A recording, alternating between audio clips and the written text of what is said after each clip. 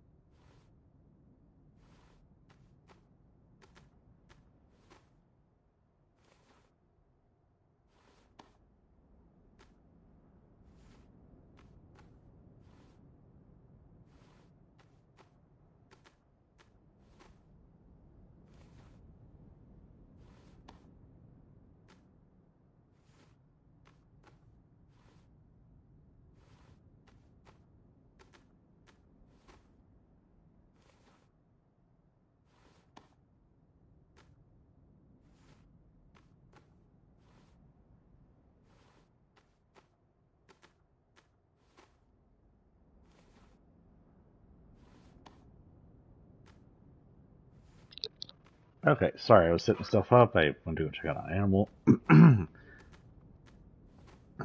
don't start that up. I'm just streaming. Bad throat. You go sit in the corner. I don't need my throat to stream. Okay. Oh, yay. Oh, why am I not connected to Wi-Fi? Yeah. Welcome back to Fortnite with Sephiroth TX. We are here, the last stream before the end. We're going to run a semi-long stream today because this is the final stream before the end of Fortnite. I will be, just a reminder, I will be at the end on Saturday. We'll have a 3-hour-ish stream, start about 12 o'clock, and stream until the event. If you want to come talk with us, we'll be talking about Fortnite Chapter 2 on that day. Pretty much going over everything we saw, liked, disliked, all the updates. I'd like to hear your thoughts on it on that day. It'll be mostly mostly a day, 3 hours of streaming, doing the Skin Locker series, and talking about Chapter 2 before we lose Chapter 2. If you aren't aware, because you've been, like, I don't know, on vacation for a few days and you don't watch me on vacation for some reason, and why? Fortnite's Chapter 2 is coming to an end on Saturday. We'll start at 12 to stream, but the event is supposed to happen at 3. I say supposed because sometimes Fortnite will delay the event a bit to get things up and running correctly or let people get in. They're usually pretty good about that. They like to take care of their fans. So if you don't want to watch all of my stream, but you want to watch the end, try to show up around 2:50-ish, 3-ish, just to make sure that you don't miss anything. I probably will be on with AF Blessing if he's off. I haven't actually asked him yet. If you want to join me, you can. Just to note that once I am in the end event, I won't leave. So you are welcome to join me right there, but if you gotta leave for some reason and exit the lobby or get kicked out of the lobby, I won't be leaving the lobby at the same time.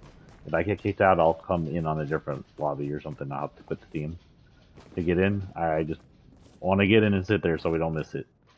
But for today, we'll start off on the Skin Locker series. As usual, I'm starting off in the, I'm starting off in the creative mode so we don't get any music issues. And this is actually the same creative area we've seen the last 2 times I've been in creative, but I didn't know there was this little lake section over here. Kind of nice. Places like this really remind me of the home game from PlayStation Home, which, if you haven't seen, does have 2 strange updates. First update is somehow through emulations, people are bringing back the classic areas of home, all of like the main areas. Can you do what the heck?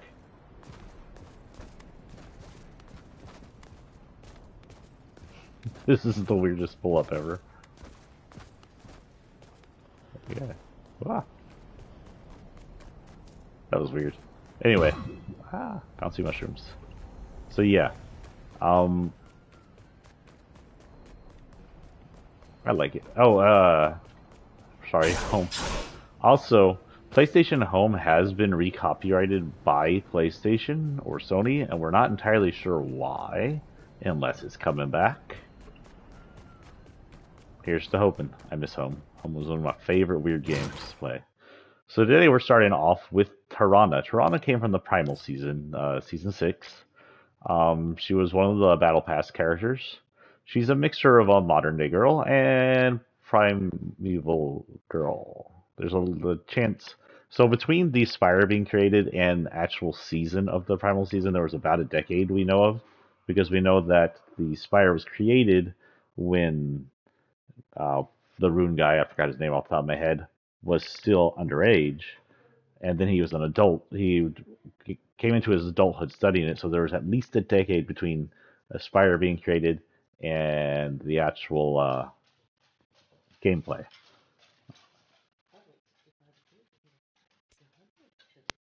It feels good. Don't turn on the heat.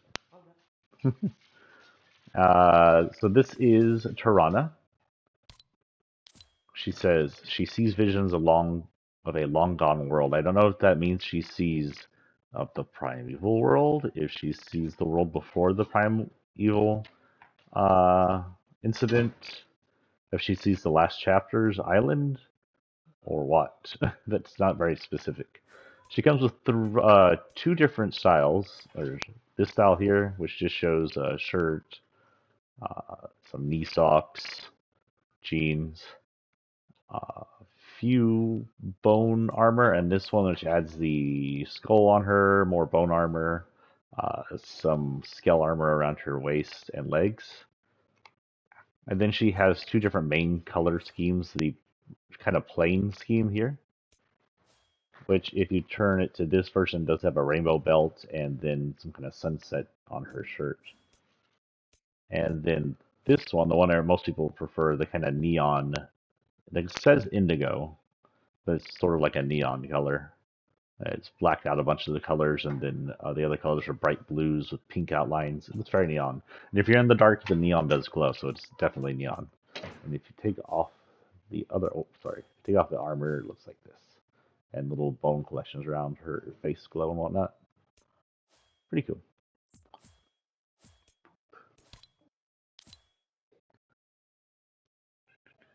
Her backbling is a skateboard, like the regular her. It has two different colors. It's just a skateboard, a skull, a little mini purse.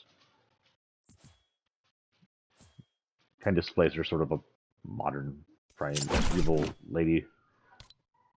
Oh, I forgot to read what it says. It says, out of the tar pits and into the skate park. Okay. Her tool is this weird chainsaw sticking out of a small T-Rex's skull. I don't know if that's a reference to something. It looks like it might be a reference to like a Borderlands weapon or something. If you're aware of it, let me know. Always like to educate myself on video game references I had no clue of. Not enough people do Easter egg videos off this game, and there's plenty of Easter eggs to go around. Oh, it's really weird doing this out new music in the background. She's one of the few Battle Pass skins that we get that has a complete loadout. She has a glider, which is this weird. Okay, wait. Oh wait, it didn't do that. It's not changing into his normal form. That's weird. I guess you only get to see a neon form. So it has two forms. It's the neon form and the non-neon form that makes it look like it's made out of bones. It looks like a cricket or a beetle made out of bones with wings, with feathers, or scales on them. It's actually kind of weird and creepy looking, especially in this bone-colored form.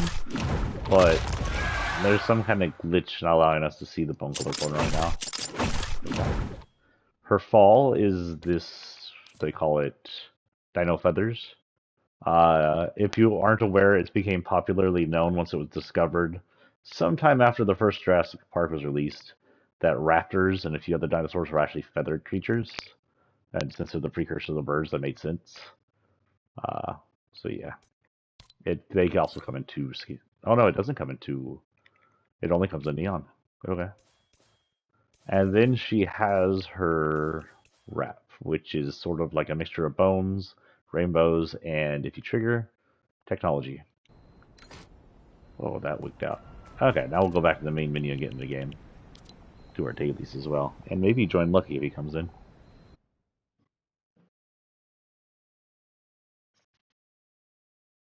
Today we're also going to talk about just Fortnite storyline. If y'all have something to interject, I'd like to hear it. What was that? Last from the past, with Chapter 2 coming to a close, now's a great time to try some creator-made maps that feature classic locations and themes. Interesting. I'll check that out later. We have 4 days and 5 hours until the end. So we have Ember quests. Oh, because I'm creative. 2 solos. Okay, so we need to go find Ember. Oh, she's right here. Honestly, don't remember where she's in the map. We'll get on talking about the storyline as soon as we're out of the out of the menu, because that song is super loud.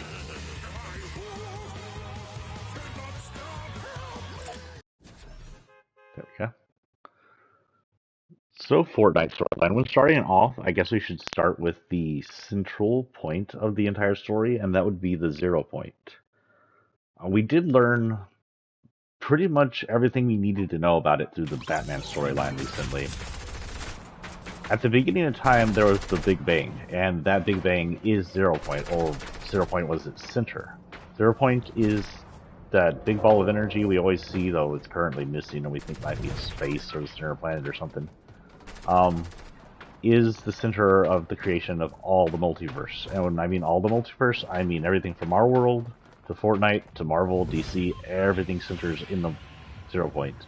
Everything can be, all those worlds can be accessed if you know how to control the 0 point. Queen, you're loud. Okay, so she's down here next to a monster, but in the middle of nowhere. Good. Hopefully the monster doesn't just attack us when we land.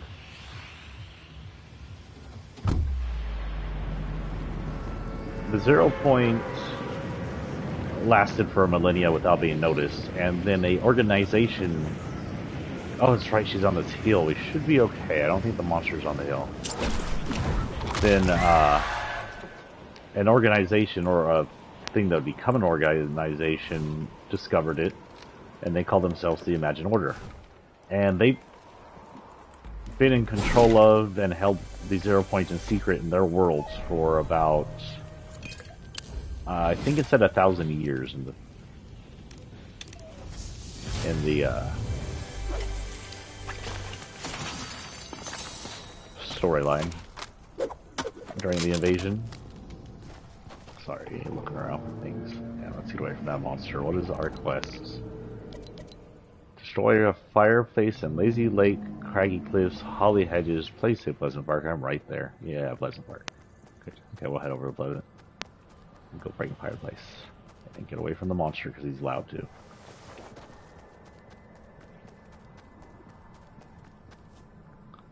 So they, IO, the Imagined Order, kept it for 1,000 years. They eventually figured out how to access it. If you access the 0 point without tuning its frequency, it rolls through hundreds of realities all at once and you'll be torn apart. That was confirmed in one of the Batman comics when one of the Eternal Voyagers got separated into different realities. So we're going to assume he's dead.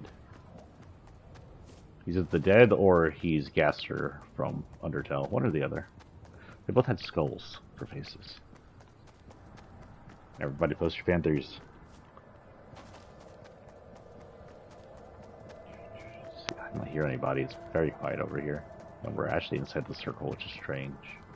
For it to be this quiet inside the circle. Next to a large city. There's our base that we're going to be using in a few days to fight the Queen, or whatever that we do. Try and survive the end. Oh, there's the loudness, and I have my least favorite weapon.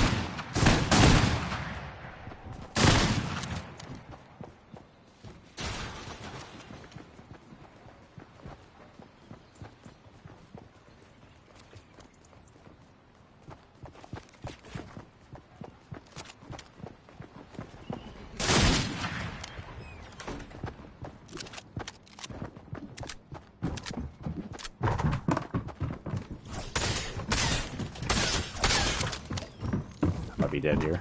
Hold on.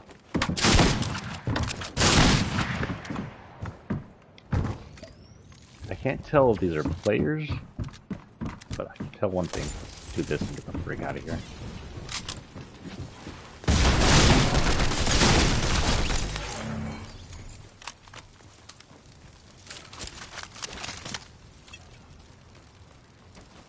Okay, got that. And let's go see. We were in there to destroy a fireplace, but let's see if there's someone still in there. It can't be, right? The whole thing's burning. Let's heal up. So where were we? Oh yeah, the IO figured out how to use the 0 point. Now, it's not entirely clear where the IO comes from. They're either based from here, inside the loop area, or they're based from a similar but opposite. Did I destroy? Oh no, there it is. Because the 0 point technically connects two very similar areas together. This, the inner loop area of the island, and then an outside loop area of the island, which is in every way the same reality. It even sees some of the same events without all the people in it, but it doesn't have the loop and it doesn't have the storm.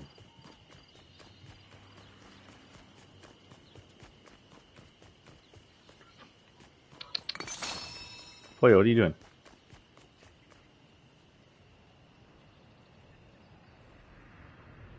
Oh, you have the windows open. That's why I can hear the neighbor's dog so well.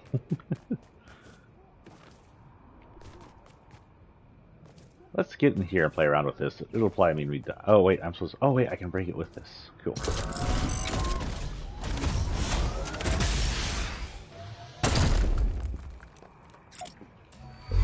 Oh my god, you can do emotes in this still. It may not rap, but it allows you to do the emotes.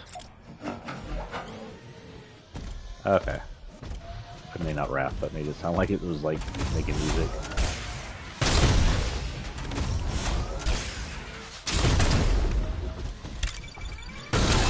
Oh, I didn't mean that. Whoops, I hit the wrong button. Oh well, no one else can use it. I see you, Pollo Loco. You're a good boy. Something smells sweet. It smells like candy.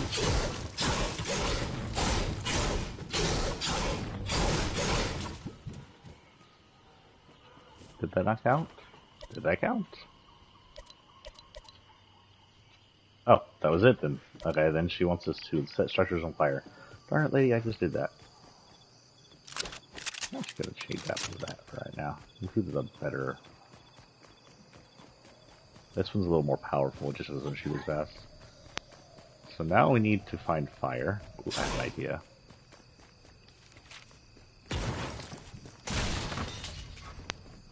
Let's see if the fire will reach. This is kind of far away.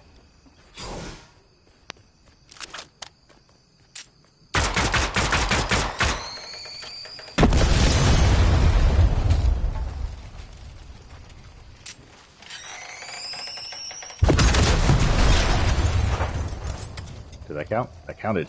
3 out of 10. 5 out of 10. But I got 5 out of 10. I need more. If I remember correctly, there should be gasoline next to the barbecue pits in this area somewhere.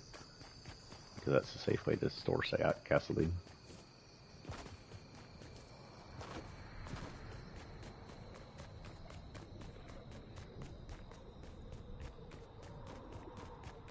I'm guessing I'm just hearing the ship there. So eventually, either IO is from this place or discovers this place and creates a loop. This place naturally is... There we go. Reality 0, the 0 point's home and resting place. It's unclear if both islands count as Reality 0. Still not enough. Or if it's just this island. Oh, we finished. Okay, now she wants... Emit? I can't speak.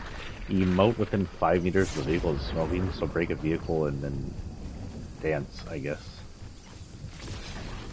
Vehicle right there.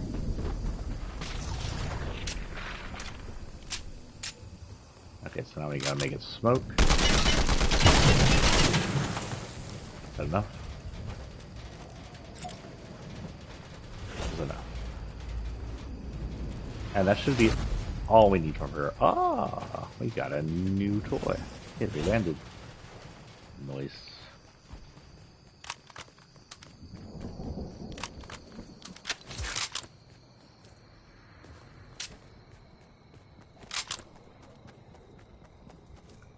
Okay. Maybe not hit L1 when we're trying to shoot.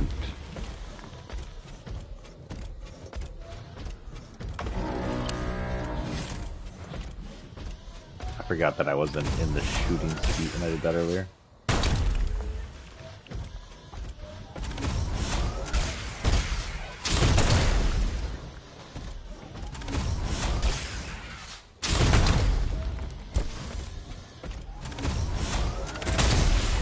Oh, that tree was in our way.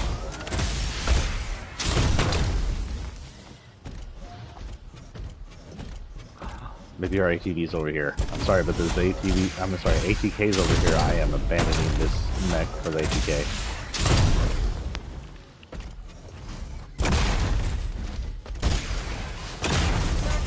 Oh, not here. Let's see, everybody's home then.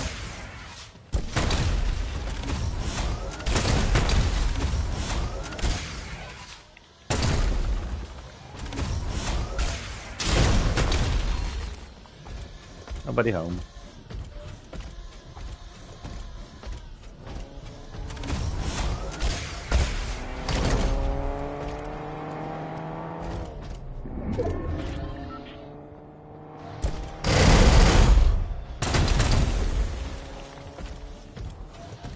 Don't know where they're going, but okay. Oh, they're going towards the center, I guess. This way?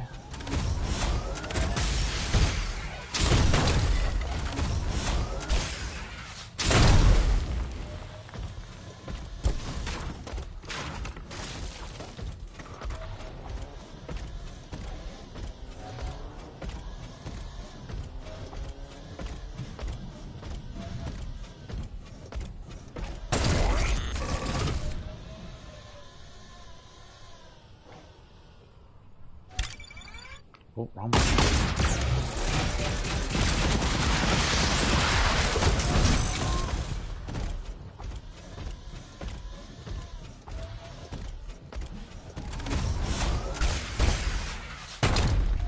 So anyway, back to the storyline, I guess. They find this island, or they're from this island, and they find the other island, and they set up base in the separate reality. This island's biggest difference was it has a storm.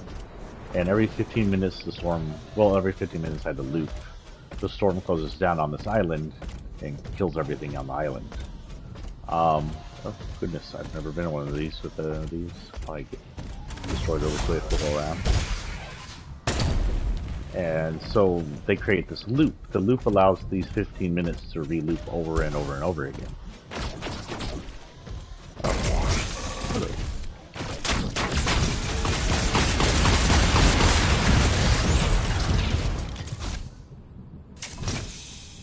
Wanna come out? Come out and play.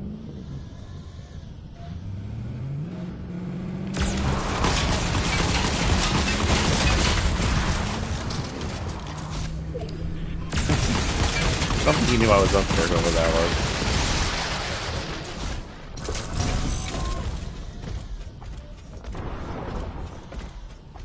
Did he explode, or did... what happened to his car? Why did he fly backwards?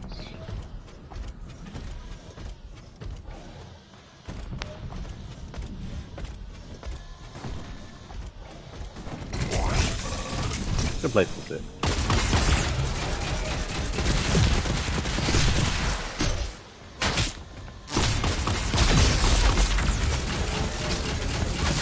Oh, I'm gonna die.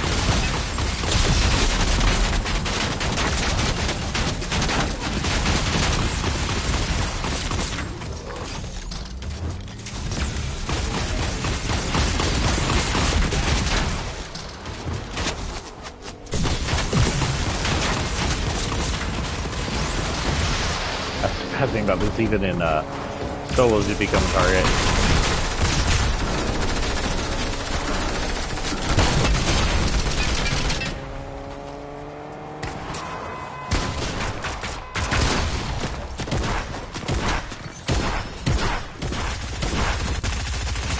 duos, am I? There's a lot of people working against me there.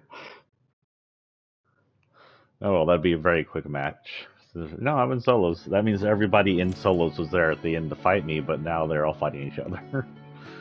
That's a bad thing about walking around the mech, but it's still fun.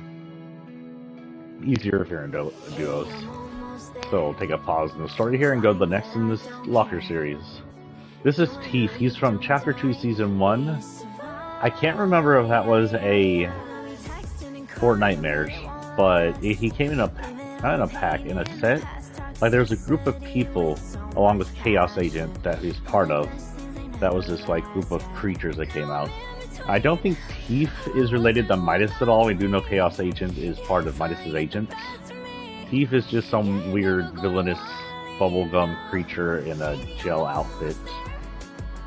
We do know there is a good guy, question mark, who is trying to capture and contain him. I honestly don't know if I have all Teef stuff, so look around.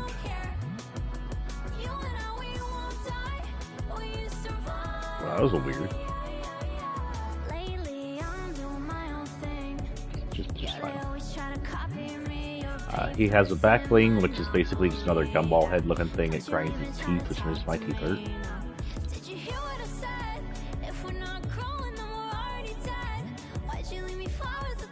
He doesn't have a left tool, so we'll go ahead and just choose that.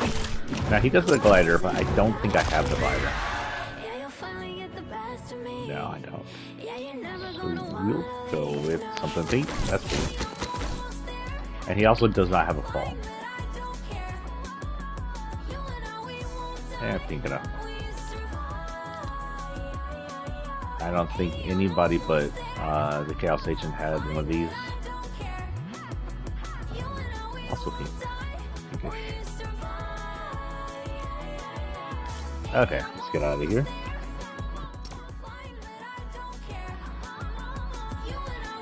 So anyway, IO sets up the loop through technology. The loop they control from two areas. I think they control it mostly from the center of the island where their base is normally kept. But we've seen that they've also abandoned the center of the island off and on. During the Primeval season, we saw there was no one in the center island. Their spire was there, so the spire had been created, and their base was in the non-loop island, but it had been abandoned. However, by Batman's turn, which was arguably before the Spire season, it wasn't exactly clear, but a lot of stuff that happened during Spire season hadn't happened yet. There was a spire in the middle, and it was abandoned. So it's a little confusing how that works, I guess. Because what happens on this island does happen in the other world, like the spire was created, the aliens did break things, but they don't always see all of the effects over there. They don't have any talk about Midas and pushing back the loop, even though they most likely had the flood and the machine activate. So it's a weird, like, half reality. Or like one reality torn into two, which is weird when it comes to timelines. Anyway, they create this loop on this island to reset it time-wise, in time, every 15-ish minutes. Pretty sure it's 15 minutes for a match. And while in the loop, in this island, we were affected by 0 points effects. 0 points effects erase your memories and remove your ability to talk for some reason in this reality, in the zero reality. So everybody that comes in here can't remember anything, can't vocalize, but they have the need to fight each other, which would explain the Battle Royale scene. What did we need to do? I forgot to check. Oh well, we'll do that. Let's hit the houses, we're far away.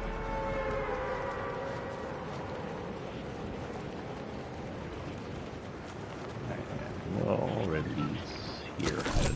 No one goes to the houses, we should be safe over there.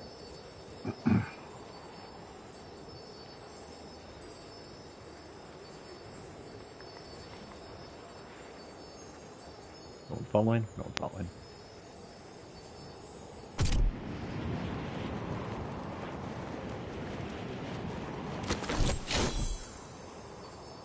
So after they create this loop, they experiment with the 0 point, and they eventually figure out that by tuning the 0 point using radio frequencies, they can have it lock to a location and go in between the 0 point and that location.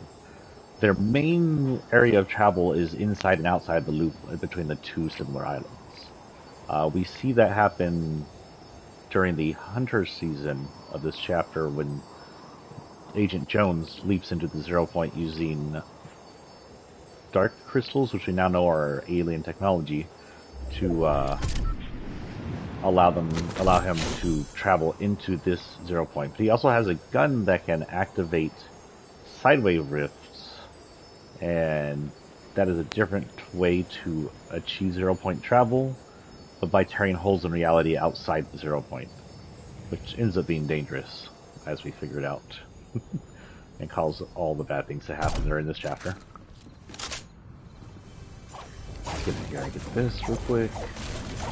Don't think anyone followed us. We're looking for a firefly jar or fireflies, one or the other. Yeah, we'll replace blue. Hello? Oh, no. Hello? I hear you. Blow me. Over here.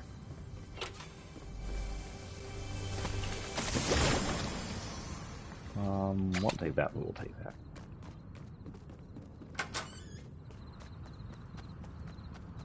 So fast forward an unknown amount of years, they have agents working for them. They have Chino, who we don't know yet. They have the sisters, we don't know what that means yet. They have Agent Jones, which is our most prolific and known agent from the IO. And he's the first one to leap into the 0 point according to the storyline and come over here.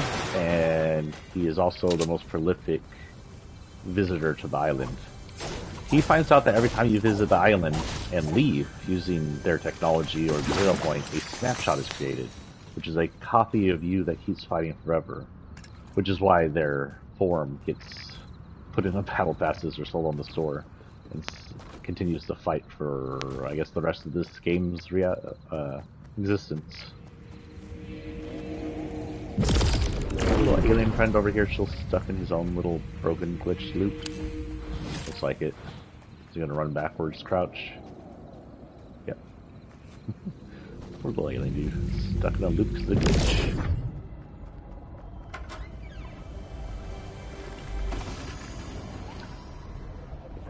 That. Shield up. Wow. This character looks weird.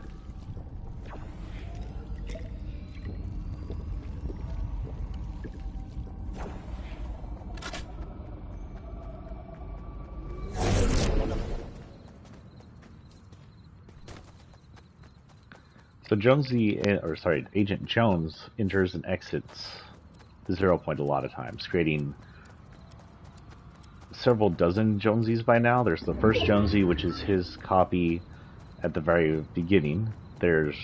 Apparently also copies can be copied, because there's Bunker Jonesy, which is the first Jonesy having stayed alive for a while through different loops and aging, and being trapped in a bunker underground after the volcano season of the first chapter. Which means he survived through loops as well, without dying. Which may be something only snapshots can do.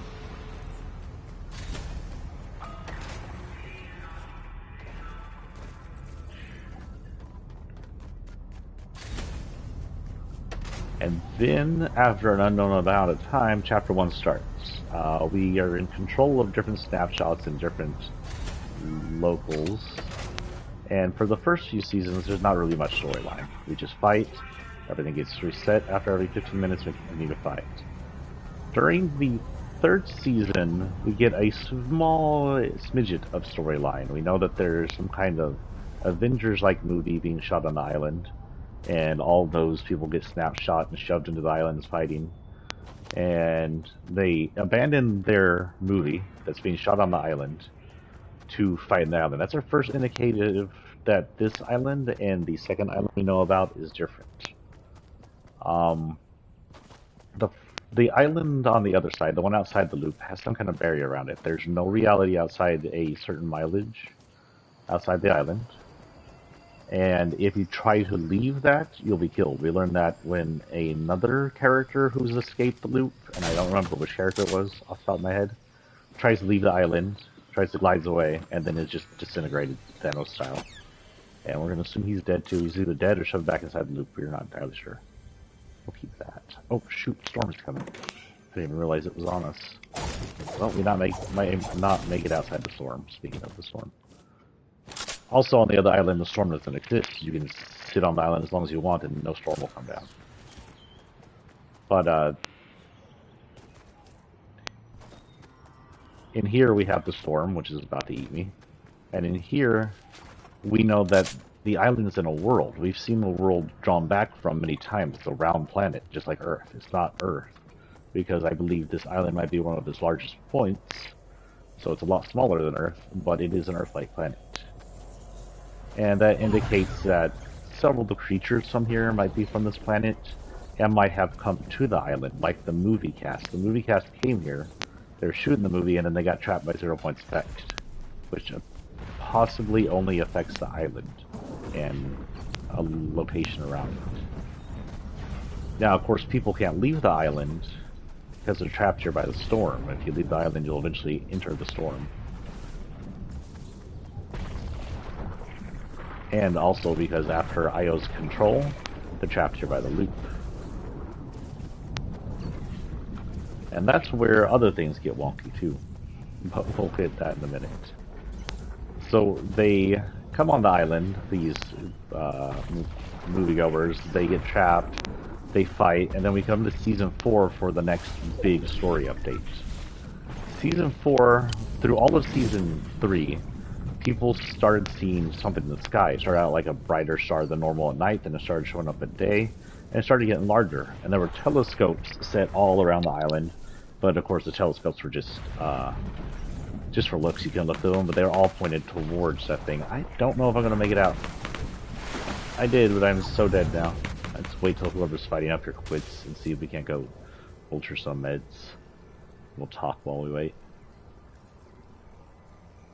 And by the end of the 3rd season, you had meteorites raining down on the island. Just little tiny rocks hitting the ground and exploding and causing damage if you happen to be near the explosions. Prior to the 4th season, there was a trailer, or the 4th season's trailer, I should say, 4th season's first CG intro of Fortnite, that showed a meteor crash down on what was known as Dusty Depot up till now, creating Dusty Divot, a large meteor impact. Now, it's not entirely clear the damage the meteor did, but at least by the reset and loop, all the people were saved, at least by that, if they were killed off by the meteor.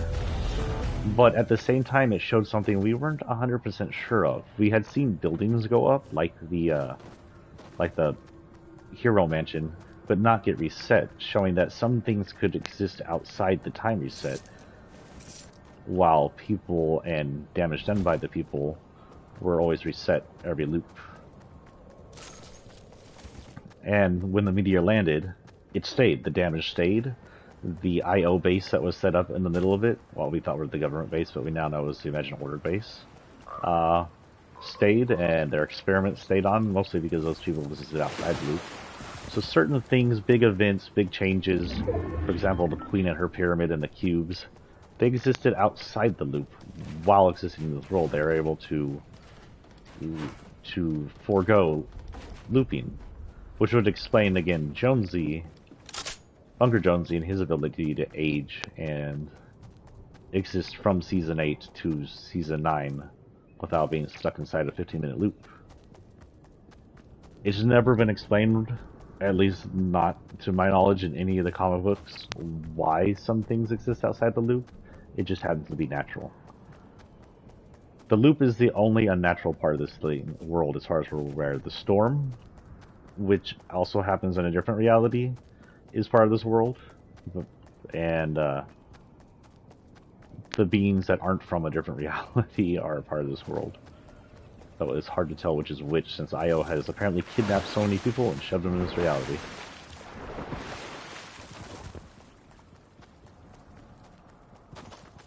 Oops. I might be dead.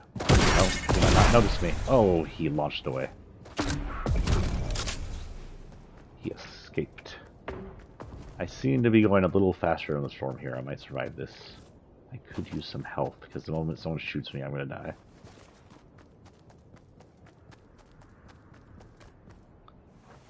So eventually Io sets up in the meteorite and discovers a large chunk of the meteor that survived, and this large chunk of the meteor has a space like pod in it. They crack it open, and their idea is they want to research it, find out what the space pod is, but instead what happens is the first of the 7 escapes. He's known at the time as the Visitor. We aren't aware that he's part of a bigger storyline at the time. The Visitor escapes, and during this time some villains from the previous Hero vs. Villains movie actually villain up, probably caused by their loss of memories, but their feelings of villainy, if that makes any sense, and start to create a massive rocket in the northern-ish, I think it was the northern-ish? Is that a monster? Ah, where is he? Darn it, if that thing hits me, I'm dead. I mean, that usually happens when you get hit by a monster anyway, but... I hear someone popping something. Let's see if we can heal before he loses me.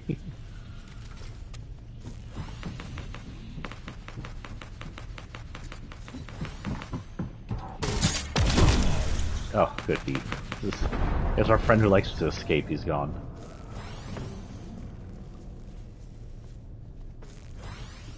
Anyway, the Visitor escapes Io. He gets out and he escapes Io, and this becomes the first interaction that we're aware of between Io and the 7. And hold on, let me see. What do I want here? I'll take this. Actually, we'll take this with that, and there we're all.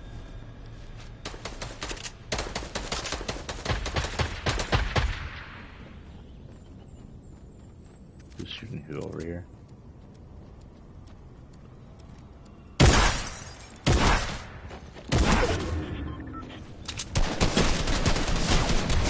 Got him. The storm's coming down. What does he got? What does he got? Anything good? Way to get out of the storm at least. I'm taking this.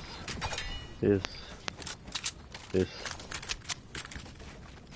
see if we can build up here and then escape. Stop wasting mats, holy cow. Okay, let's do that. And then let's see how far we can get on this because the mountain's in our way now.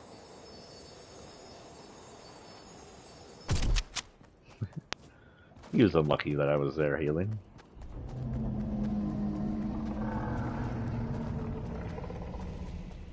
Another monster? That's 3 monsters in 1 match. Oh, I forgot we were bounty hunting someone. I was busy surviving. Hey, I can pop these here. And heal up. I don't think anybody's right on top of us right now.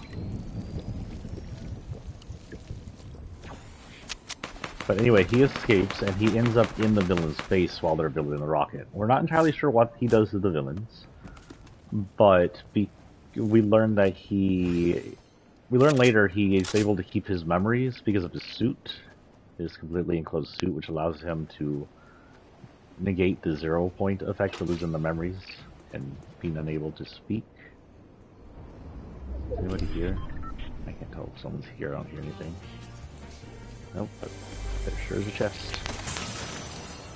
That's that. Shields.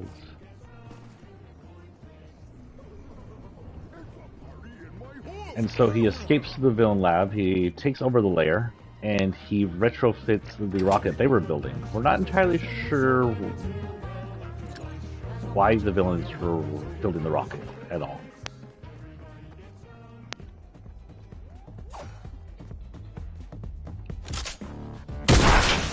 I can do that.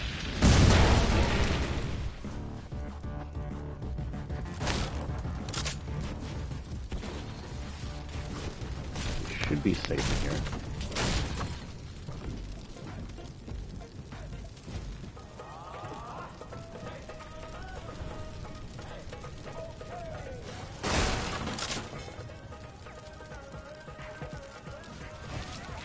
Didn't do what I wanted it to do. I hear someone walking by.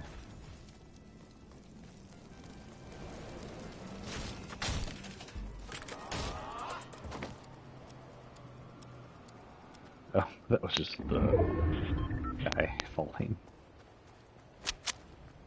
Sorry, we're gonna pause here on the storyline for a minute. I'm down towards endgame.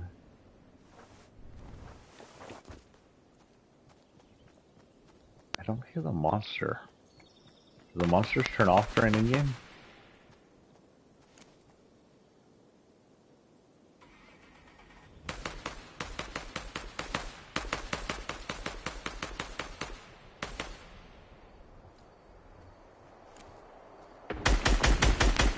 That's our little escaping dude. You can't launch away forever. You don't have that many.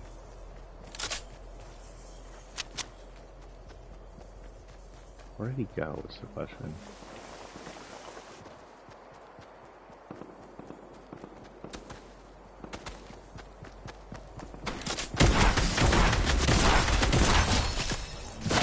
Oh, he got me. Oh, the golden burst, no wonder. Good job, Batman Who Laughs, apparently. Okay, let's go back to the lobby and get a new skin on, then we'll continue the storyline.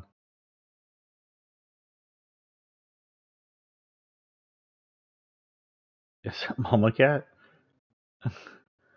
She needs a CPAP.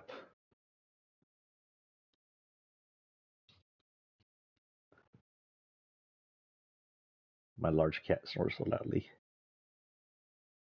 Gee, is it the only place you can get a sunbeam since the other one's taken up by 3 ladies?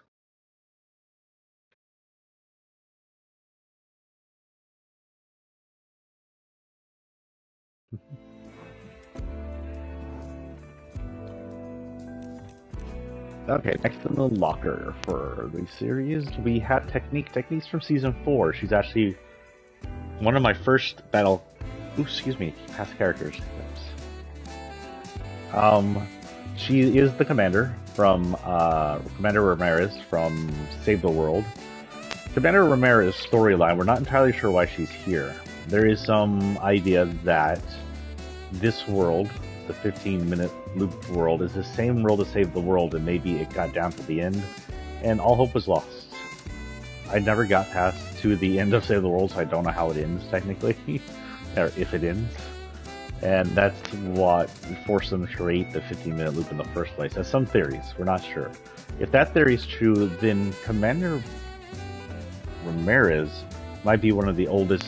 Well, she can't be the oldest if she's been here for 10,000 years, but she may be one of the earliest members of IO, or she may have created a loop in the IO to control that loop. Not sure, but that's just a theory. The other theory is, of course, that since 0 Point connects all realities, and obvious the storm in this world is connected to the same sort of storm in her world, she was able to slip through 0 Point somehow into this reality. Went from zombies and a little bit of storms to no zombies, but the storm creating the complete apocalypse. Not a great slip. There is a lot of Commander Ramirez snapshots in here, so the idea that one way or another she became IO and enters and exits the loop is probably true. But this is one of her earliest skins, not of course her OG skin, which she has somewhere. But this is Technique. She's a spray painter on her spare time, I guess. Either the commander is a tagger in her spare time, or a commander snapshot became a tagger while inside the loop. She has a Tiltex brand on her head, which is something to do with Tilted Towers, if you remember Tilted Towers from the first chapter, and the small time we had it in this chapter. She's in this small little hoodie that doesn't quite fit all of her, and some jogging pants, and pretty normal looking skin. Still pretty popular. What is her whole thing called? Aerosol. That's a nice long name for me to type in. Hello, welcome to the stream. Oh, look, Aerosol's right there. I know how to spell it. Gee, are you falling or playing? Huh? There are two launching pads. One of them's a hammock, and the other one's just a pad. My cat was like halfway up a pole trying to get to the top of the cat tree, but he didn't quite make it. They climbed back down.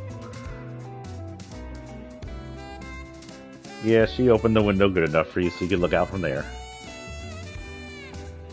Okay, anyway, back to what we were doing. The cat distracted me. This is her backpack. It comes in different colors. Oh, you know what? This isn't her backpack. She didn't have a backbling. I completely forgot. This is the backbling to a different version of her. There's two different versions of Spray Paint Commander for some reason. But this is going to be what we attach to her because we don't have one that matches her. And I'm thinking that might be the best match.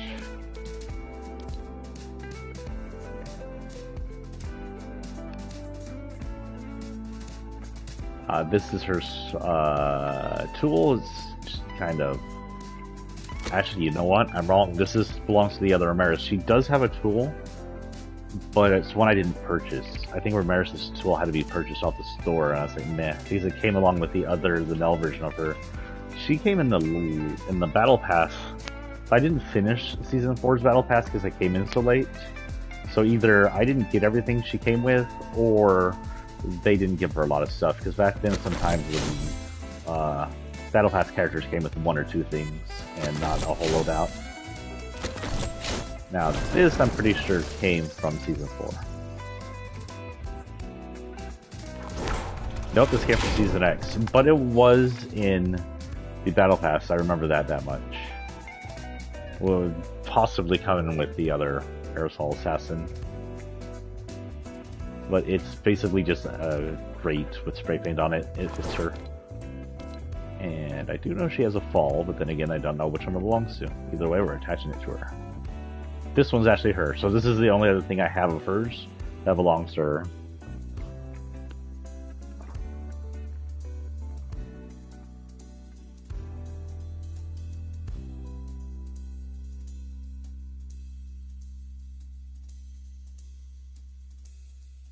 Hold on, I got a message from the boss.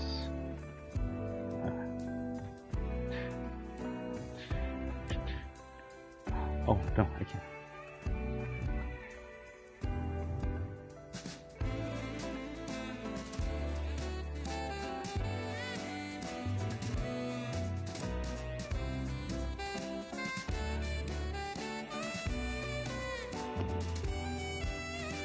No, thank you.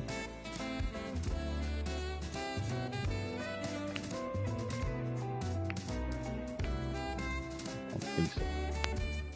Anyway, I don't know if they have a wrap, but let's go look.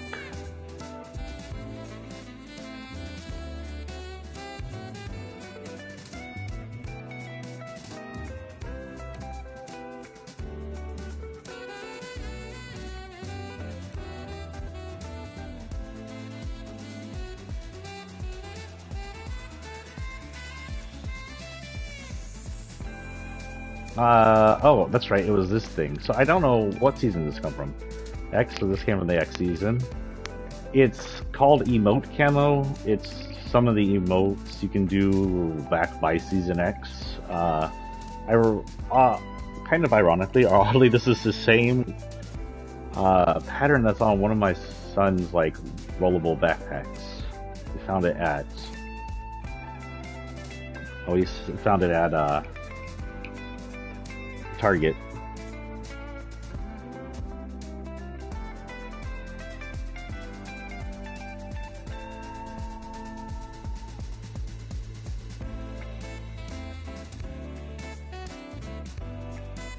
Sorry, talking to my boss.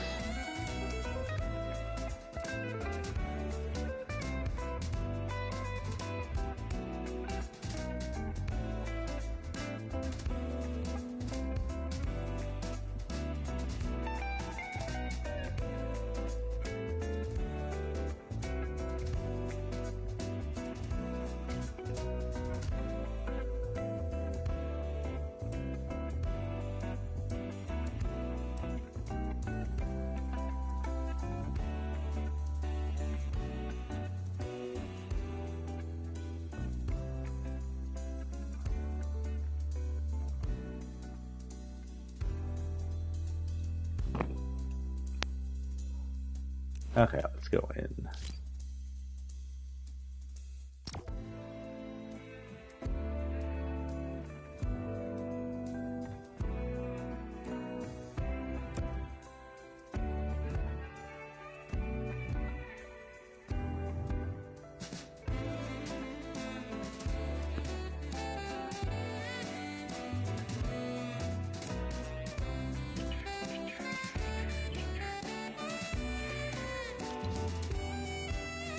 Hello? Why is it not matchmaking? That's weird.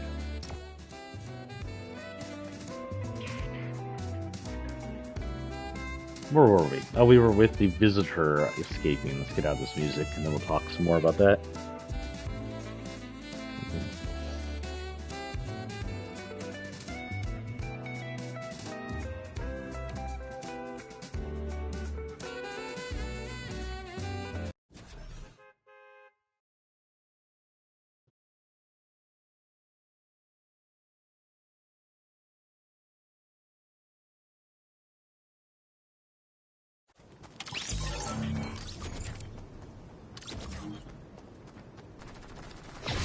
Okay, so the visitor escaped the first of the 7 and took over the rocket up in the villain lair, kicking all the villains out. And for a while we got this broadcast warning us of something, and then we got our first live event. Now, I wasn't around during the first live event, even though I was around during Chapter 4. I think I wasn't 100% aware of the event. I didn't know live events existed, and I may have been at work for all I know. I'm not sure where I was that day.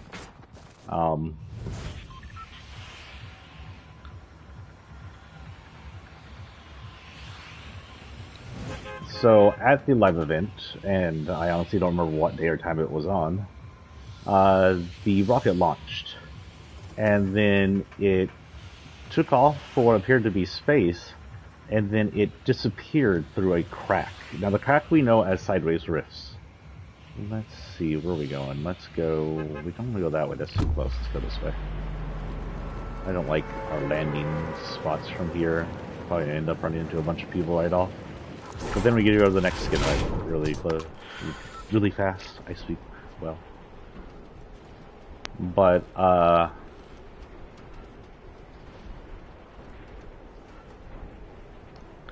so it goes through a sideways rift. A sideways rift is, as we talked about a little earlier, a crack in dimensions. A, tear through realities that doesn't use the direct 0 point. It uses 0 point energy and is created in different ways.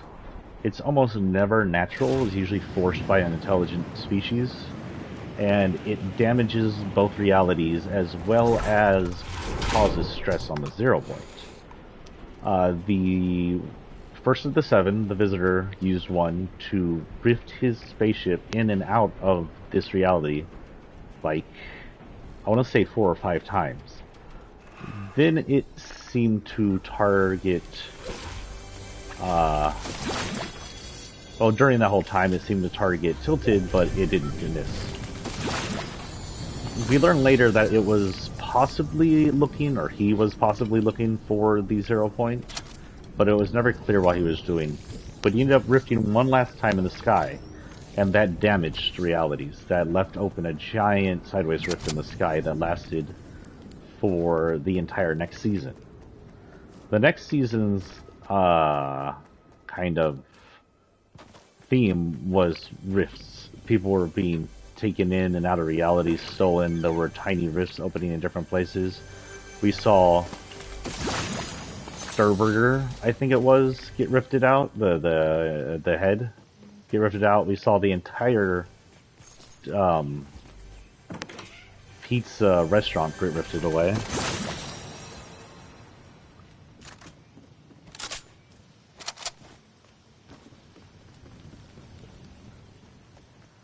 And we saw different things get rifted in. This was the season Rift came. Rift, according to the story, is from our reality, by this world we're in right now, where I'm still sitting playing video games.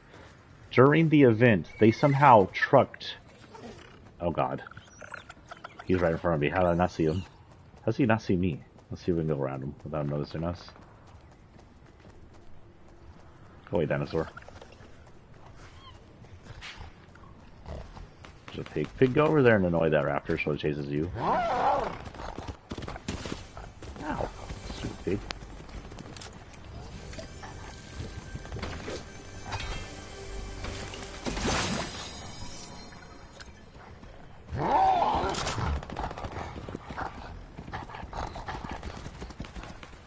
what's going on with that pig. He's super aggressive.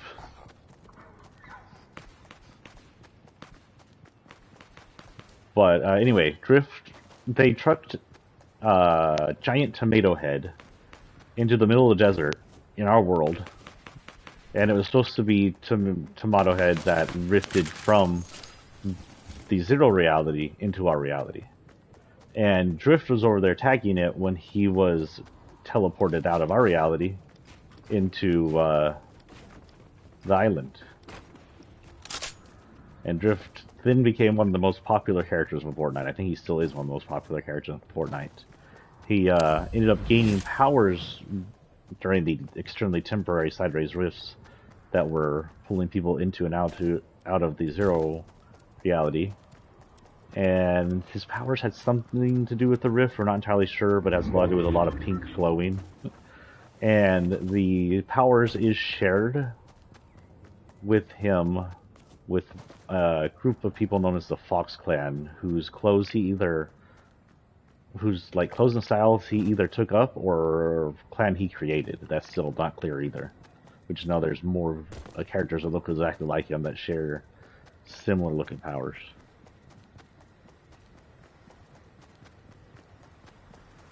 I like how I haven't picked up much because we're talking and I came in here without a plan for the missions. I don't know what our missions are. I still haven't been killed. I've only been hit by a pig. But let's move towards the circle.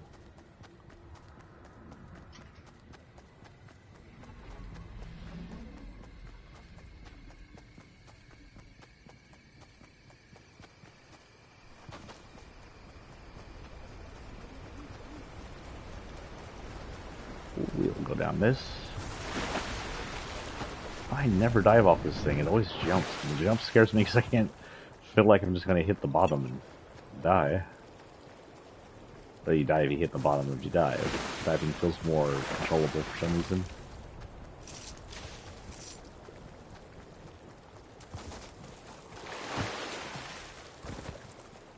Okay, we made it to the circle. So Drift gets teleported in.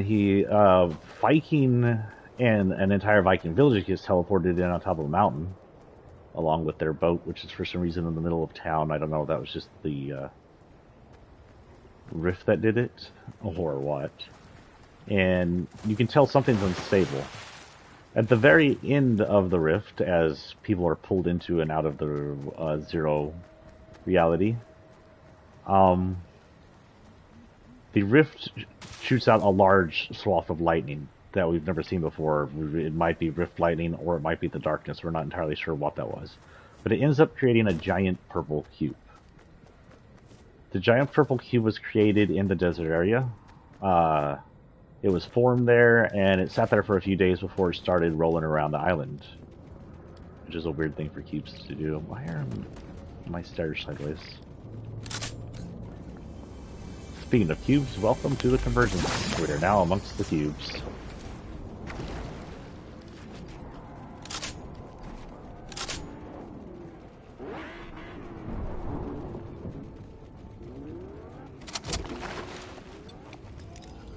Why does it sound like he's in water? He should be inside the convergence over here. Where's he going? Where is he going? What is he doing? Okay, let's go down.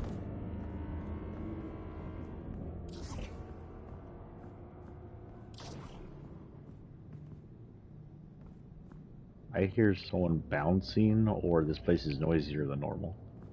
Super glowy up top.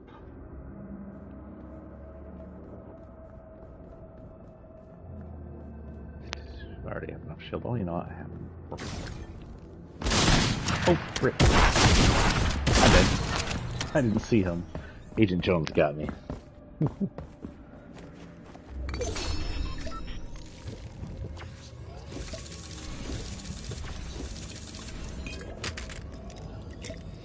Thank you, RE Super Y4K, for the share. Oh, that reminds me, while we're taking a pause here, let's watch him while I do this. Get out of here. Go to manager. Oh, I have new.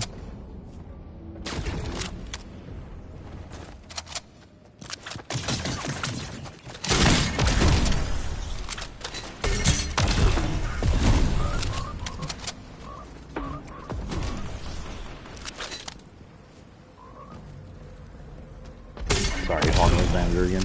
Okay, back to our actual manager, and now I lost it. Oh no, I'm in it. It's just full video. Back out. I'm going to thank the people who just followed me recently. I like all y'all's names, by the way. Apparently that's not gonna move. So we have Blue Lemon Tea, Erupt Ender, Colin Samir, and Dexto Rus. Dexto Russ. We're gonna call it Dexto Russ. Thank y'all for the follows. And now almost at 130. Y'all are cool. Let's return to the lobby. We'll get into our next suit and then continue with the storyline review. When we pop in for the final day, we're not going to cover storyline since we're joining to use our extended stream today to do that. But we'll cover just chapter 2 stuff. And if y'all want to pop in and talk about what y'all like and dislike during the chapter 2, feel free.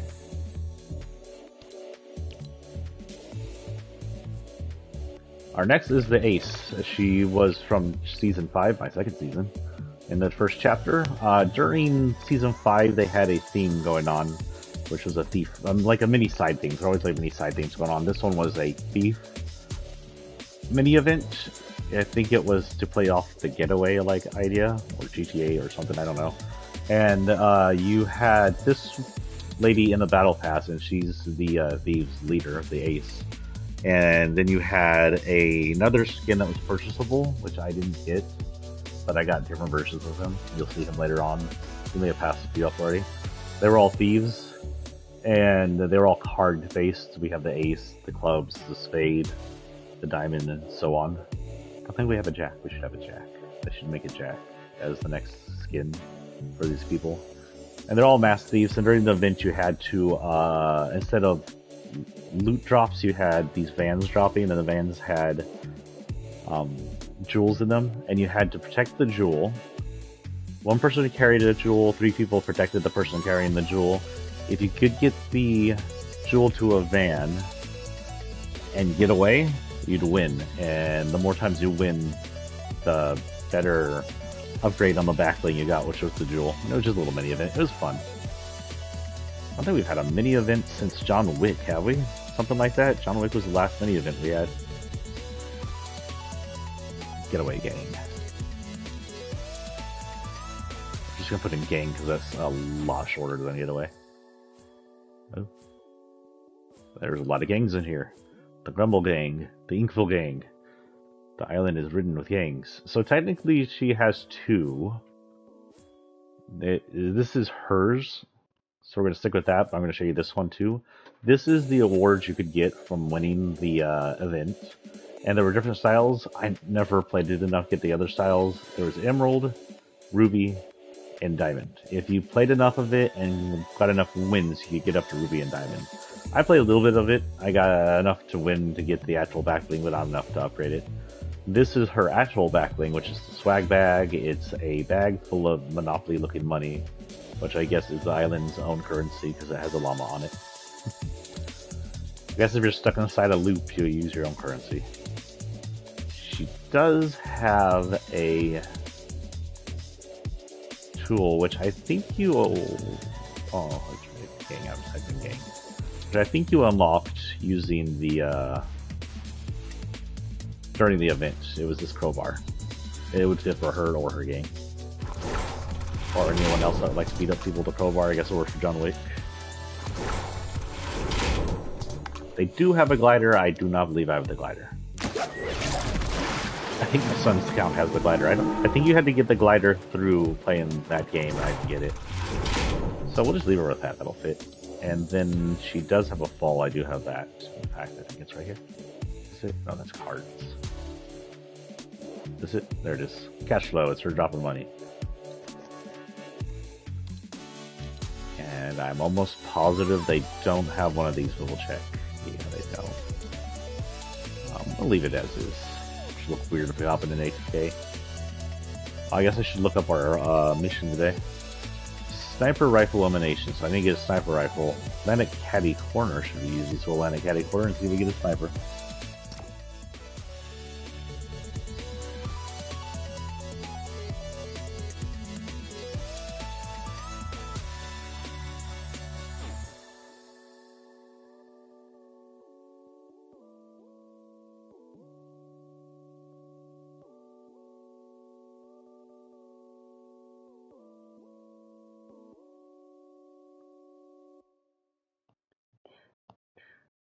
Oh, thank you, Fortnite follows, for the retweet.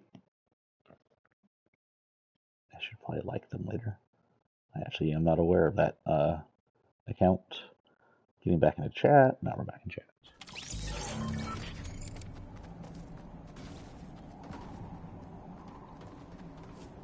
Is this so windy sounding? Is it because I'm on this hill? Will it go away if I'm off this hill?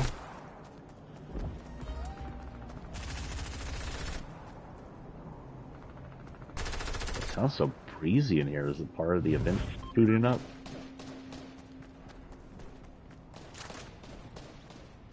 No, it stopped down here. It must have been the ship. You know, the ship doesn't have a little flying thing in it. Okay, so we're going to Caddy Corner, which is in the mountains by Rico Row. Oh, good. It's where the sideways is. I guess we're going to go die in Caddy Corner real quick, because that's where the sideways is. Where am I? Oh, I am not where I thought I was. Gotta fly over there first.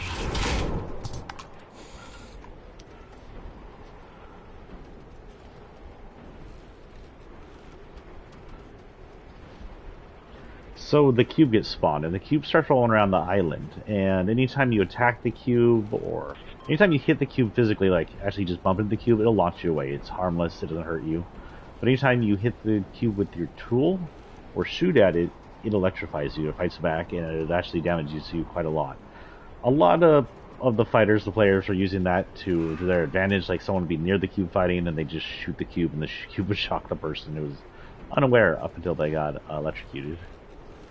And it became very popular to watch the cube roll around the island at a much more steady rate than these cubes did. And every once in a while, it would set down its runes and then destroy something that would stay destroyed through the loops. So that was that, other than the meteor crash, was one of the first times we saw things get changed and stay changed permanently. Eventually, after the while, yeah, we got our thing. I think we should get out of here. We're in monster territory. I thought that was a gun. Oh, there's someone over here. Okay, we're going to have to run up here. I have no weapons. Yeah, you go down there. Have fun. Explosions to my south. Someone getting shot at by IO. Someone pissed off IO. I hear the IO music. Don't go after me. I didn't do it. Okay. I still don't have weapons, but at least I can pop these. Okay, come on. Is there a weapon over here? Nope. We'll head towards the center now and hopefully get some weapons, or run into all the people that dropped in Caddy Corner, because that was suddenly very popular. And if I remember, the only other mission I have, I know right now, is we need a sniper. After a while, the runes that the cube drops light up, and they create these force fields, which is a precursor to what we got last season. These force fields allow you to jump around a little. They allow gravity to be lower, like an alien world. And then those power up, and while those are powering up, the cube heads towards the center, Loot Lake. We're not entirely sure what it was doing there. We're now almost positive it was looking for the 0 point. We think it was a scouting party. Like one cube was a scouting party looking for 0 point. But it headed towards Loot Lake, likely because it discovered 0 point. Ugh, God, stop shooting at me, I don't have weapons. Thank God it's a bot. Ah, no, I'm gonna die. Gotta matrix it. Anyway, it heads towards Loot Lake and falls into Loot Lake. We think it melts because it looks like it melts, and the entire lake becomes shielded by a bouncy force field-like thing, which apparently is one of their technologies. Yeah. Just. Give me a weapon. I don't care what kind of weapon. Give me a weapon. I gotta fight. That is not the weapon I needed to fire.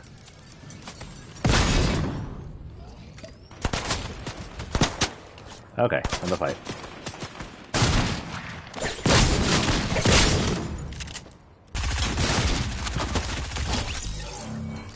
Okay, apparently we're getting into a trooper. You can't hit me.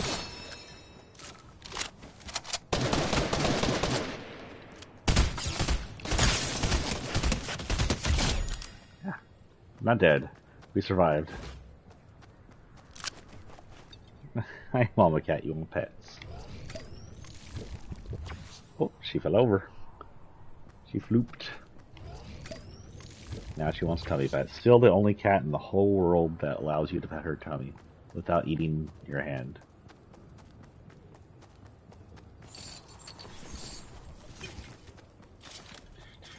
So it goes into the lake, and for, I think, the rest of the season almost, or towards the end of the season, I'm not sure where the season actually ended there, it becomes a bouncy lake, and then we get the CG, and then in the CG, the cube, which we by then started calling Kevin, and thought we're dead, comes out of the ground with the lake's island, single little island with a house on it, on its back, and then starts to fly around the island on the back of its own created tornado. And it flies towards its first rune, and then starts to fly between each rune. It does cause a little bit of damage, but all the damage created by the tornado is reversed by the loop, so we're not entirely sure what that's about. Pick up this real quick, pick up this, and then go visit this guy, since the loop's not quite near us, and see if he gives us something. Where did I hear a truck? That's interesting. Also interesting. I don't have enough money for any of that. Okay.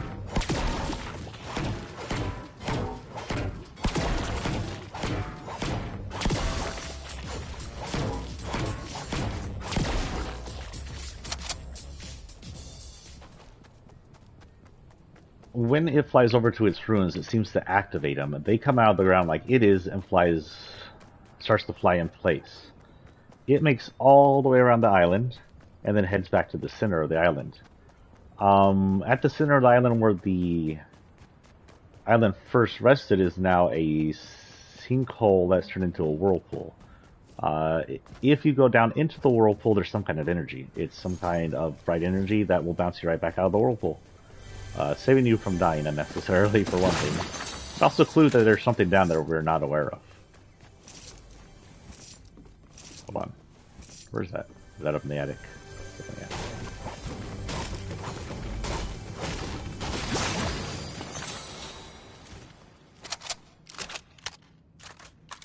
Combo and head in. It's really weird. I've been playing very aggressive these past 2 days instead of dying quickly like I mean to, so we can get through the locker series. We keep making it to endgame. Anybody home? Oh, nobody here. This is a fight, but now it's gone.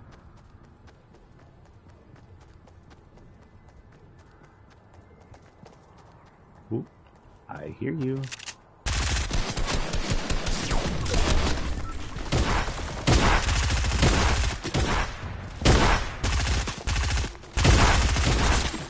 Shoot.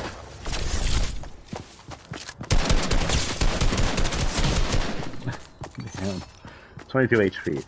Push fights are difficult.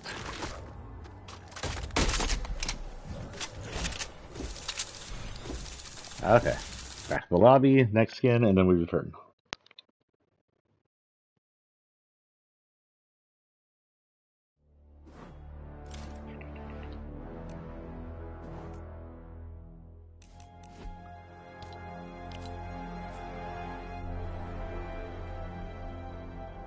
This is Burning Wolf. He came out last season. He's actually part of a crew pack that's been ongoing. We just finished up this season, or last season? I think it's this season. This is part of the first Shadows crew pack. These are beings who Hell Midas is their boss. Now, the Burning Wolf is a little odd because he's obviously, if we go to his original form, a part of the Fox clan. He's got the same fox looks to him, some symbols that match their symbols, the pink and white and silver look on them. So he's obviously part of the Fox clan, but he's also one of Midas's right-hand men. His second form looks, I think, a lot cooler. He's got Midas's golden helmet on, and he's got a lot of black on and red now. And his weird hair stuff, hair flames, actually look like fire. So that he is, I think they're just called the first shadows, so we'll have to look out the first shadows first.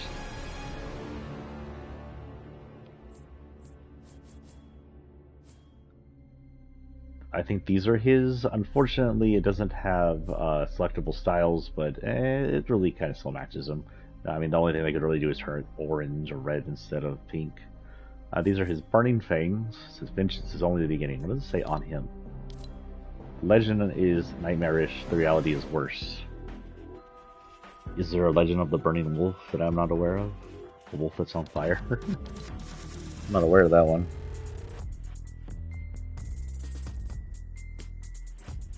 Oh. Hold on, I have a notification.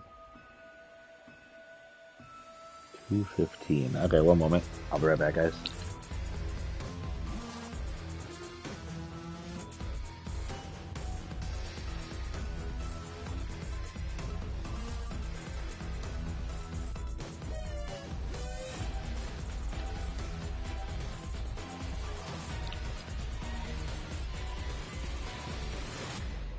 Let me make sure everything's still working sound-wise. That was beeping weird. How was the battery life on this? Well, controller battery life could go a little better. Just headset battery life is good. I may have to switch controllers here in a while since we're doing a longer stream today. Okay, anyway, back to figuring out his stuff.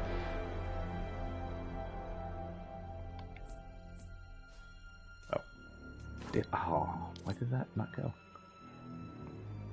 So of course his tools are going to be the same thing as his back bling. It's his Burning Fangs. A pair of, I would say, different length katanas, but that second one's almost too short to be a katana. It's like a one-sided short sword or a big knife. The other thing's definitely a katana.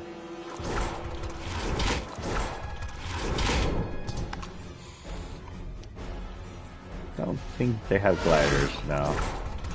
So for him, on gliders, you could use any of the Fox Clan stuff, and the drift stuff kind of matches. If you have too much to look up, I just want to look at drift.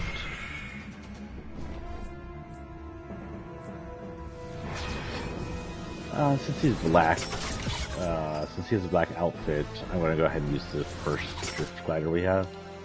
And same with fall, he won't have any falls, but anything drift related, like the actual lightning powers the entire clan has, will work. I hit first instead of drift. No one saw that.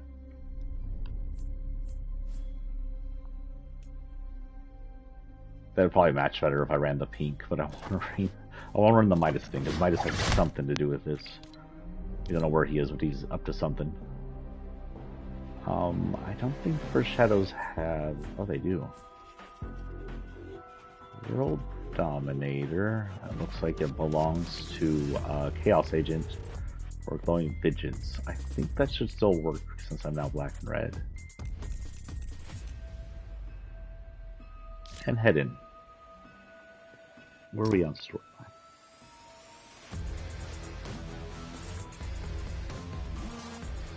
Oh, okay. So Kevin ends up moving towards the center of the island again, and he sits there for a while. And while he's sitting there, these cracks are forming on him. It's not entirely clear how the cracks form. We don't know if it was planned, if this is something he meant to do on purpose. We don't know if it's from damage from IO basically fighting him and people shooting at him all the time. Either way, cracks start to form on him, and then he starts to leak. Slowly, for a few days, he leaks into the center of the whirlpool. Again, we don't know what's at the center of the whirlpool, but he's leaking into something. And then comes the second big event. And this one was my first event, and it was so cool, and it's kind of addicted me to these events. I love coming up to the events of Fortnite because they're never small, they're always big, bigger, huger than the last one. The only event that was not huge, and everybody said they're disappointed, but I liked it because I like snow. What's the snow Ice Kings event? Why is Loki so mad? Loki. Ah, don't climb on me. But, so the cube ends up leaking its very last drop of whatever's inside of it out. It's the only indication we've ever had, even during this event, that they have some kind of liquid in them. We're going to assume it's the same stuff that allowed them to corrupt this island, even though when Kevin rolled around, he didn't corrupt the thing. It leaks into the center, and then when it leaks its last bit out, wait, where are we? Where are we going? Shoot, we should go for the lighthouse. It starts to spin. It spins faster and faster, and then it starts to glow, and it glows into this bright pink. And we're watching it do this. And watching events back in the day were interesting because you couldn't get to them in Team Rumble during that day. Everybody was... I don't even think Team Rumble existed. They had a team mode that was permanent death. So if you didn't stay alive during the event, you had to come back in and hope the event wasn't over. Or you had to find some way to stay alive during the event. Luckily, during Kevin's event, there was a large area you could fly around, so we spent our entire time flying and dodging people who were trying to kill us out of the event. But we watched Kevin spin, he glowed really bright, and then he exploded. The explosion took over the entire island. Anybody who was on the island got hit by the explosion, and then seemed to transport us into a new reality. We now know that what we were transported to was inside the 0 point, somewhere humans aren't technically supposed to go. It was a site, or what it looks like, to look at different realities all at once. You could see little different lines that represented different tiny timelines.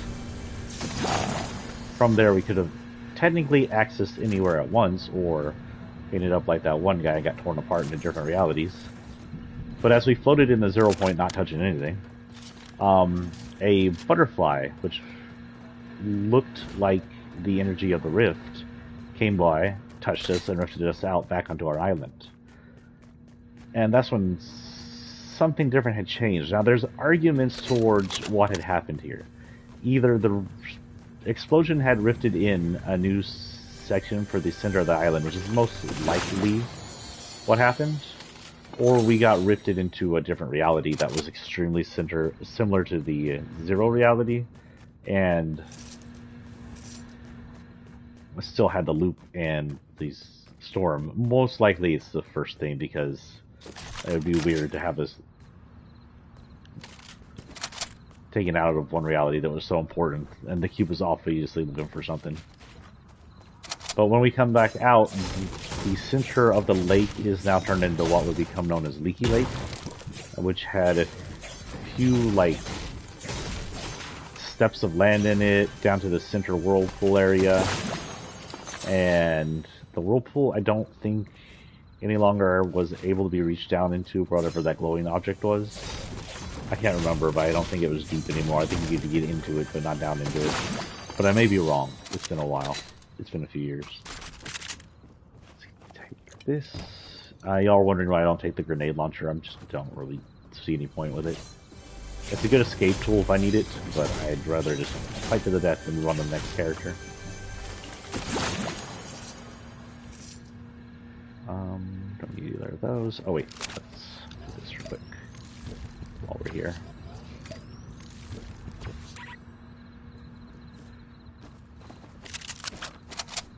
Hello. I don't hear any raptors, so it should be safe to go over by the Drax Park area.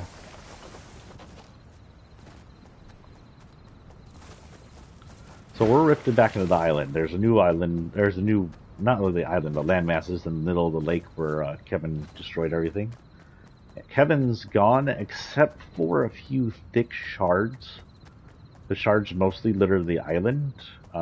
Just in the center area, they look like pylons. They don't really react. They glow sometimes, I think. That's about it. Other than that, people who visited the event get a Kevin shard you can put as back bling. It looks like it's stabbed into you.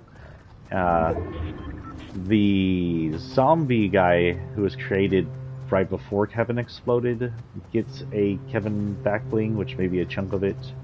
And lastly, you get some cube-looking weapons, or cube-looking weapon wraps that looks like makes your weapons look like it's made out of shards of Kevin. And Kevin's dead. There's no more Kevin for the next few seasons. Until this season, actually. And for a while, it's pretty calm, things going as normal, and then what appears to be a government agency moves in. This is the first time we've seen the government agency, who we now know as IO, since the meteor crash. And so it's been a few months, at least. Don't need any of that, and that is full, so we should be good. There should be another chest, like, right here. Wait. Were we supposed to... Oh, no, that's right. That's not personal. We need a... Ooh, that's tempting, but no. This we use up.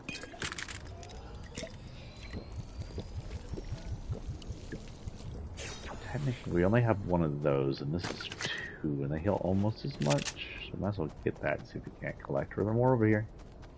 Did I pass them up? No, that were bandages. Oh yeah, there were. There we go. Load up on that. Excuse me. So IO moves in and it starts digging. It digs in several locations. It doesn't seem to know where it's going. Its dig sites seem almost random.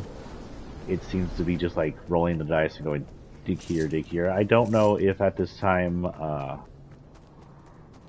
we know Agent Jones is part of IO, but we don't know if the person who we came to know as his boss is part of IO still, or at that time, or who's controlling the entire imagined order of digging crew. We just know that there's a digging crew with an excavator going around digging holes, and we know there's a helicopter scouting locations that become dig sites. Eventually they make it to the center of the island, which seemed like the most logical place to start. Whatever. You think if the cube made it there and then tried to dig it up, that would be the place you'd want to dig up. They dig up Loot Lake. They pretty much destroy Loot Lake. After they dig up Loot Lake, it's gone. But at the center where Loot Lake is a giant metal something with an aperture in the middle. We're unsure what it is. A lot of people assume it might be a spacecraft. Holy cow. Well, this face has gotten an upgrade in the last day. It wasn't half the size yesterday. Is that a freaking nuke? That's a freaking nuke. IO has nukes. Well, now I'm not sure who's going to destroy the island. The Queen or IO? They said we'd have to sacrifice something during the fight. I mean, if we're going to nuke the island, that's the entire island anyway. Maybe we're going to nuke the island in hopes to reset the 0 point. Will nuking the 0 point reset it? Since we don't know where it is, let's take a picture of this. If that ain't a nuke, that's a big bomb. I don't think bombs come that big unless they're nukes.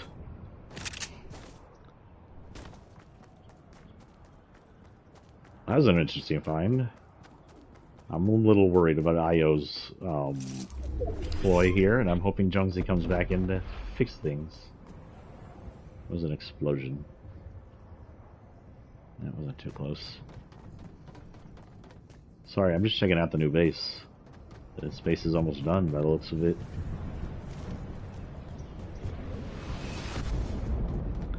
Oh, the next outside the storm, we can go get it, but then we risk getting damaged by the storm by it quite a bit, actually. It's not a very fast device. Well, we don't have we need a... Still need a... sniper rifle. Also, is the bunker still around? The bunker was over here somewhere, right? I don't see it. Bunker, where did the bunker go? This location still looks similar.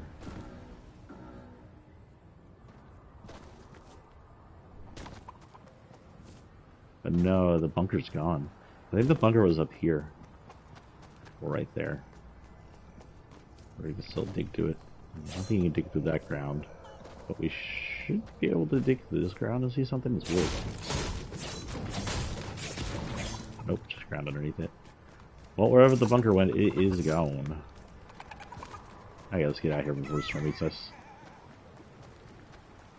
I got so distracted by that, I lost my place in the storm. We're back on the island. IO's excavating things. They excavated giant metal something in the middle of the island, in the center of what was Loot/Leaky Lake. We theorized forever what it is. People think it's spaceships, and those people, congratulations, you got it right. It was a spaceship. But we are unclear what it is. For a while, nothing happens. And then Polar Peak comes to play. It comes Christmas season. I'm pretty sure I'm going in the correct order here. If I'm not, so let me know. I mean, I remember the storyline just from playing it, but I may be in the wrong order here. But I'm pretty sure Polar Peak happened after Excavation. Polar Peak is crashed into the island. It's this giant iceberg that is almost half the island size. When it crashes into the island, it crushes the Flush Factory, chunks of the island. Some good POIs get destroyed, decimated by it, up to almost the hill. Shoot, that thing.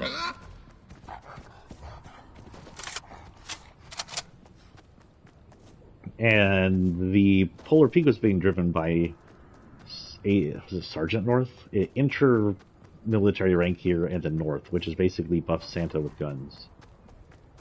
And we're not entirely sure what his ploy was. Maybe it was take over the island.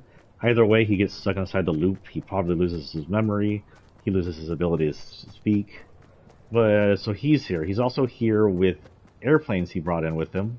There's the introduction of the first planes we got in the seasons, and some really fun airplane play. I hope they come back in for next season, or next season for the winter season.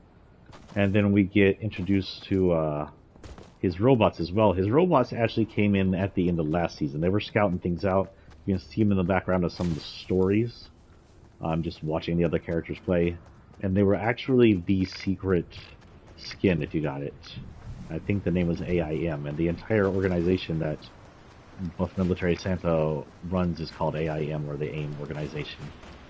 And it's a separate organization from like IO or any of the other ones. It's its own organization. And we're not entirely sure its ploy, other than maybe conquer and destroy. But that becomes a backstory pretty quick, because as Polar Peak sits there, it starts to melt through the seasons. Oh, someone's here.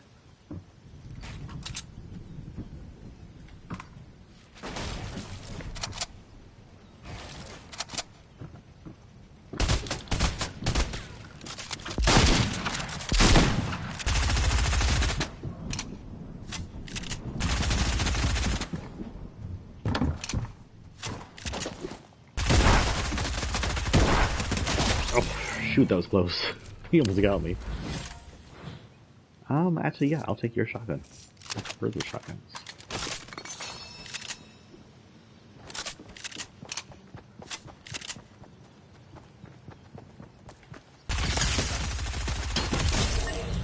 I don't know what the build was, but okay. I'll take your ammo. Would anybody else like to come up while I'm here?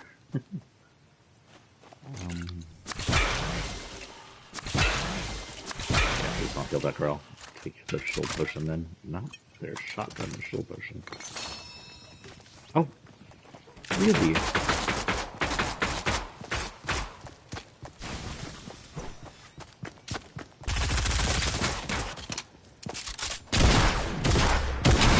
Damn, she got me.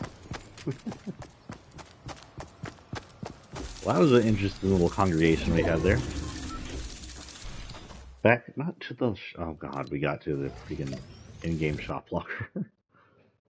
Oh, I guess we could do the freaking locker in-game. I didn't even think about that, instead of popping back out here. Huh. I forgot that the in-game shop wasn't just a shop, it was an actual locker. So next up on our list is the Good Doctor. The Good Doctor is Jekyll and Hyde. If you don't know the Jekyll and Hyde story, you kind of need to read and watch movies more often. But Jekyll and Hyde is a experimenter who created a monster in himself by experimenting with chemicals or something, it's never explicitly said, that changed him into a giant Hulk-like beast. Like, the Hulk is basically based off this character. During the normal times, he's just this friendly scientist. But when his beast gets out, for whatever reason, it comes out. I think it's different than different Jekyll and Hyde stories, and I don't remember the original one. Maybe because it's angry, or maybe at night. he becomes this giant Hulk-like beast, which actually looks like this. This is basically what Hyde looks like in almost all iterations. He's this giant buff, miscolored dude. Sometimes he's green. I think they turn him kind of a turquoise here, mostly to differentiate him from the Hulk, since we already have a Marvel section. Also, because this Hyde has been experimenting with something different. See his hip? That should look familiar. We're pretty sure that what he injected himself with is slurp, or at least partially slurp. His background is duplicity.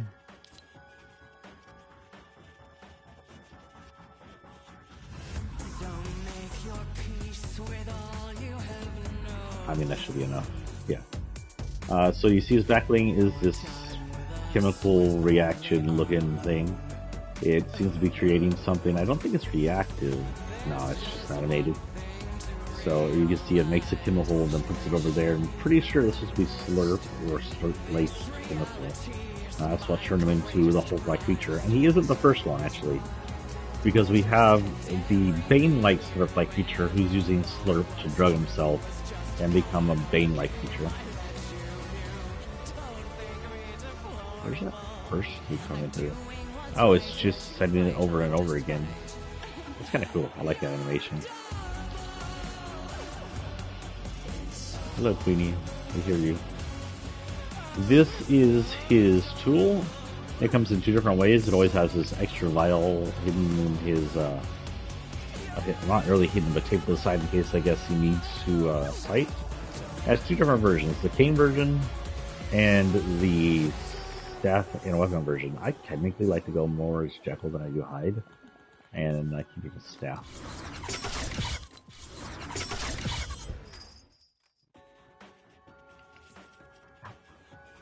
No glider. I don't remember if he has a glider, but I don't have it if he does.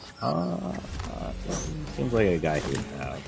I mean, he does have it, so another umbrella.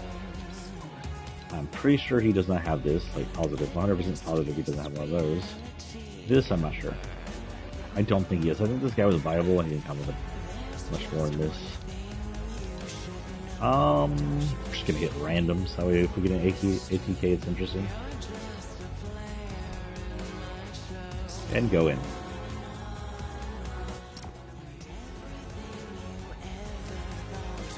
Oh, welcome to the chat, guys. Feel free to chat in the bottom. Y'all are very quiet. And lucky, if you're one of my watchers, I can't actually see who's watching me at this time because I'm still using the phone messenger. Feel free to join me, man. I'll be here for a while. I have a few more hours before I'll take off. I'm running a longer stream today for a special. I will have to get up and pause here in a minute and find me something to eat.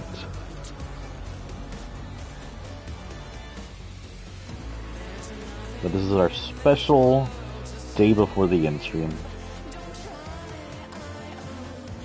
Our final full stream on the island. Are we not going? What is going on? Come on, solos. Okay, after this match, I'm going to take a pause and break in talking and playing for 10 minutes to go heat me up something to eat.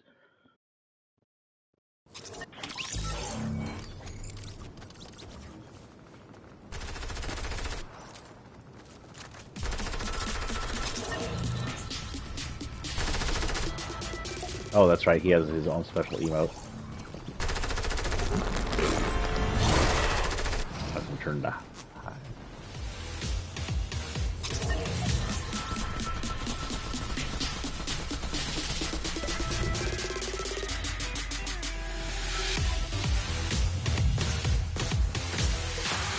Let's go ahead and check last thing. I have that. Oh, that's not what I meant to do. I don't know if I'm coming down to Jekyll's hide now, but I'll play as Jekyll. I like its clothes. I saw the sniper. Holy cow, I haven't found any snipers. Let's head to the houses. Okay, back to storyline. So we keep repeating that we found the metal thing. Okay, so for a while the metal thing sits there, nothing happens. Polar Peak happens. Polar Peak starts melting, right? And the first thing to get released by Polar Peak is a Lich King, technically. Lich King, if you don't want to know what that is, a Lich King is a wizard-like creature or human or was human, I should say. They're not human, of the Lich Kings, that became so powerful in magic, usually undead magic or different magic, that they were able to create themselves as undead and thus become immortal. Some famous Lich Kings include the Lich King from Adventure Time, and then the Lich King from WoW, which this Lich King is directly based off. Like, he's basically a copy of the WoW Lich King with some different visuals, because both of them have ice powers. This Lich King is known as the Ice King. He's got ice powers, he's got a spiky helmet, he's got some cool medieval looking gear. Pretty cool outfit, even if he wasn't the best event attached to him. At least not directly attached to him. His direct event during some of this was his polar peak starts to melt and he tries to freeze it because he knows he has something dangerous inside of it. Two things dangerous inside of it, but we're not sure which one he wants to keep prison the longest. He freezes over the entire island for a few days just for Christmas time. I think it was for Christmas time or around Christmas time. The entire island becomes snowed. It's the only time I think the entire island is covered in snow, but I'm not positive. I just know this island itself has never been fully covered in snow because part of its swamp section is never snowed in.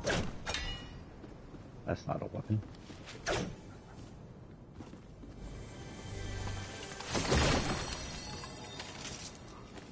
Some shields.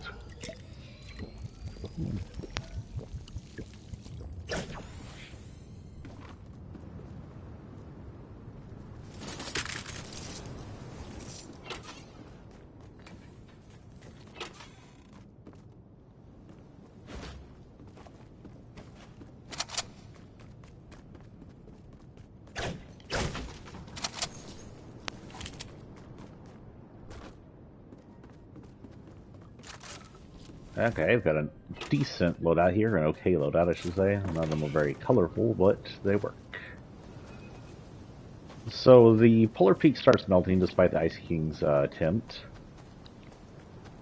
Ice King may also be a playoff word to another playoff Adventure Time, since they had an Ice King, though that Ice King was a little more sympathetic and silly at the same time. Simon.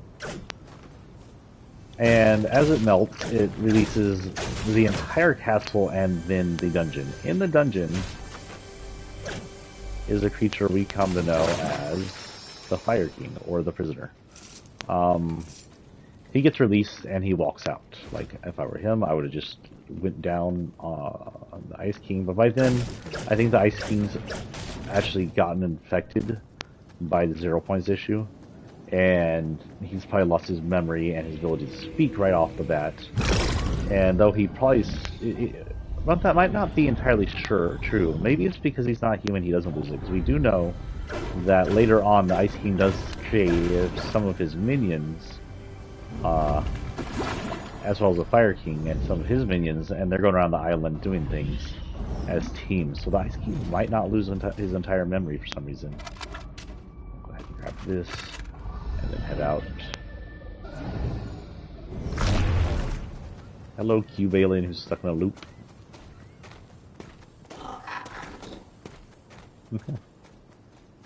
The other day, we killed him to see if it would break the loop, and it seemed to break the loop for a while, because the next match he was back to doing what he's supposed to be doing. But then a few matches later, he's back to that. No clue why.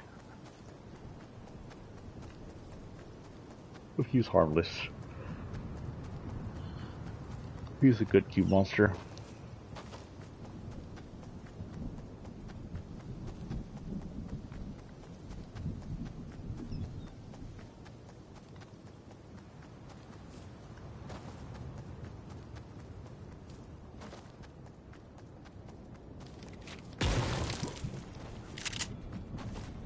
Oh, people.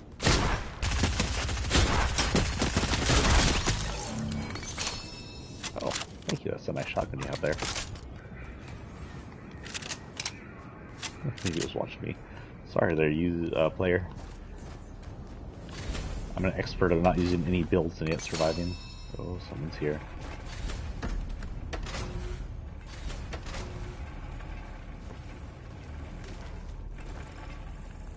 Was it the rabbit I just killed that did that?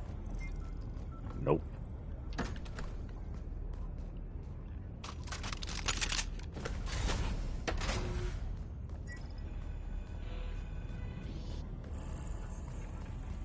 You're not as quiet as you hoped you were. I think you stood or something. Okay, I'm risking getting shot in this wide open area, so let's go out this. And if I hit this, I'll fly away.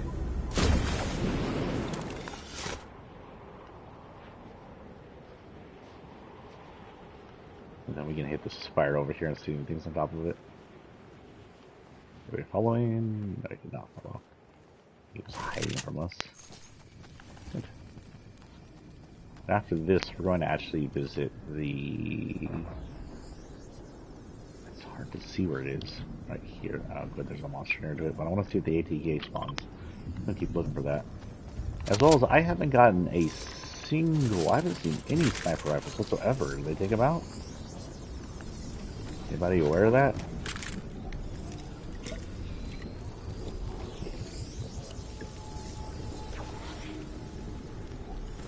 That up. Make that up. And head this way.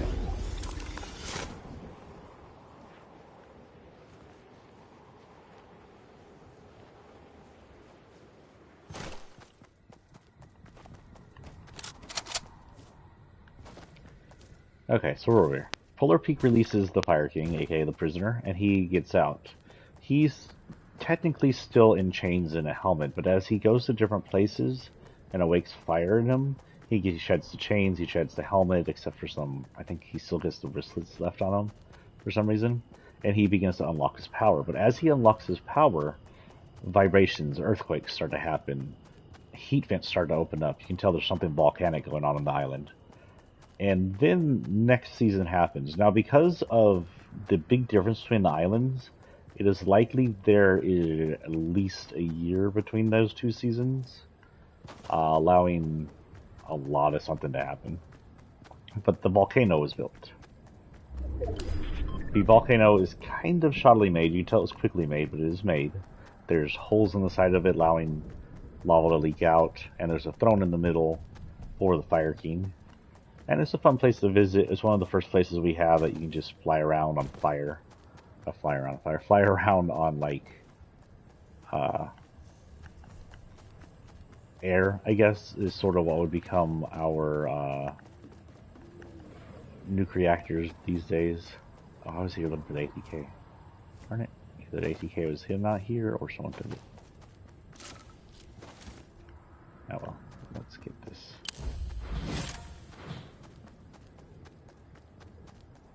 Oh, my wireless battery level is going to be low. I'm going to have to change here in a minute. I think I can do the red one. The red one should be all up. Y'all are going to be silenced and then unsilenced here in a minute. One moment. Well, that's convenient. I died, so watch them play while I change controllers.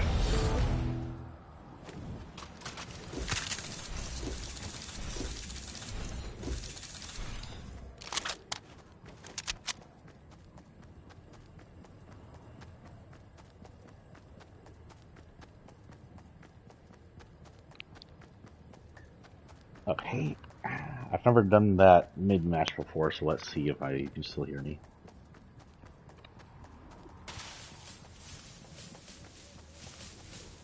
Hello, testing. Okay, I've never done that. Oh, we are way behind.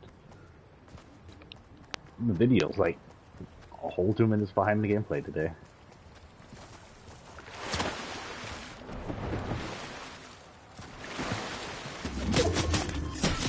Oh, wait, we can actually in-game locker. Let's see how this works. Cool, so we can just in-game and then switch out. Okay, for our next character, we have Tilted Technique. This is the other Ramirez with the spray paint I was talking about. This one came from Season X. Season X was the final season of the first chapter. She likely was this during Neo Tilted, because Neo Tilted lasted until Season X, though it would eventually get ripped away. She comes in different colors, black, white and purple, and orange. I don't know why I have orange selected, it's my least favorite. I'll run white and purple, that kind of matches the themes. Oh, wait, I feel like how stable that is. You know what? We're going to go ahead and head out to the lobby. That was a very long load there. I don't think that's very stable. I don't want to get stuck on a constant load like we used to back in the day where we had to turn it off and reset the entire stream. So hers is also has two other forms. Other than having colors, you can take off her mask. And I think that's the only difference between those two. Oh no, it's not. In her other form where she has her mask off, she has her jacket back on. Okay. But I like the masked version. And it's still going to be aerosol, right? Put back on my cap the stuff we had on the other one. This is technically her back bling. We have it the right color. It does change between the three colors: orange, black, purple.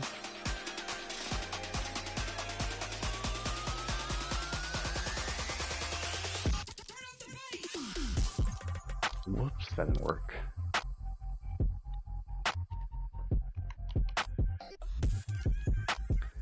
These are her rollers.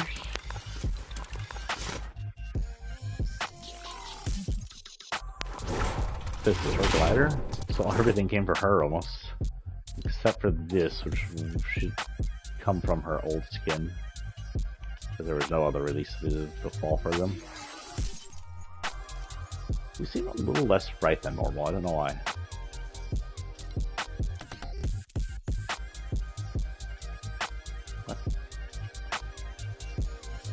Then the same skin that we used earlier, which also matches her pants, by the way.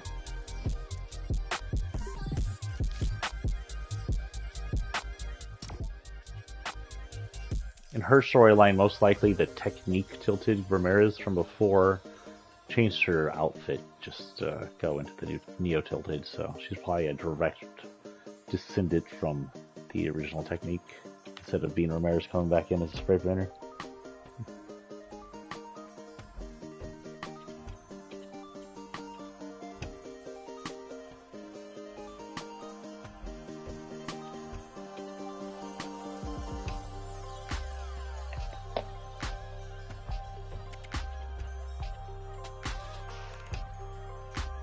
I forgot something. You know what? We're going to take a pause here, actually. Take a break. I'll be back in a handful of minutes. I'm just grabbing something to eat, and I'll be right back.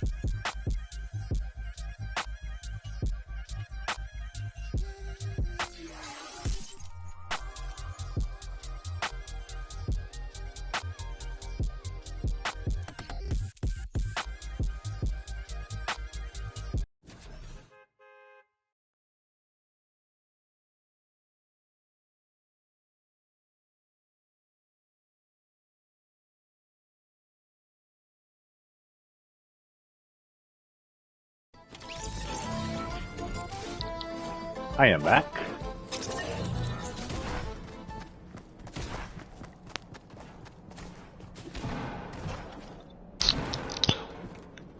I'm sorry, did that disturb you, Apollo? When the camera got all freaked out.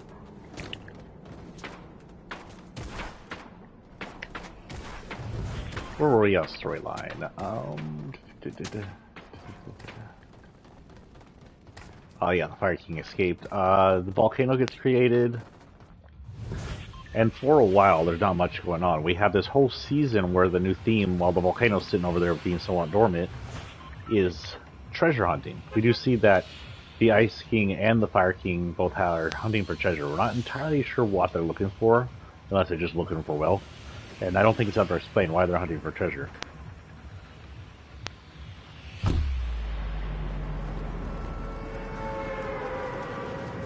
Sorry, I'm going to be eating a little bit, guys. This is what part of having a long stream does.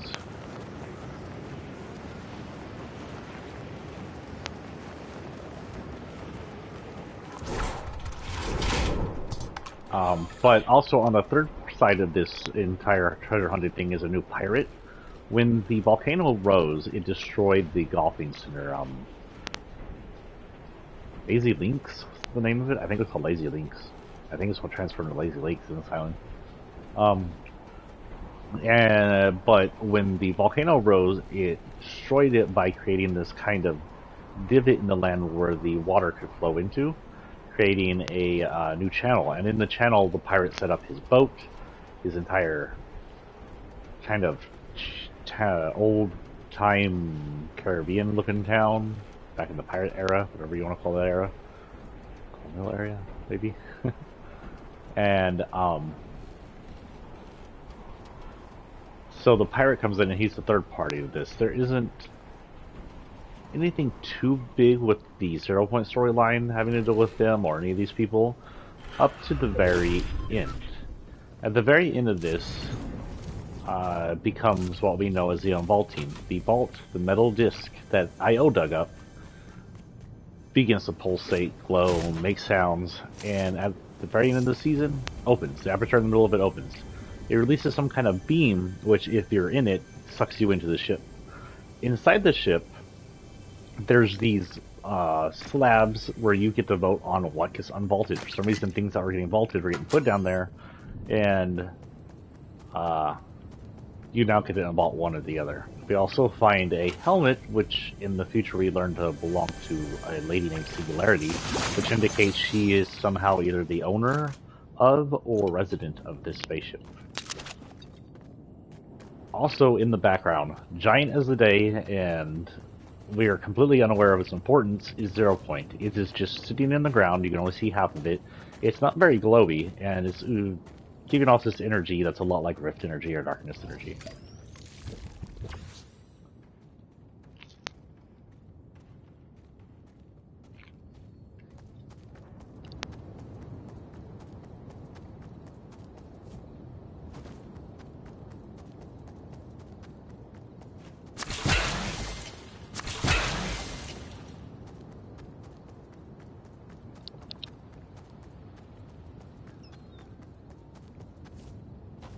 We get rifted out of the spaceship after the event and shot up into the sky, where while we're floating back down, we see the Fire King set off the volcano and shoot out 3 or 4 rocks. I don't remember if it's 3 or 4. These giant volcanic expulsions hit several parts of the island. Hello, physical. Here. Y'all see all that below. If y'all want to go ahead and use creator code ZEEM, go ahead. Thank you for joining the stream, guys. And for the follow.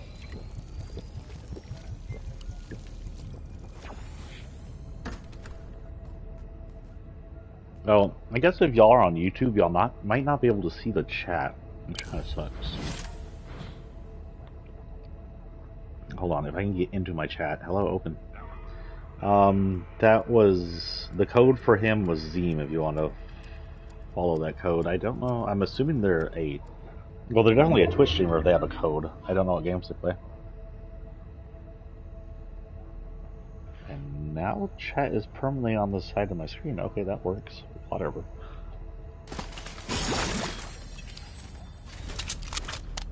Okay, I heard the storm fall. Anyway, Zima ZAM. So okay, that I don't have a code yet. You have to have a buttload of followers to get a code. And the watchers all at once.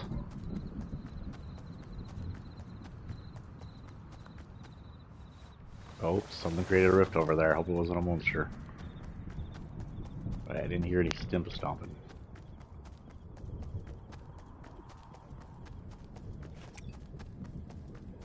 Yeah, that looks like a monster. I think we'll avoid that area.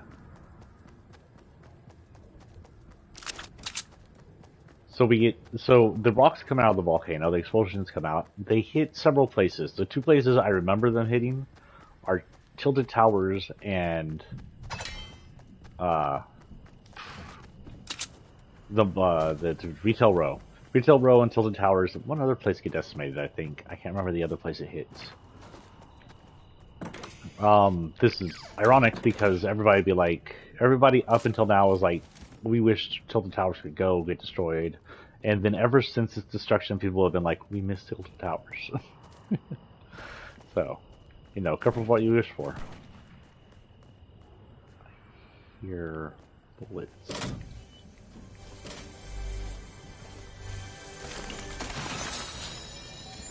Storm's still coming down, so we still gotta move. But I heard someone. This way. Orchard.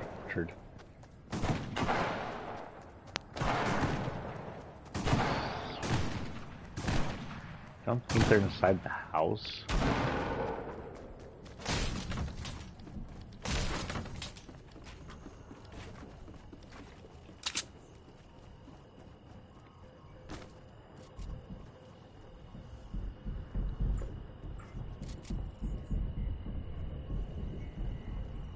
He's here somewhere. I can hear him walking around.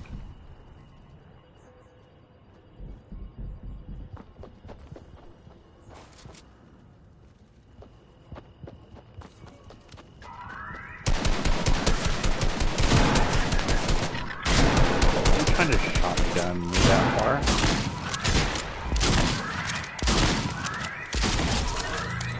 Jeez, what was my aim there?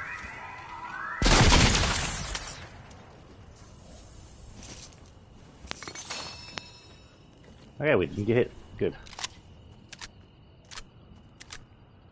Oh, storm's coming. Let's get moving.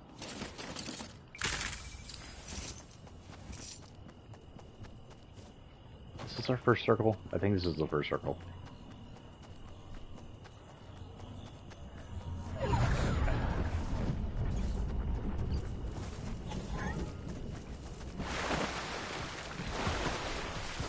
What the heck? That rock looked like a shark. Did you see that? Weird. Anyway, one of the places the volcano hits, now we're not fighting someone, ends up being Polar Peak. It just smacks the side of it. It looks like a missed shoot because it doesn't really hit the castle or anything, it just hits the side of the mountain. Cool. That's what that was. Okay. Anyway. For a while, we watched Polar Peak crack and fall apart, and then a giant chunk of it falls off with parts of the castle along with it. And you can see a giant eyeball. Now, at this point, after the volcano event, the volcano, which was poorly made, kind of collapses in on itself. We don't know if the original Fire King is killed. Either way, he's launched into the fighting that, and I apologize about the dogs, by the way. Our neighbor has some noisy dogs. If y'all can even hear that with the sound thing on. But,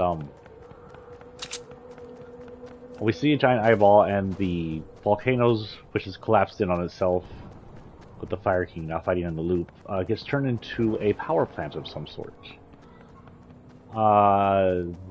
During this time, Tilted gets rebuilt as Neo-Tilted. Neo-Tilted is this giant, futuristic, cyberpunk, anime-looking city. Pretty cool, actually. Let's replace this with that. Don't need that. Slightly damaged, so it'd be nice if we could find a little bit of that.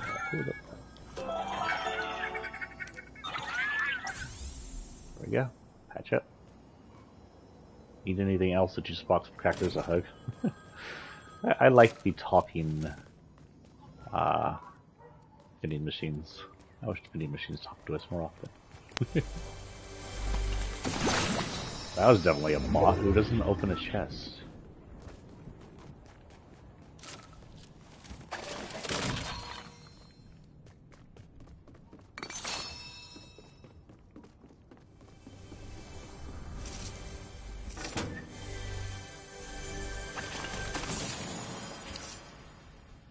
Okay, nothing I really want. You know what? Yeah, I think I'll take this. I still prefer the burst.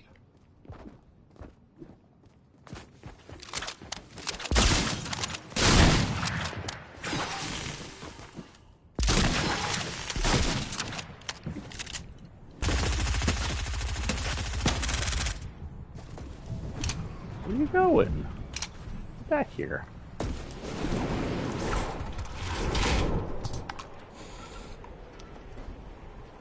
I think I'm going to just let you go. No. We're going to fight to the death. Whether or not you want to.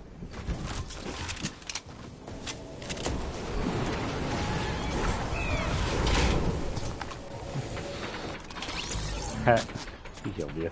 I'm out.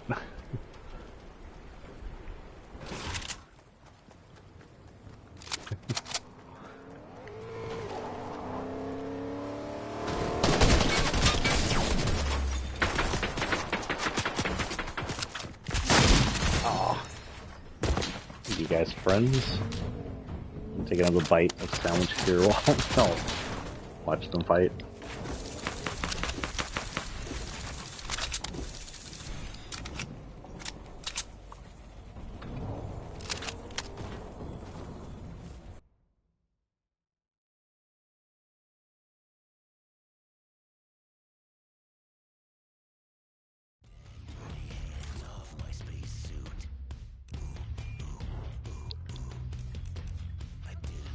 Okay, we're back, and our next in the skin lobby. Where can we start? How far have we gone so far? We're on our second line only. This far into matches, and I'm more on my second line, probably because we've been hitting in-game a bunch.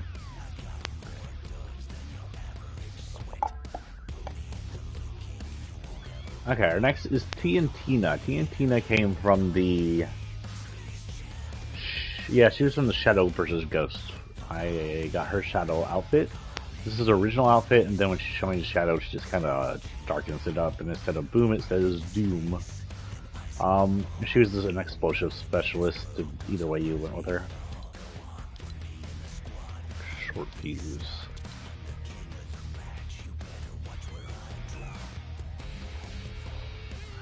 Back bling was this. Again, it went from boom to... Oh no, it says boom even in black version. The Shadow version. So it's just pretty much a color change.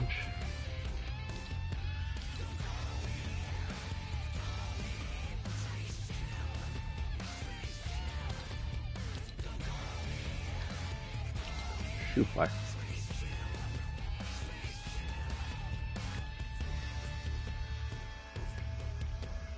Oh, this is hers. I always forget this is hers. This is her pickaxe. It's just a spiky warhammer. And pickaxe, I guess. Don't know. She has actually something very special. She has the very first, as far as I'm aware, the very first writable emote. Writable writer, I guess.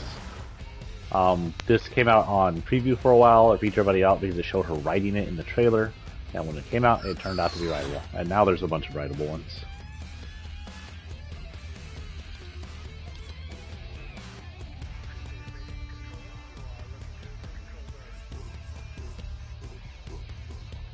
And her drop is the hearts that explode comically.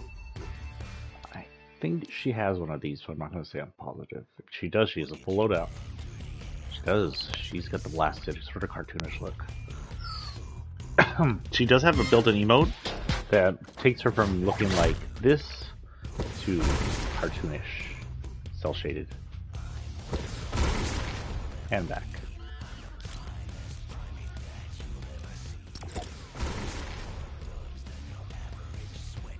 Also, outlines are in a weird, like, moving outline.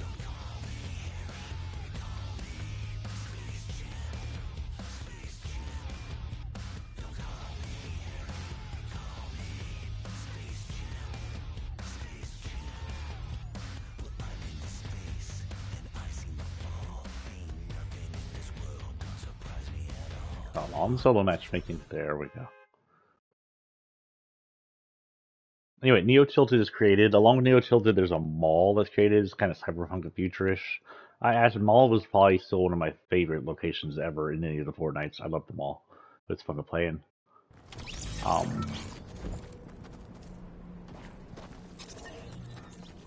Excuse me. So time goes on, and the monster escapes from Polar Beach, starts stomping around. It stomps on a few places. Its most important thing I think it crushes, the only really important place I remember it crushing, was one of the houses over in the rich suburban area on the western side of the map, where the Vikings and the citizens were having a fight. He crushed the last house that didn't belong to the Vikings, still belonged to the citizens. Godzilla style. And then, but while that was happening over in the volcano, the power plant gets then retrofitted into like a factory, and they start building a giant mech, like huge mechs. Still, at the time, it was probably one of the biggest things we've seen on the map, along with the monster. You know what? We'll head to the club, and hopefully no one hit it.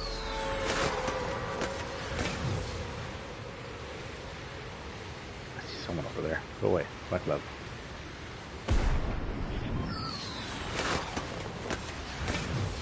Oh, they're on the back of Naruto's demon. That's what that is. I was trying to figure out what that glider they were riding was. It was wiggly looking. Because it's the nine-tailed fox and the cells are wiggling.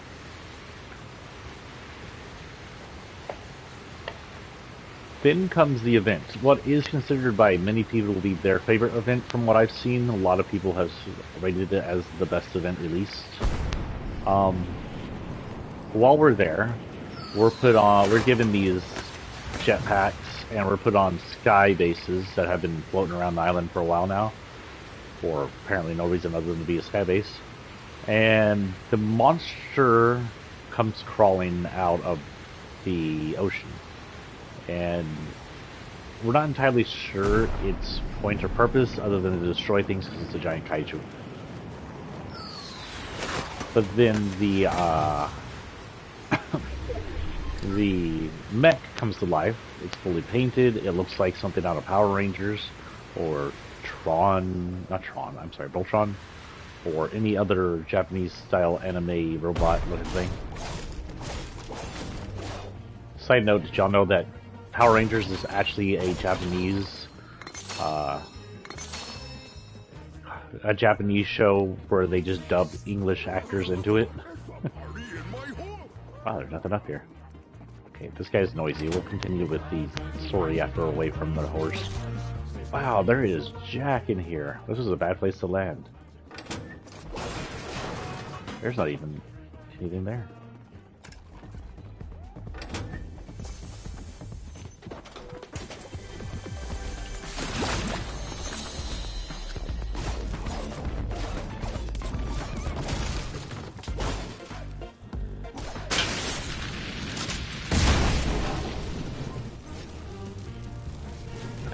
Last time I didn't set anything on fire, I was a little worried about that. Ooh, get close to the wall. Get close to the wall.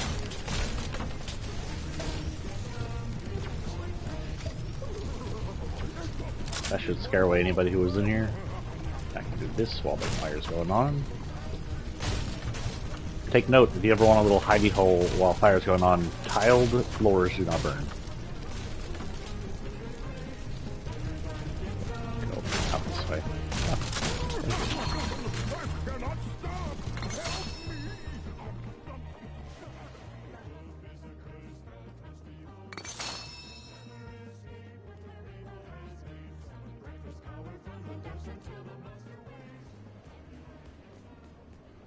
Are we in the center of the circle? No, we're on the outside of the circle. Okay, we're still inside the circle. Cool. Where'd our friend go? Did he leave after he saw the fire? So monster comes out and they get in a brawl. They get an actual like fisticuffs match. The robot does shoot at it a few times. It shoots back this Godzilla-like beam at it. They damage each other. Physically, the monster's a lot better at fighting than the robot is. After a while, the robot does toss the monster into the water, but then it comes back and tears off one of the robot's arms. The mech, it's not even a robot, it's driven. Arms, and looks like it's the end of the mech, so it's just kind of sitting there in the ground after that. And then the monster goes for the vault. And we're not entirely sure why. It just seems to be digging at the vault, trying to get in. We don't know if that was its focus before, or if it's only focused now in a desperate attempt to find something to help it to fight. Because it is the vault. I hear the police, they're after me. Run. But,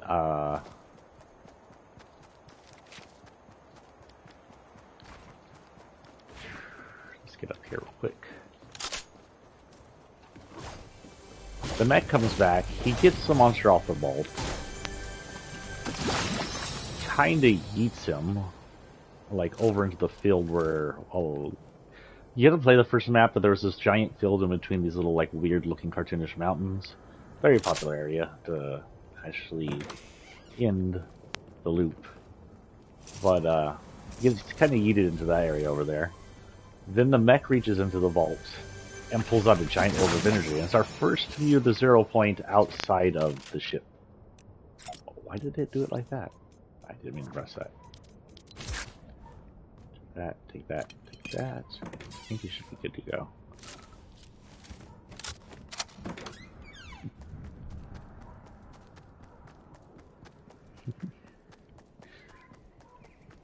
Somebody go play with those doggos. There, now we're cartoonish style. I don't see the outline very much on it though. I think this is cartoonish style. Let me hit it again. Yeah, this is definitely normal style. This is... oh, it looks cartoonish. It's hard to tell with the dark one. I think it's easier to see in the red one. It's easier to see if you can see her face, but I can't see her face from the back. This looks cel-shaded. So the mech picks up the 0 point, what we come to know as 0 point, squeezes it, it breaks the 0 point, but also empowers its arm. It decks the monster, sending it flying back again, and then it marches over to Neo tilted and grabs the statue that's just been sitting there the entire time. The statue is of Singularity, who's driving the monster. Not driving the monster, driving the mech. And it pulls it out of the ground, and it ends up being this giant pink sword that is just secretly just stuck in the ground this entire time. Now, Singularity, because she's probably not terrestrial, she's probably extraterrestrial, having some involvement with the ship 0 point was on, and some involvement with 0 point itself. But I heard something. May have all her memories, because she has a suit, and the suit may have self-contained her to the point enough to where she's able to remember everything. We do know she takes her helmet off because we've seen inside it, but at least she should have her memories and her voice in check. Anyway, so she knows what she's doing when she fights the monster. She knows what's going on. She remembers everything that happened beforehand, and she set up Neo, probably specifically to hide that blade. We don't know how the blade's powered, and probably to hide as the 0 point itself. We don't know how the blade's powered exactly, but it has something to do with her technology, so it has something to do with 0 point that she was hiding. Now, we're not even near the end of chapter 1 here. So she takes that sword, and the monster comes at her, and she runs it through the eye, and that's the end of that event. It was a really cool ending of the event too, her just piercing the monster and pinning it to the ground. Can I say pin? I think I can say pin. Do I speak of the English? It sounds like a vicious submachine gun. Let's hope he's damaged enough to...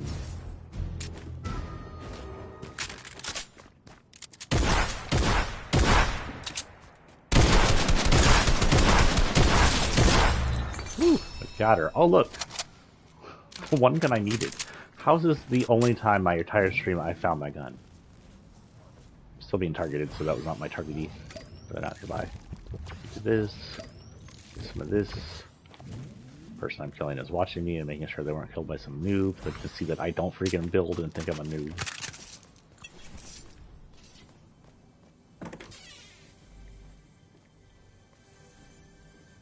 Yeah, I'll go upstairs for that. Oop, our friend is coming up. Let's see if I can do that. Doesn't make it difficult for them.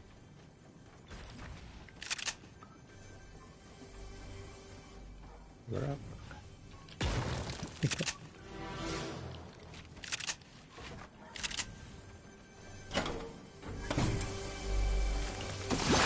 We have 4 minutes we have to wait out this guy, so let's hide in here for a bit.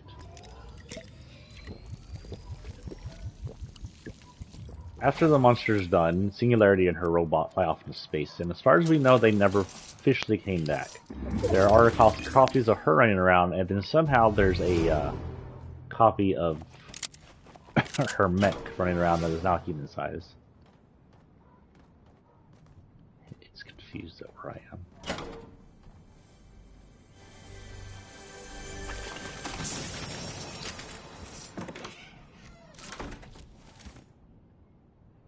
Listening to footsteps real quick. I don't hear anything. I get locked off again. They can be my victim.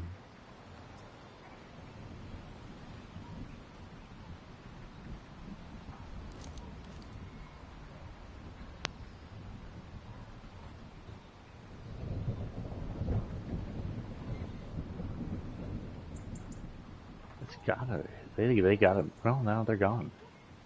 Huh. Let's see if we can find them. You need to, I think, damage with cyber rifles.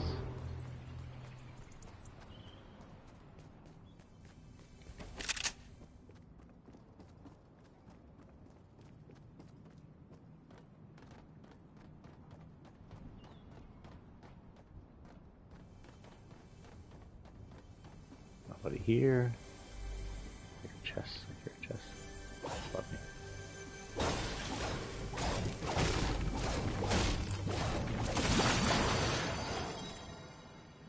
Yeah, take that.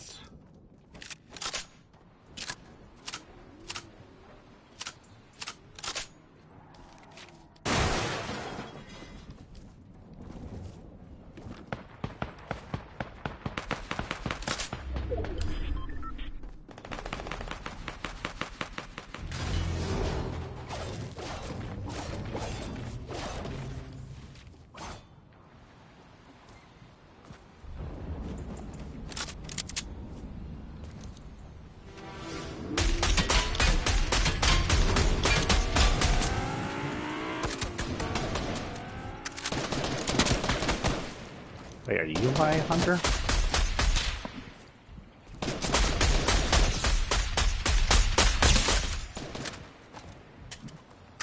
Can't be. They're fighting like a boss. Nope, not my hunter. My hunter was in the car. He drove away. Okay.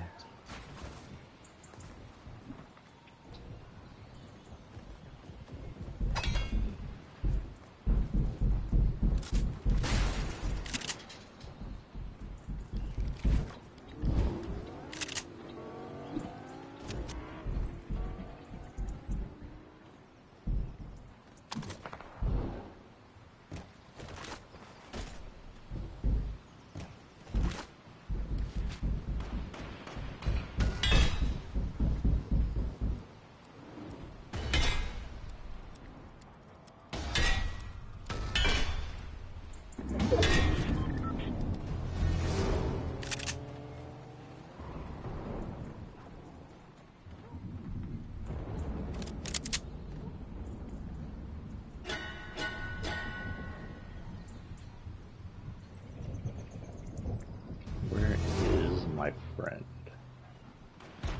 Still hunting me. He's got 47 seconds to go and he loses me. So he loses me actually.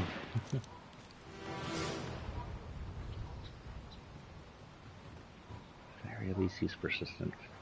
It's over here. 8, 27.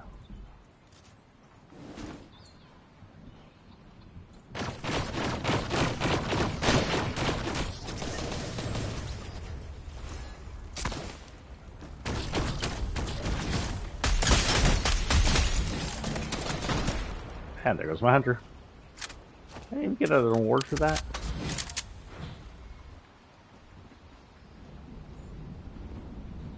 We're down to in-game again. Mine players the in-game.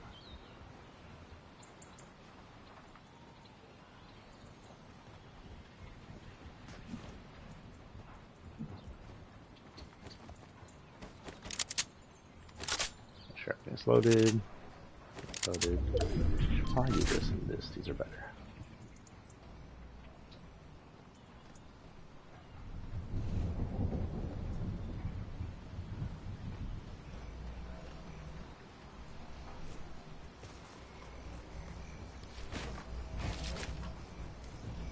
That, but okay. We can move when we need to. We're down to the final circles, and there's still 8 players left in this area. So one thing about a Sigiscape is easy to hide.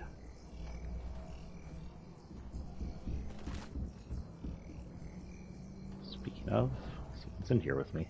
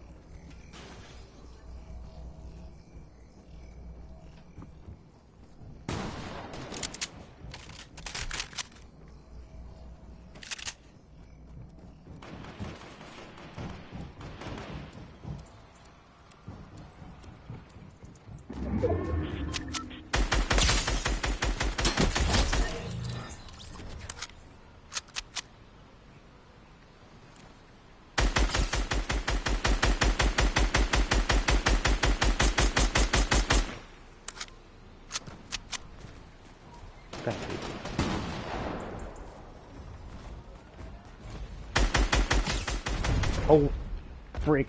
Someone's gonna mech.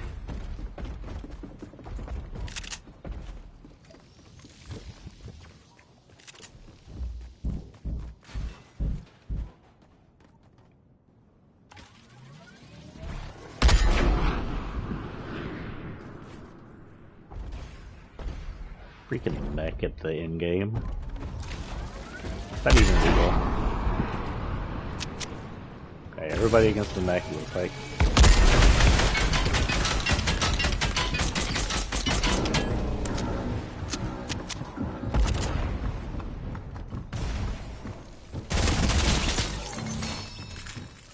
Steal the rabbit.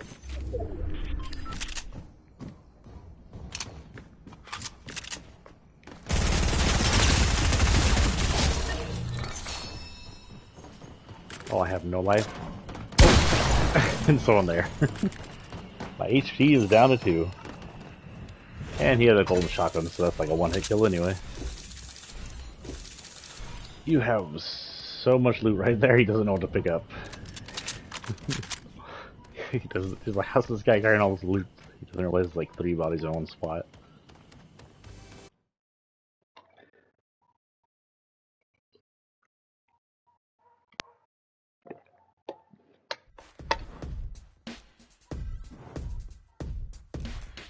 Next up in the Looker. In the Locker Season series, we have Tuna Fish. Tuna Fish is from last season.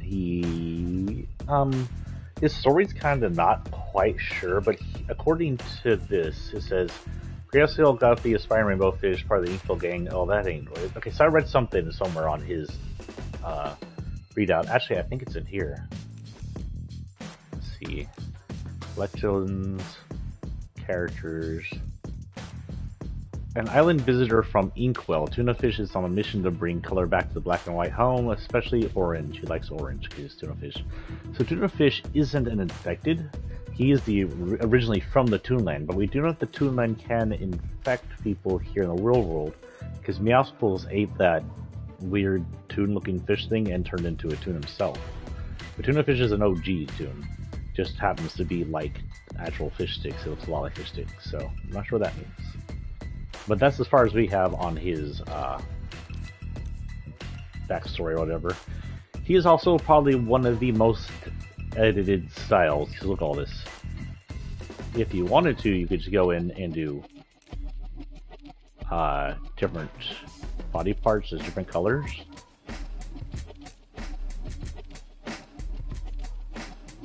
Sorry, I'm just choosing random colors here.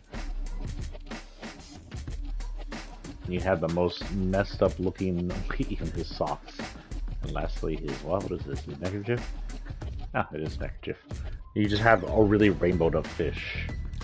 Or you can choose one of the different things they have here. It sets it to characters like you have regular tuna fish, you get the Red Knight, regular Jonesy, or Christmas Jonesy, which is what I use. Bright Bomber, that masked dude from the volcano season, Tomato Head, Burger is in here, that's weird. Drift, which I do one of the cooler looking ones, but we're gonna run this one because it's cube related and it's the season. 'Tis the season, be cube related. But seriously, just even though they're just color changes, it has to be like the style with the most changes allowed on it. I don't know how to say that. It's something Toonville? Inkville Gang, that's right, Inkville Gang. You can probably just put Gang in there since I already have Gang up here. His backlink is this fish. Like him, the fish can be styled. There's live and then not alive. Since we're doing cube form, we'll do that, and we already have the right color. If it is alive, it'll jump around and stuff. Of course, as not alive, it will not.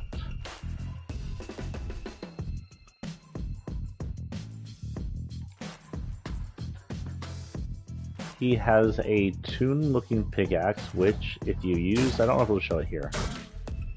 It doesn't show here. If you use it, it gets more and more beat up as you use it until you unequip it. And it's already on the right color. His glider is also colorful. Colorful. It's also extremely loud. Anybody will hear this from like a mile away. Purple, violet, whatever. I don't remember if he has a fall. He does, and for some reason it's not changeable in color. You think it allowed the purple, I mean the whitefish to turn purple, but it's still part of him. And it also works in the Meowscles. A lot of this will work in the Meowscles, the toon version. Almost positive it does. He does not have a wrap, but not entirely. Nope. So basically, you just pick a wrap that's fit the theme you got for him. Since we're going purple cube style, we'll go cube wrap, Kevin wrap. The wrap is actually named Kevin after people started calling the first cube Kevin. Fortnites like, sure, his name is Kevin. Cool. And then they reply like, hey, this thing sells, let's make an entire season about it. Thus we have season 8.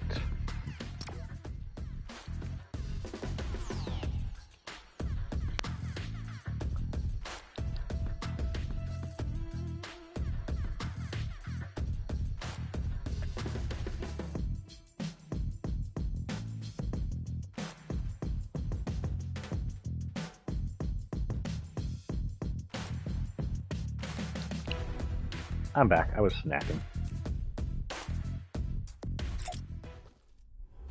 Oh, that's right. If you're in the lobby for some reason, you emote, and maybe whenever you emote regularly, the guitar doesn't actually show its color. It just shows it as white. It's OG color. I'll emote in here so you can see the OG color. Woo. How you know?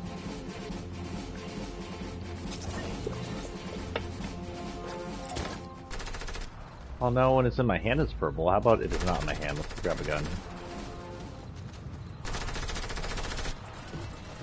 Get me up there. Oh my god, by the time I get up there, it's gonna be time to go.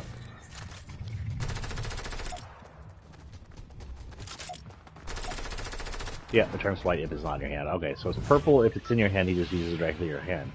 But if he pulls it out, it has to be white. Okay, where were we? That was the that was the end of season 9 with the bot flying away. Now there was no actual time pause between season 9 and X. Just like our last season and this season, it pretty much leads into the next one. The next one had to deal with the fact that 0 Point was completely unstable then. It had been cracked, and it was having issues. It started sending out time wave pulses, if that sounds at all makes sense. I don't know. I think that's what it was called. And then the area around Loot Lake was stuck in time. If you went into it, you got this filled area effect, a lot like the Cube's effect, where you went slower. You could leap higher, and you'd fall slower. I don't think it had the swimming effect yet, where you could actually swim around through the air, but I honestly don't remember. And, oh, we're not going to make it to where I wanted to go. Let's head over to the island instead. I should make that. And it was causing some issues in triple disturbances on the island, things disappearing, just like the Rift issue before that started this whole problem.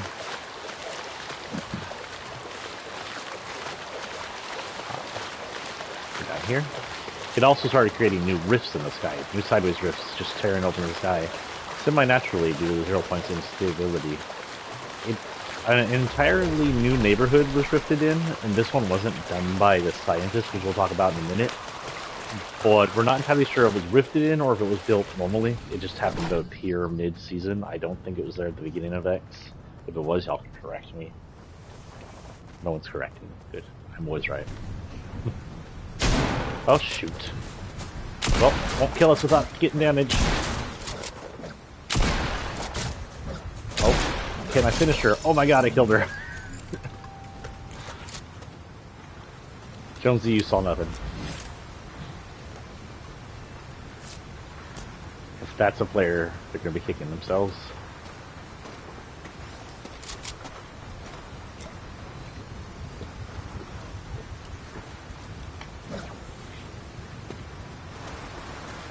Come here, Jonesy. What do you got? Ooh, how about that for you? No reason to save my money. Can I get like bullets from you? No. I'm pretty sure I can hold like 4 or 5 bullets in this thing, but whatever.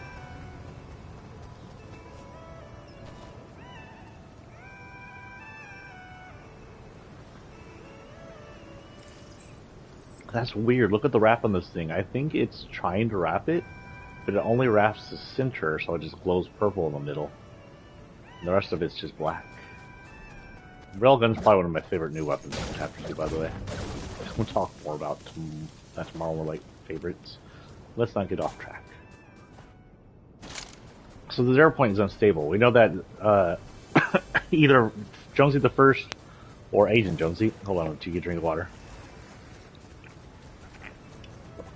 has gotten shoved through it. We see an angry Peely in it because of what he did before. We'll talk about that another time. And he gets shoved through time. He sees things from different times. He sees things that may have been from the future that we've seen in Chapter 2, which shows that they're planning way far ahead.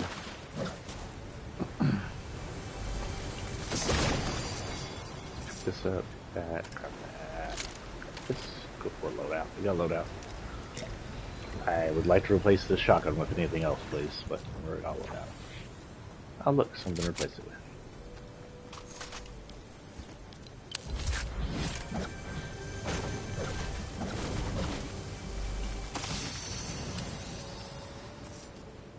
Where are we? Distance from the circle.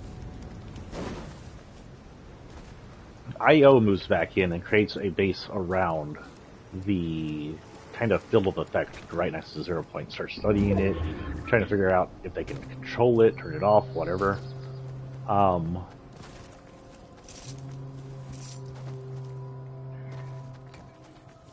Meanwhile, a new person is in town.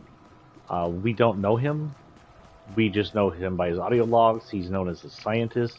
He's actually the second of the 7 to arrive. He comes alongside the Paradigm. We assume that they're in town at the same time, probably trying to work out how to use the 0 point. We learn that they're... What is that?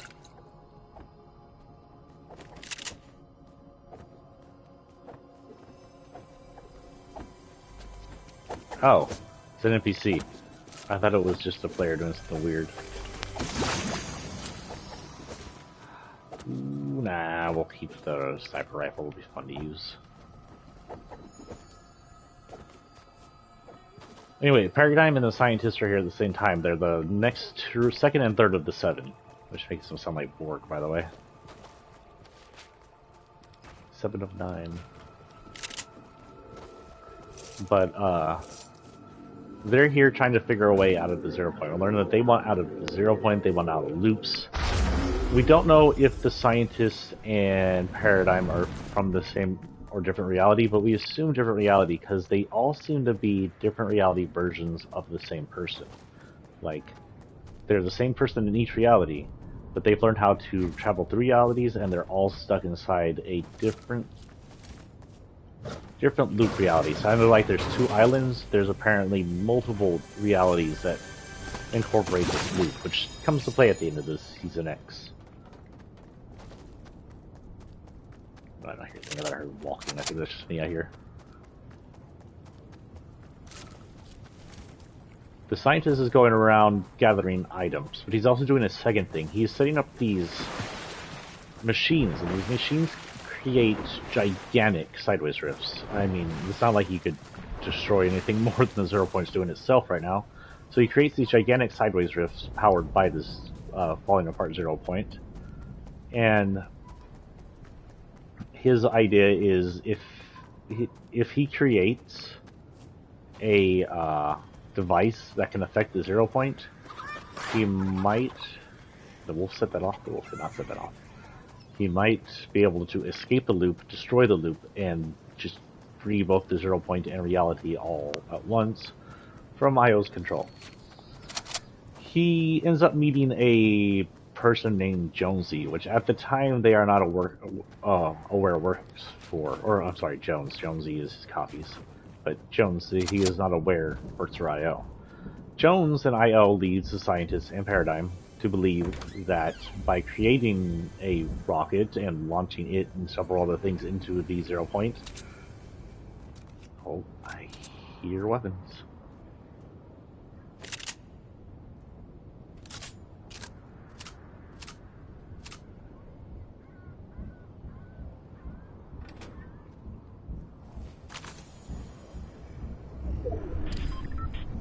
He's in the building, but I'm not entirely sure where.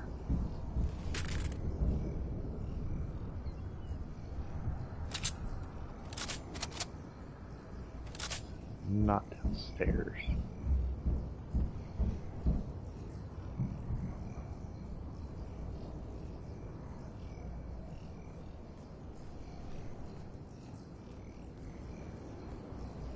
He's probably waiting to trap me.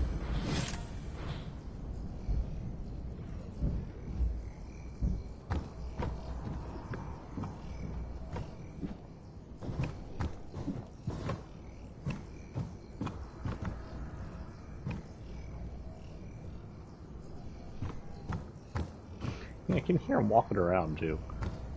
Maybe he thinks I left. He's got his suspects.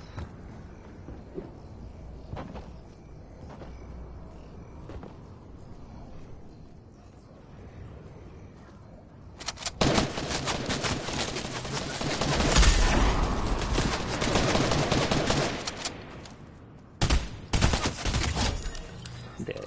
Thank goodness for the railgun.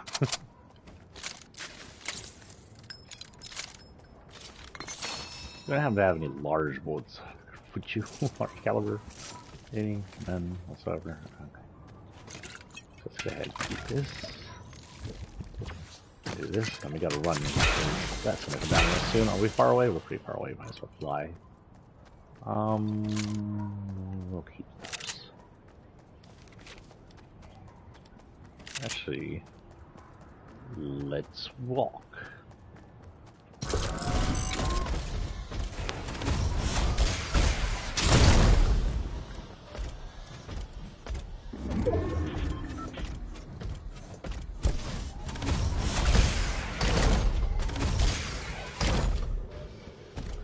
That's not going to go any faster, but if we boost every once in a while, because we're so large, we're walking faster than the storm.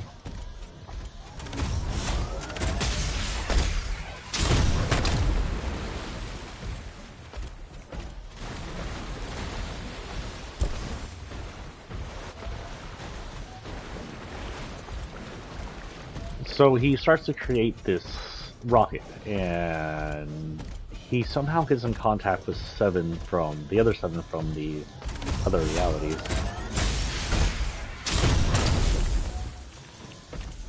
And he creates this rocket. He opens rifts to other worlds and attempts to. Oh, hold on. And she goes. I love this mech. Even if it's hard to use as a single player.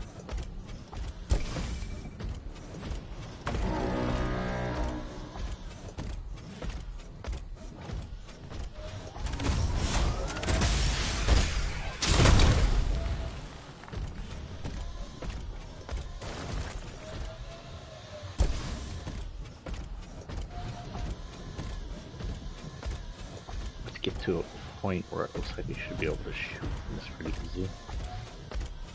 Right here, our back's against the tree.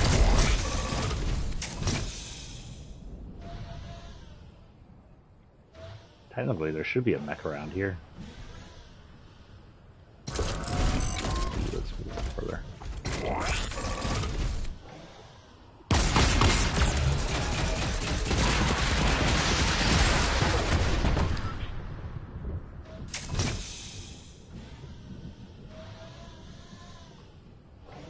Oh, nobody? Okay, let's move in then. Sorry, I keep pausing in the story. Hello, welcome to stream. It's funny, it shows me people come and leave, but it doesn't show me who's here. I did see a app you could use on the PlayStation 5 run through, I guess, the phone or something that allowed to look.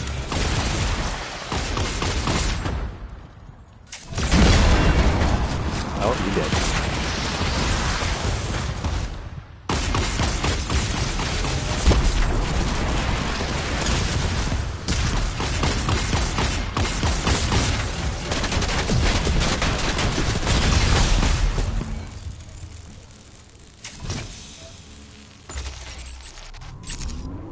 There.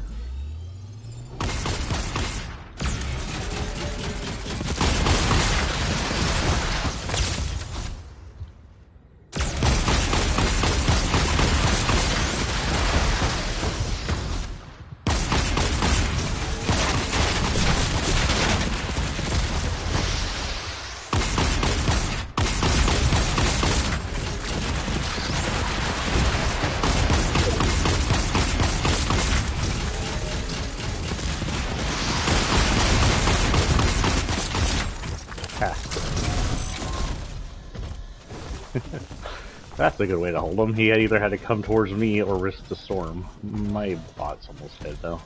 A mech.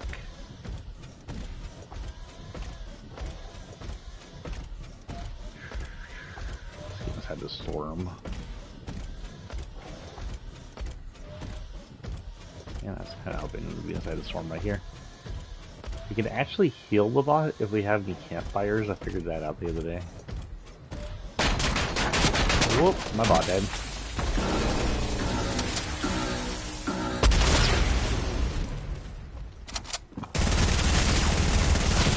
Dang, they got me. They had a good sub. My sub was nothing to compare.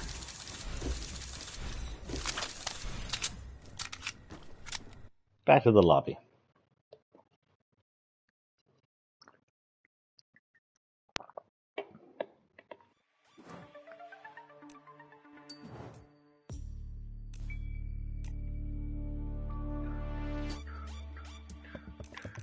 locker. Next in our locker series, we have Tuck the Trooper, one of the two skins I keep in the other locker loadouts. He's an older one, came around Season 4 actually.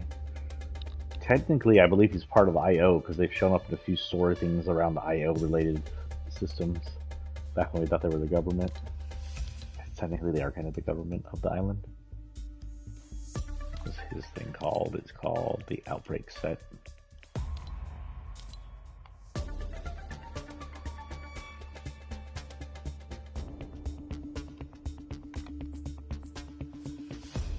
He's got a kind of hazmat looking gear on. I guess they may have been one of the first ones inside the island because they didn't know what's going on. And technically, if they're wearing that suit and it's completely sealed, 0 point should not affect them. Of course, if you're fighting as a looper, that might not have worked. They don't have a tool, do they? They do not. Actually, one of the favorite tools I like to stick him with, the one I have, I think that's just load up my loadout. What am I doing? Here we go. So I attached to him this thing, the right control baton from Star Wars, because if you're going to have some evil government organization, they're going to have batons to shock their people with. I like the idea of them having helicopters. This is the closest thing we have to a helicopter that I own for the for the glider drop, whatever. And then I attached the overlay to him because it looks like something his mask might have in it. It's basically the overlay that like Iron Man or something would have in him. And then the Peely Spy versus Banana, I think it's called, skin. Yeah, because it looks like a caution sign. It matches his yellow outfit. Looks like something they might have. Going in. I don't think he came with much from the store. What I have of him, I think, is all that came with him.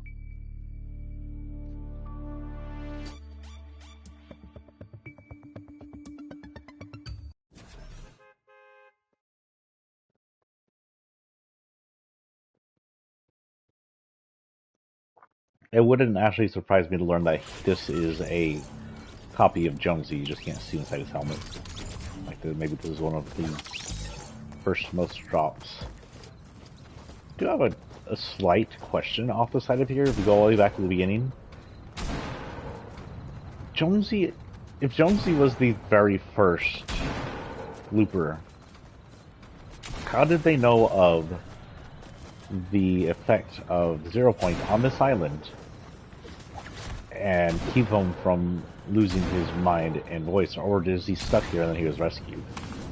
They've never explained anything about that. That's an interesting thought, Fortnite. Keep Jonesy going since currently he's lost on the island anyway. This might not be his first time.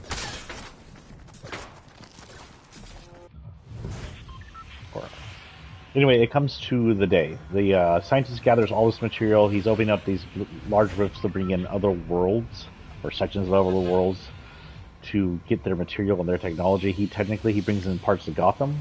He brings in part of Borderlands world. I can't remember. Is it called Pandora? I think it's called Pandora. What's this calling alien worlds Pandora? That seems to be a theme. And he brings in other sections. He changes DC later on into the Old West. We're not sure if that's a rift through time or rift through space or another dimension. It's just an Old West looking town. And I wasn't a big fan of the Old West, by the way. Neo-Tilted and regular Tilted are my favorite big cities still. Neo-Tilted's probably above regular Tilted. But after a while, he creates this gigantic rocket over in what was Dusty Divot, but now was Dusty Depot, because it's been turned back into its old form. And along with that happening, the 0 point's rifting in just random things on its own. But one of the things it rifts in is the meteor from Season 4 prior to it hitting Dusty, and it's frozen in time. During the first trailer, you saw Jonesy sit down in front of it after going through the 0 point, and he looks kind of freaked out because he's like right in front of the meteor where he realizes it's not moving. So the island is technically kind of being torn apart and destroyed by 0 Point, losing control and rifting things through time and space and worlds. I'm having fun because I like time travel fiction during the time. I like my movies are like Back to the Future and stuff, even though Back to the Future is terrible time travel fiction. Avengers did good time travel fiction. I heard a chest. Where'd that chest go? Oh, I'm 1 floor below it. Okay, let's just break it. I don't actually need the levels. I'm up to 64. Break that. Do need that. Okay, let's go visit our neighbor. Wait. That's been here.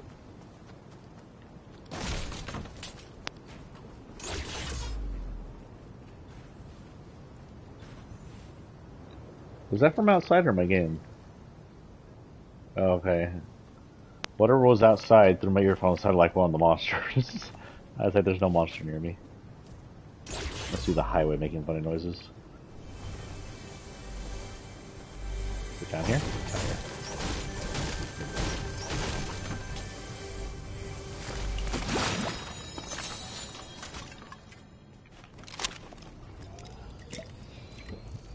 So here's the rocket. Sorry, he falls into pay attention to things happening in the game.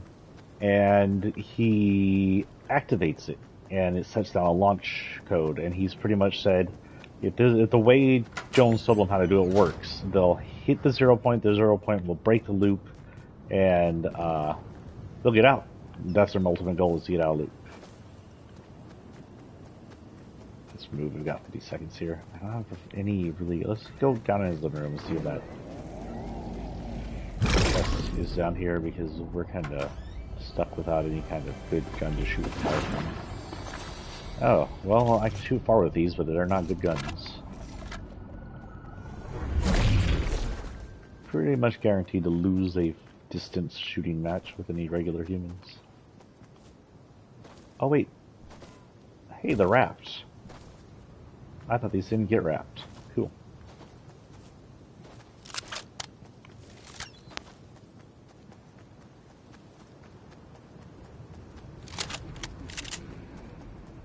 Why can't I hear the queen laughing? Not anywhere near her. I don't think I'm looking at her. I could be, I guess, to the mountain.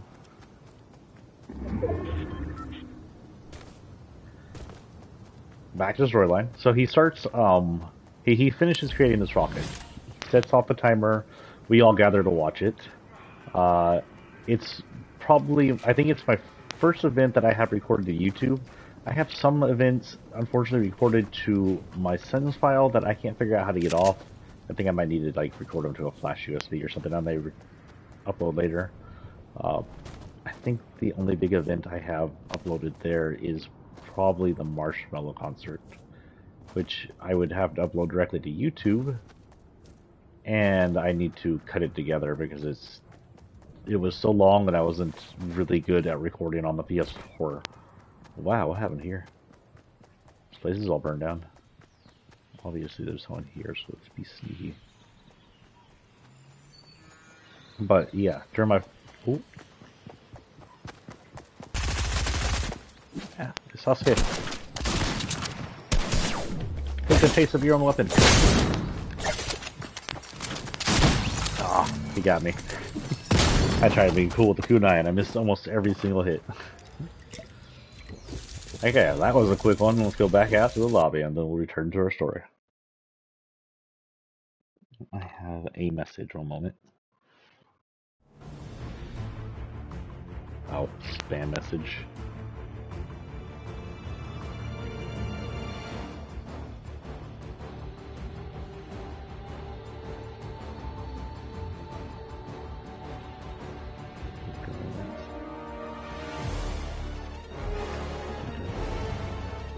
Oh, today's Monday. We need to watch Doctor Who.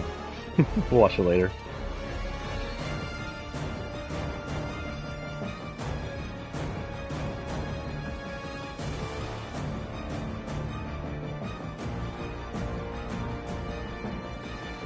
Gotta avoid Doctor Who spoilers. If y'all give me Doctor Who spoilers, I can be so mad.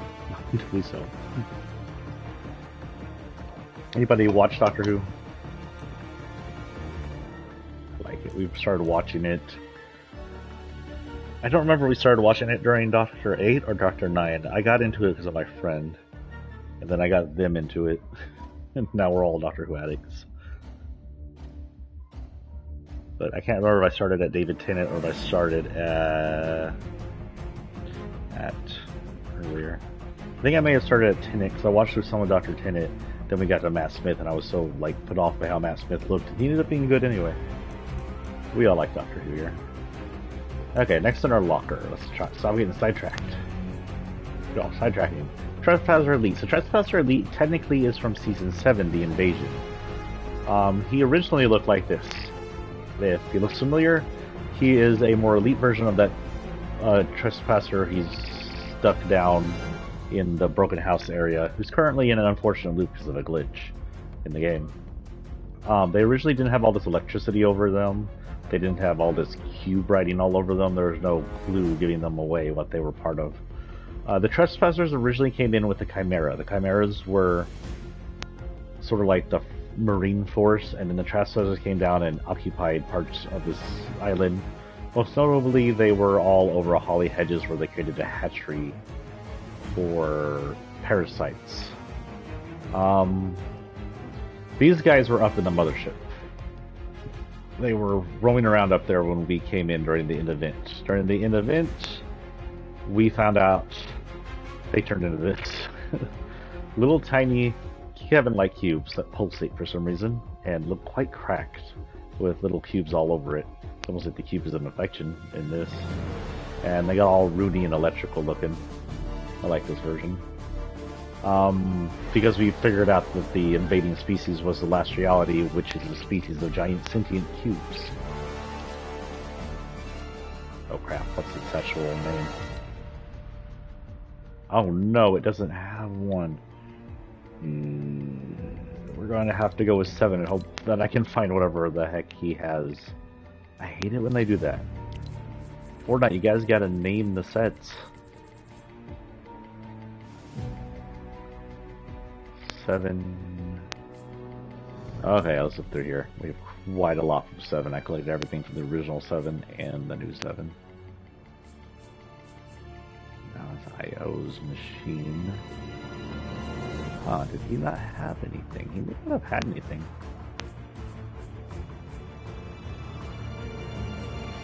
That's Batman.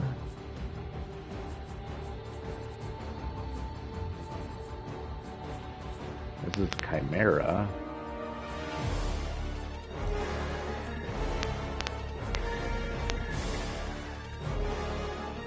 Fox Clan.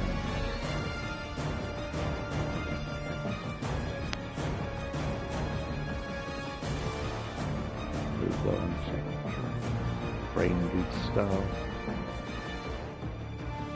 Oh, interesting. He is season 7, right? Yeah. Have to do season 7. Oh, okay. We'll just give him whatever then.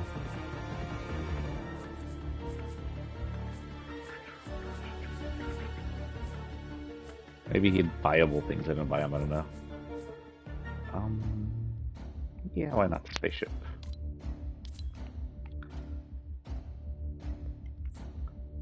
CD as a tool.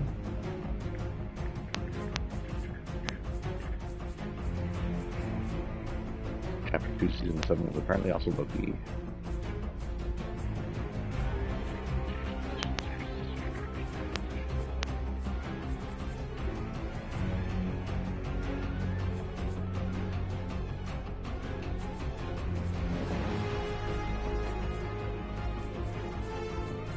No tool either. He may just kind of skin. Weird.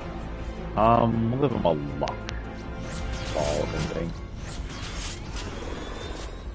I think I know what fall we'll use. Pretty sure, almost positive even with fall had almost everybody. I mean, all but umbrella and fall for that matter. That one and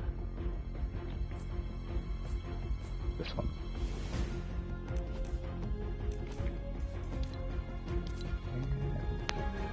Find a skin from chapter 7. Let's get on them.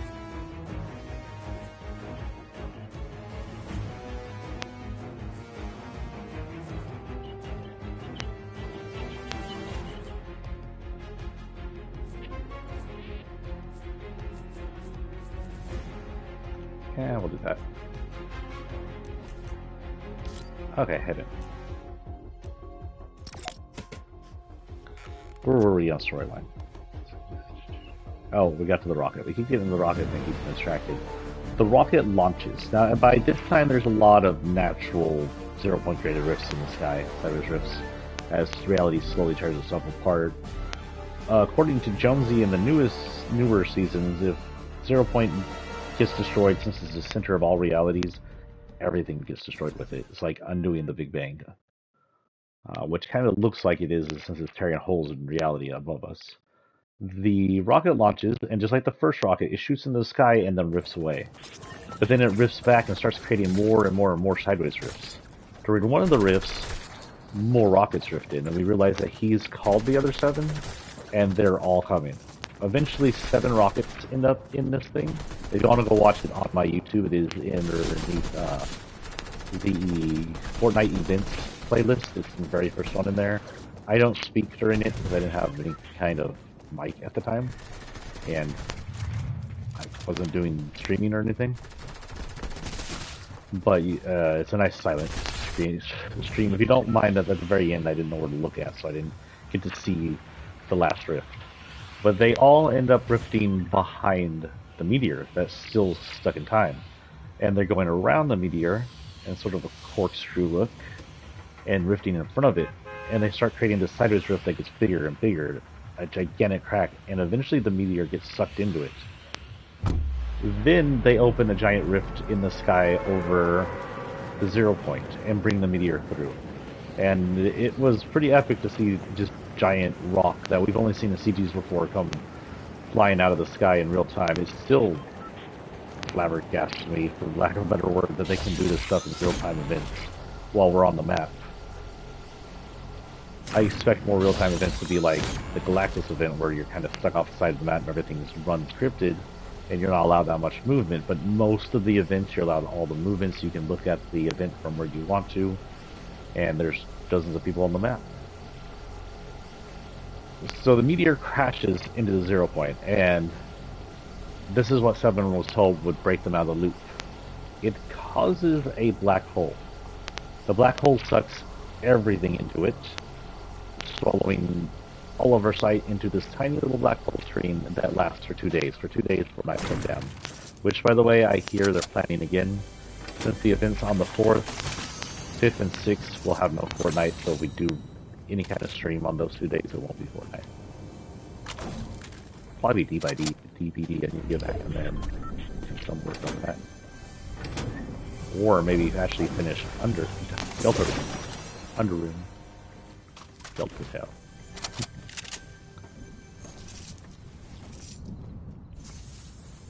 Oh, that's weird. The lightnings actually show off glows when it's near an object. That's cool. Hope it looks weird to watch heat because they keep moving. He looks cool in the dark.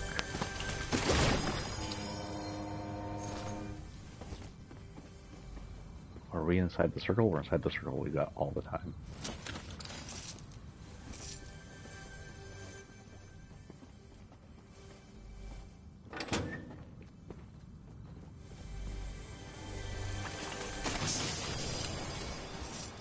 Someone's here.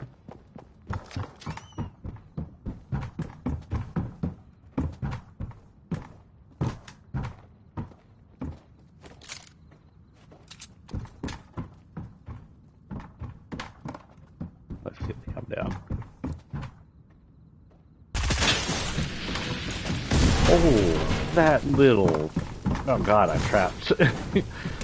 He used my own tactic against me.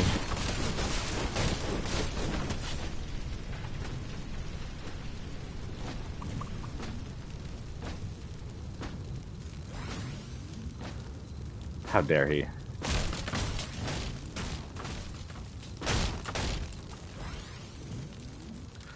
Smart. Well, definitely not an AI.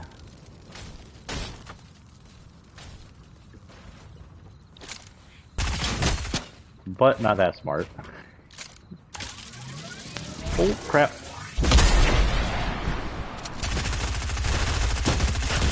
Damn, he got me. I didn't know he had a railgun. Get a railgun this far out. He must have picked it up. I'm not entirely sure you were able to pick up railguns. Well, that was a quick one for this skin.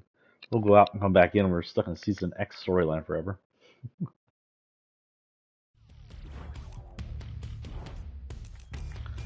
Next up, fairly new, yeah, little alien cube, is Trog, one of the weirdest skins we have. Trog came from Season 7 during Polar Peak's whole thing. He's a Polar Peak creature, probably came from wherever Polar Peak came from, which we'll assume is the North Pole since it was Buff Santa. Well, he doesn't really have a storyline, he's just a silly cartoonish creature, sort of like Tuna Fish. Tuna Fish eventually grew a storyline. That he didn't, not in this set. Basically just Bigfoot. So myths, make this smaller. His back bling is this cute penguin stuck in an ice cube. I sat up for a while. I've been sitting down too long, play while standing. It's a good thing of having a TV at eye level. Ah, I got a foot cramp.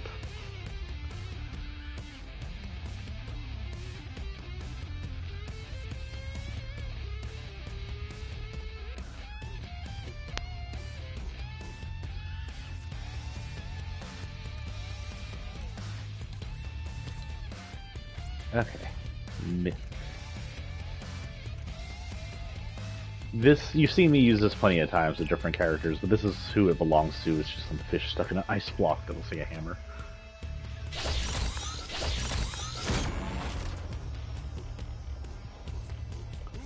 His glider is this penguin one. You've seen me probably use it during some winter festival stuff. And his fall did not have a fall, but really just attach anything cold to him would be cool. I get flaky fall. Flaky's still one of my favorites. Don't think he has a wrap, but we do have an ice wrap. I don't think it's his though. It's not. So let's go look up Indigo Ice. I think so. Ice would be faster. Ooh, we get Shattered Ice or Indigo Ice. Well, since Indigo Ice is from the same season, we'll use that.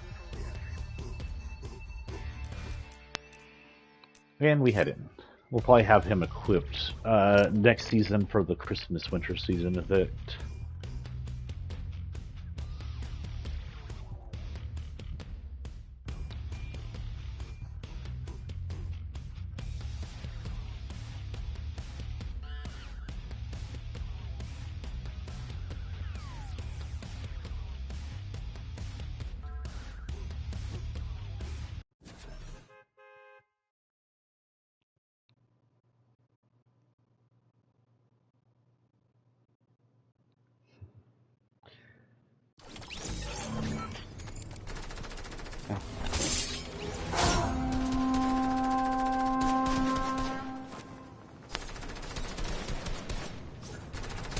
Okay. So back to Season X. So they launched the meteor into 0 Point. 0 Point becomes unstable, is swallowed, and that's the end of 50 days. And then 2 days after that, well, no, a few days after that, we get this kind of voice, and we believe it's the scientist. I'm still pretty sure it was the scientist talking, because it sounded like the same voice that was in the tapes we found of the scientist. And he's talking about a bridge, saying the bridge is still active, we can still bring everybody back. We don't know what the bridge is up until then. We find out the bridge is actually IO's control of the 0 Point. So the scientists probably detected that their island was still okay, that the IO's bridge was still active somehow, and they could reboot everything. A few days later, it reboots. We end up in this new island that we're on right now, at the end of. And it's hard. It's weird to think that was almost 2 years ago. Where are we at? I'm not landing where I thought I was landing. Someone's going over to my spot. We'll head over this area over here. We never land in this area. That's what no one else does. I see someone, but they're flying away. It's chilly right here on the AC. So we're on this new island. We learn there are new characters here and new people. IO tentatively sends out its crew for discovery. Shush you and coffee. This camera. Its characters it sends out are known as, I think, Ego is their name. They're an Ego group. The Ego group comes into the island. They come in a plane and they crash. And from what I can read and what I'm understanding, they're actually part of an IO exploration team for the island. The island has some new stuff going on for it. Someone has melted down Kevin's remains and turned it into a reactor for the island, making it one of the 2 power points next to the waterfall dam. Really cold. Is the AC on? It's like I stand in front of the AC and suddenly it feels like it's 20 in here.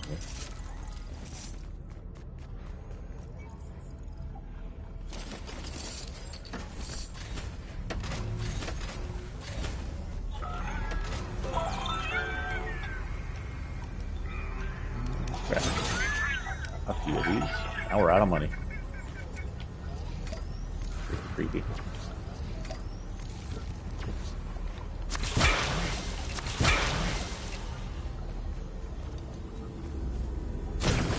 During the first season, and probably the first few weeks on the island, not first few months, a division happens between Alter and happens in Ego and creates the Alter versus Ego. Now we were theorizing maybe these were separate reality versions of them, but we think that maybe they separated and you could choose either side. Ego was the good group that went with IO and stuff like that, and would eventually turn into ghosts. Alter was the bad group that separated from IO and would eventually turn into Shadow. I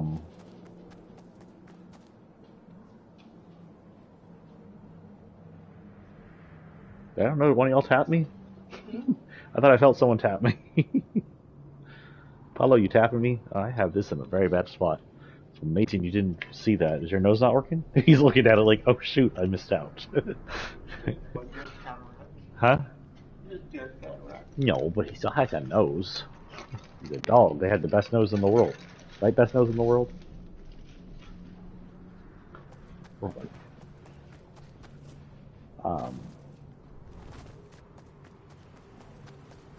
So Alter and Ego eventually turns into, and we don't have really anything important happen the first season. We're kind of just learning the lay of the land. It's allowing us quiet seasons, just like the first few seasons of the first chapter.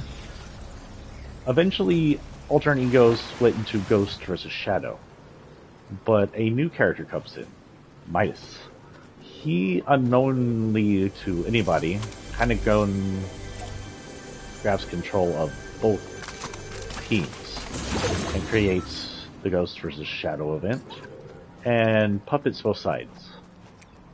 I'll keep that. I don't need any more shield right now. I guess if I'm throwing that, I might as well use it. And while everybody is using Ghost or Shadow and fighting each other, Ghost is creating a prison, Shadow's creating bases. He has rediscovered the 0 point and is creating a device around it. At the end of everything, including a time which I'm not entirely sure if it counts towards the storyline where the Storm King came in and fought people during the event, which was basically just to test the Storm King's ability before they put it into Save the World, as the final boss. And that was actually a really cool fight, by the way. We get the Midas event. I don't have the Midas event on my plays because I was working during the day. It's one of the events I missed, but you can go watch it in some others. I know that I believe Dan was there, Dan TDM was there, and all the major Fortnite streamers should have been there. And you can just go to YouTube and search Midas device event or something, or device event, and you should be able to find it. But what happened is he created this device around the 0 point, and he was able to lift the 0 point out of the ground, and he used its energy to power the storm shield, the shield holding back the storm, that shrinks every 15 minutes because the storm overpowers it. And he pushed back the storm shield, and he pushed back the storm. It's the first time ever in the history of the island that we're aware of that someone's able to affect the storm. Even in Save the World, you can't really affect the storm that well. The storm shield is always overpowered towards the end. This mountain looks weird. It's just colored weird in the shadow, I don't know. No, it's shiny. Oh, you know what? This area is corrupt. The corrupt's freaking spread it out even further. That is at least 3/4 of the island corrupted now. That's why it looks weird. It's a different color, and in the shade it's shiny and gray. There isn't much left that isn't corrupted. I keep forgetting I want to land find to see if there's an ATK down there. Where are we? Where are we on the map? We're in the center. Yeah, we can make it. Let's get into this. Let's figure out where to get. Turn that off.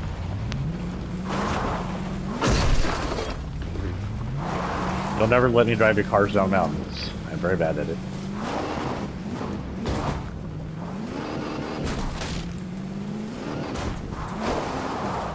Look at my steep seal coming to play there. Ridge Racers, Ridge Riders? Ridge Racer, something different. Ridge Riders Republic, that's what it's called. Oh, you think that's gonna stop me? Are you gonna throw a chicken bone at me? Bye. Oh, what? Lame. Oh, you go away. I won't turn you on.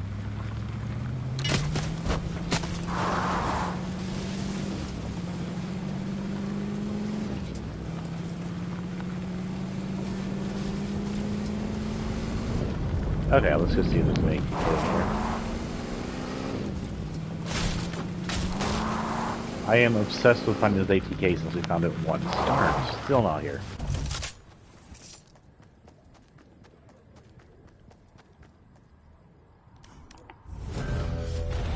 Ooh, somebody here. Somebody like right on top of me, pretty much. What is... Oh, he's giving out candy, I think. Hall sugar, nature's candy, says the corn in the cob as it eats it. Wait, candy is... Wait, what? Oh, sugar is nature's candy. I thought it's... I don't know, I thought I misread that. Okay, we can go this way then. Oh, someone eliminated my target. He's dead, Jim. So Midas pushes back the storm, and it seems to work for a little while, but it backfires. The storm pushes back, the storm still overpowers the shield. This breaks his machine, which he puts back down below ground, and then creates a giant tidal wave just from the pressure changes that swallows the entire island. And the season after that is the flood season. The flood season was a season where pretty much most of the island was flooded. The only thing that wasn't flooded was these areas around here, around Lazy Lake, which is way above sea level. There is a mech coming up on me. Did he see me? I think he saw me. If I can get away till he gets closer, I can detonate him. He should be on top of me. Why can't I see him? Yeah,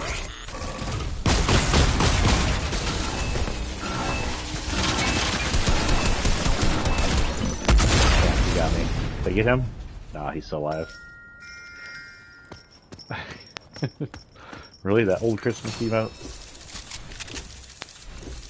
Still got your mech, Dire. She's awake. Yeah, G, you're awake. I took a picture of you while you were sleeping. Look at you didn't even notice.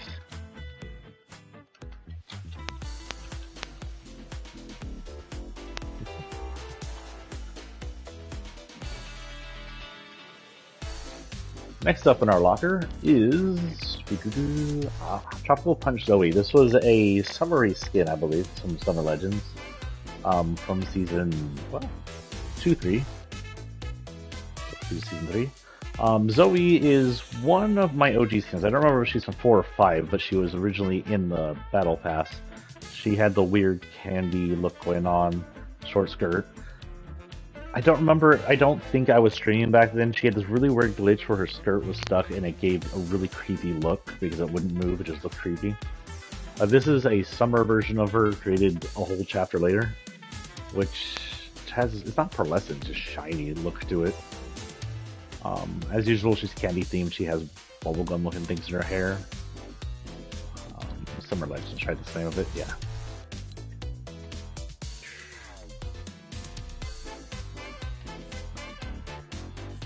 This is her backpack. The Sour Swirl, candy theme, I guess sour candy of some kind. Has some kind of monster on the side of it that looks very familiar. Excuse me. Like a kids show monster almost. I know I've seen it before.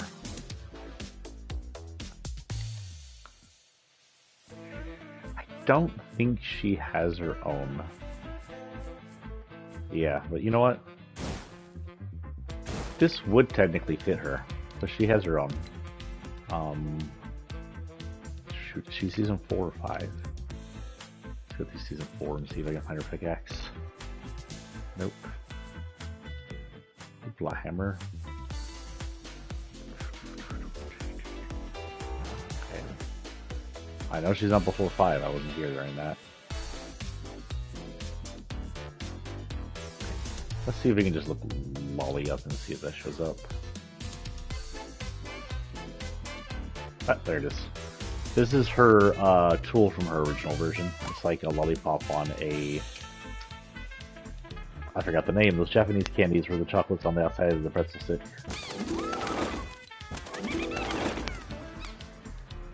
Don't think she has a fall, but we'll check. No, we don't got any summer gliders at all. Summer is lighter free. No,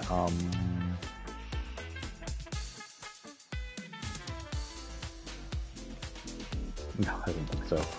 What's the name of her glider? Candy Crusader? I want to say Candy. Get that cube out of here. If not, we'll just scan everything. I forgot to scan and find it. Okay. Obviously, it's not up here in the matches. Further down.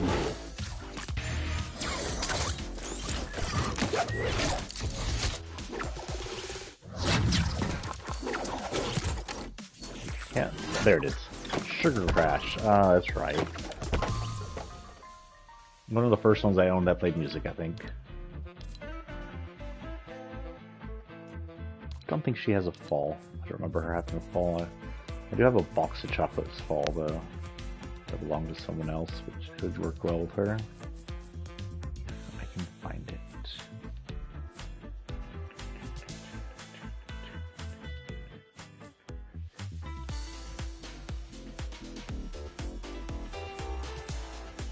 Apparently I'm blind.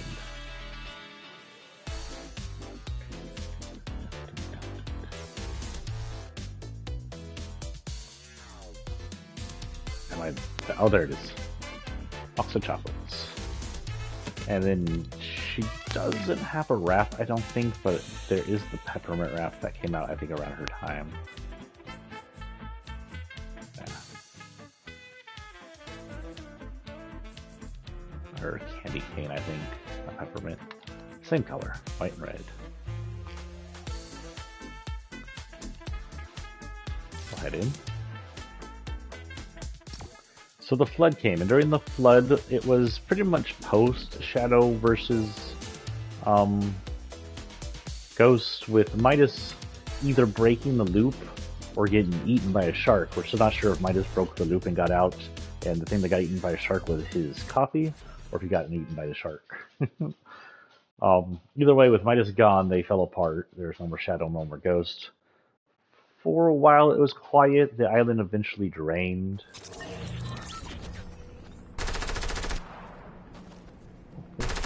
Where did my phone go? Can't look at my manager. Sorry, I'm not watching you guys see about chatting. Coming in and out.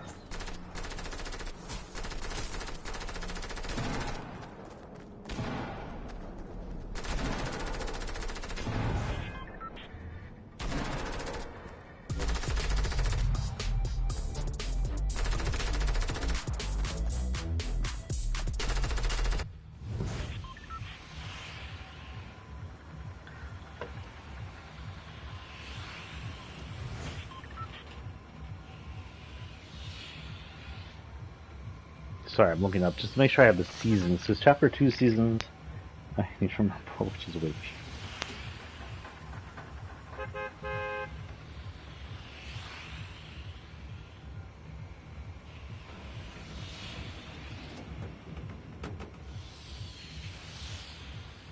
Let's get out of here and go down.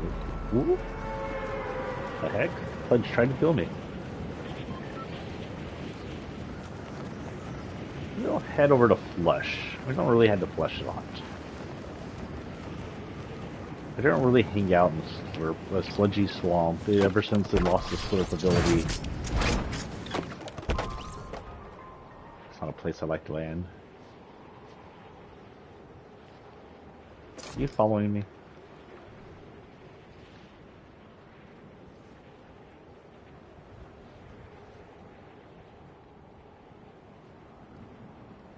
I don't think so.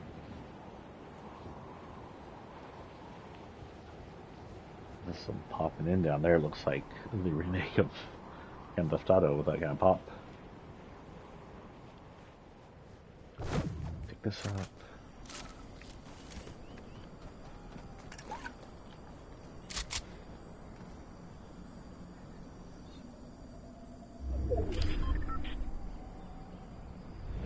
Oh, okay. So nothing happens for a while, I think. Somewhere around later, there'll be a Halloween where Midas comes back as a ghost, or Midas is eating coffee, comes back as a ghost, and runs a kind of ghost-themed Halloween. It's kind of fun, but that's not integral to the storyline. Next up in the storyline, we learned that when the entire loop reset, because I don't think there was any like major event or anything after the flood. I think the flood was just the theme of the season and the draining. Oh, I forgot one thing that happened during the flood. I'm sorry. The biggest thing that happened after the flood was Coral Castle was located, and that is where our version of Aquaman apparently comes from. I don't think he's been rifted in through the rifts. He may have been, but he seems related to Coral Castle somehow. And we also learned that is where fish sticks come from. At least in this world, the fish stick species live in Coral Castle. That's their home. They have a queen and everything. But then we get past that chapter, which didn't really have an eventful end that I remember. And we move into the next chapter. And the next chapter, we learn that there was a giant galactical being in a different reality who had the ability to travel through time and space himself, named Galactus. And if you are a Marvel fan, or if you joined us for that event, you know who Galactus is. He's a Celestial. He's a Celestial whose main purpose and goal is to eat planets because they empower him.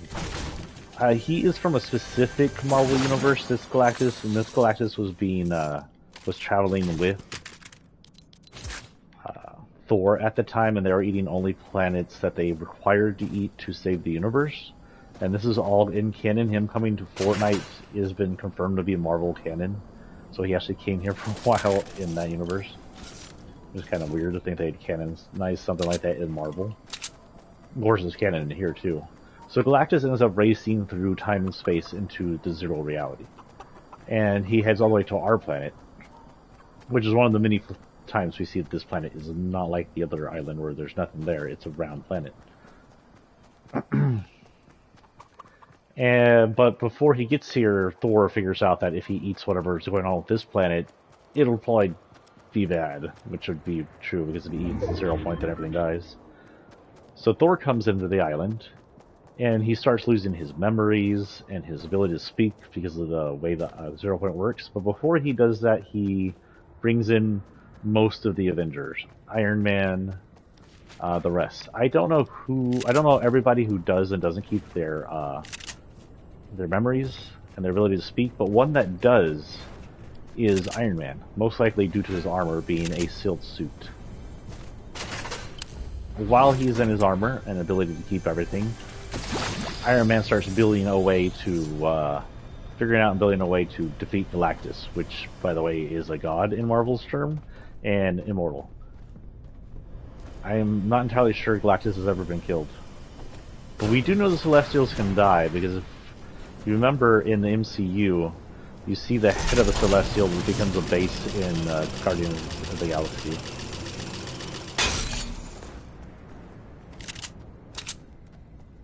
So they're killable, I guess. They're not completely immortal. They're just probably really hard to kill them. Why is this car floating? Anyway, we go through the season. Different things, different little things happen. We have lots of little different changes. It reminds us of Chapter 1, where Chapter 1 would have different changes. A lot of that has to do with Tony Stark. Tony Stark figures out how to use parts of 0 Point in the Rift. He ends up rifting in... I didn't mean to come in here. The frick? He ends up rifting in different locations, including his labs, statues from Wakanda and whatnot. I think his labs are like the in-game getting stuff in here, and the rest of it was him just trying to rift things over from his world. In the end, he creates these... Hold on, let me get this. In the end, he creates this lab where he can start working on stuff, and he seems to get a hold of our battle buses. And he holds them there, and he's experimenting on them, and you can see he armors them up, and he does something to them, but it's never clear what he's doing. And anytime you walk in there, I think Iron Man's always aggressive. Anytime you end up in Iron Man's lab, he fights you, because Iron Man still has Tony Stark still has his memories, and he knows that the Loopers are aggressive, because that's just their nature. That... Inside the circle. I hear a chest. The chest is downstairs. Hello, better shotgun.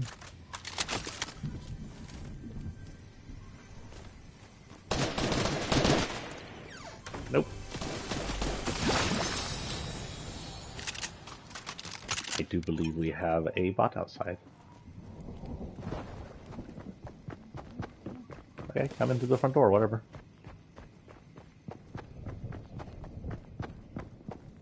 I can hear you, dude.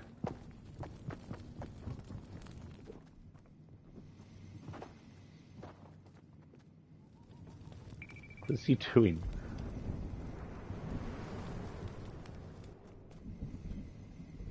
Okay, well, I'm inside the loop so I can wait him out. I think he's trying to get me to come out. Or he completely lost me. Okay, well, now I know where he is, because he's firing.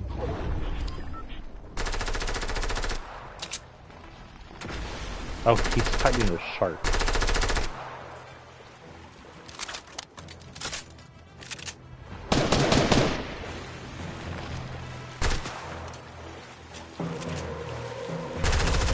Is this crazy person fighting a shark while in the water? That was lovely, that explains a lot. Sorry, Luffy. Ah, the shark's after me. Except for the dam, I don't think they can go down the dam. Music's turned off. I think he lost interest in me, but we'll head down the dam anyway. I feel like it just came up from the dam. Oh, we actually got to dive. That's the first in a long time. We should get XP for diving like that. XP, dived off the cliff and survived. I'll load it up.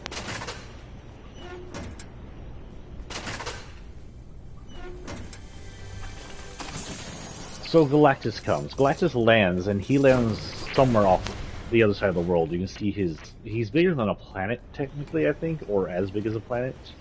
But you can see his helmet poking out of the horizon for a while.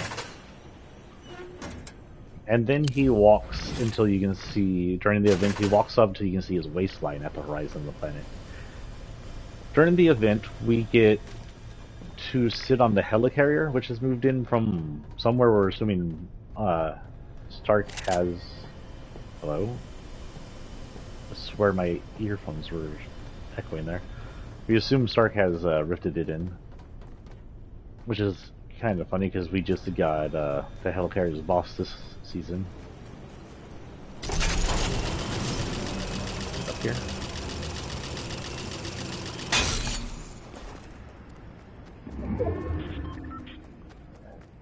During the event, while we're on the Helicarrier, Galactus walks up. His hand's the size of the freaking island. He backhands the Helicarrier, which completely destroys it, and then sends us flying. And then we're fitted up by Stark with a device so we can fly.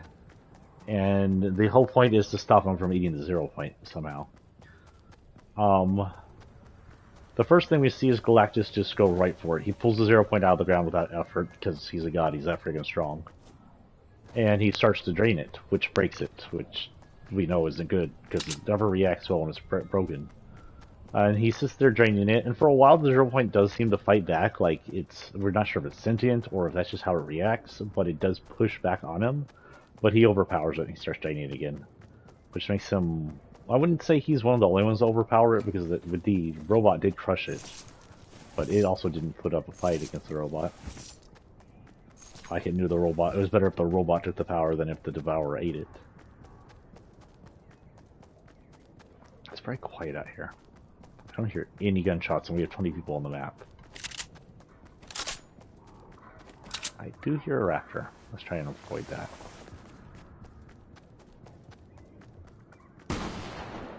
Ooh, there we go. Someone's up here. Let's get sneaky. Sneaky in our bright pink clothes.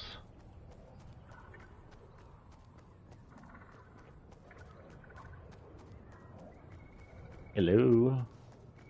Who's here? Oh, he's gonna build on me. Funny, he's fighting a builder. Ah. Damn, he got me. The Joker with a shotgun.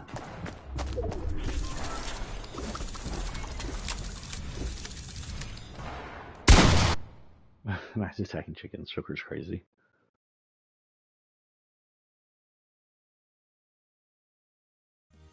Where are we at in time? Where did my phone go? I was using... Oh, this is weird. Oh, I was using this. That's right. That's right, this is on. Not so weird.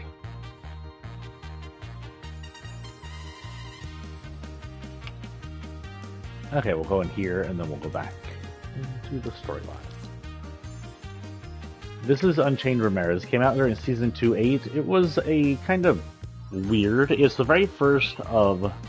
Well, aside from the Nikes thing, which was sort of a team-up between two companies, this is the really first latent advertisement team-up between Fortnite and someone. This is just like latent advertisement. It's from Balenciaga. I don't know what that is, but it's an extremely expensive brand. If you go look them up, their backpacks are like $500. The gaudy backpack that she comes with is $500. The suits were actually pretty cool looking. I like this weird chainmail shirt she's got. I really doubt they give out chainmail shirts like this. But it looks like, I'm sorry, dragon scale mail. Scale mail, there you go, scale mail shirts. Yeah, it looks like scale mail armor. So the outfits here are pretty cool, but I don't know if they exist for life. During this time, they also had that giant Doggo Valencia advertisement in New York, which is pretty cool. On that kind of curved advertising board they have that looks 3D-ish. Balenciaga. I'm going to put in B-A-L and hope that's enough, because I don't know how to spell that.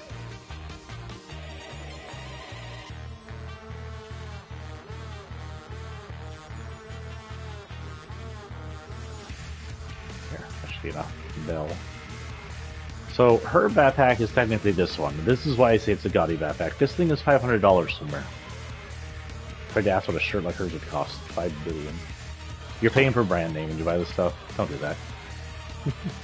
Unless you're some super rich person. Buy a cooler looking backpack that costs $20. They don't have tools. That's right, I didn't get the tools or the wraps because I wasn't really interested in both the tools and the wraps. Kind of look gaudy. But I left them. So we can just add, I don't know, we'll just randomize her.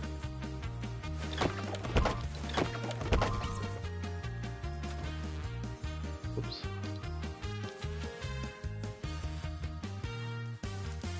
Whoa.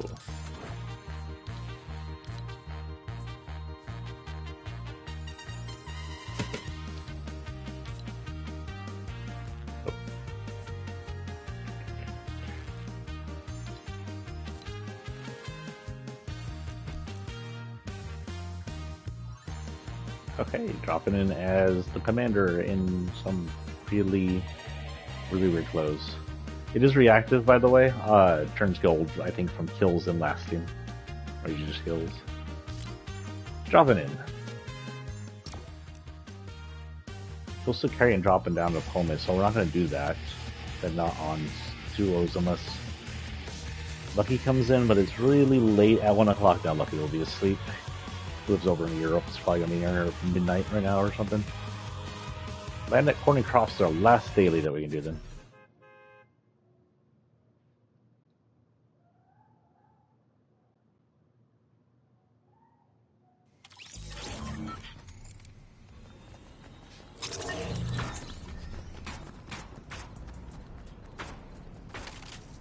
Yeah, I was like the AC's on, you know that, right? Yeah.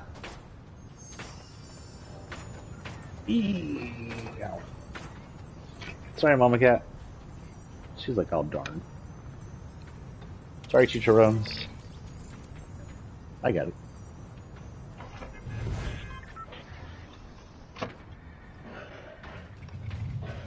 Wait, do you still leave that one unlocked for emergencies or no?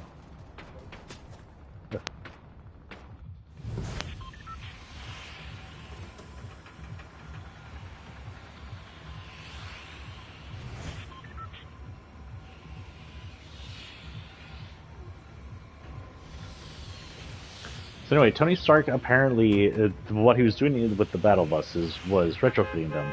Eventually, he's able to get all his people's memories back, because Thor and Wolverine and everybody who's part of the, at least Thor, Wolverine, that might be it. The people who were part of the event all had their voice acting abilities, all voiced by famous voice actors. One of them currently voicing Jonesy. I mean, Agent Jones. We're gonna head over to the lighthouse. I know we're not gonna land on top of it, but we'll mine it down.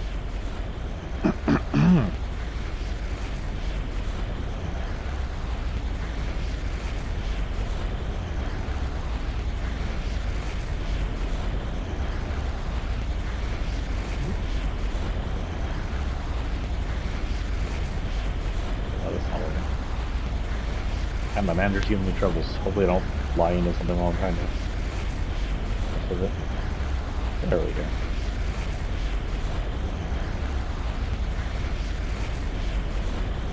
Oh man, this one's already over here. This will just land here. Not on there. Wow, I had the worst landing. That's okay. Oh wait, who's over here? I guess I knew Wraith was over here. Wraith, what do you sell? Do I have enough money? I don't have enough money. You did do me some. Things here which are good. Poppers.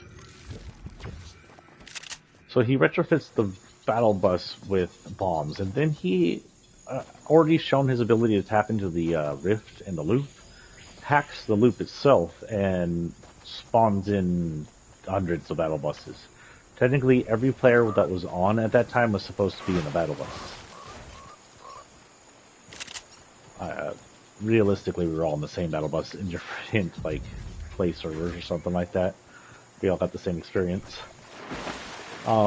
He gets us into the battle bus, and he launches us towards Galactus. We fly up his arm, Star Wars Death Star style. And then we fly the battle bus into his face. Or no, we get him to eat the battle bus because it contains similar energy to the thing he's trying to eat. After eating hundreds of battle buses that explode inside of him, he appears to get sick and is falling apart, but I don't think he's dying. I think he just gets, like, drifted back into his own dimension. And according to Tony Stark, everything was going back with them. Once this is completed, the next season, you'll have none of the Marvel stuff on the map anymore. And, of course, players can still be the Marvel characters because the copies are created, but the actual Marvel characters that can speak are gone. Oh no, what am I doing? That ain't the right assault rifle. I don't want that.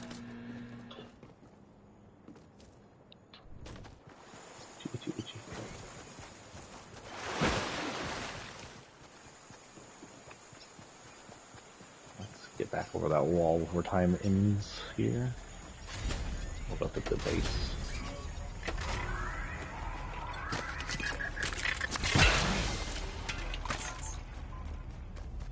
We're at 100.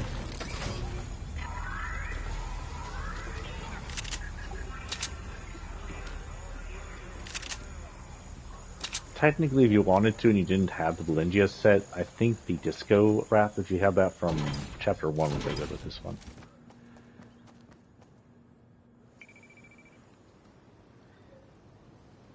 So that launches us into Chapter 5.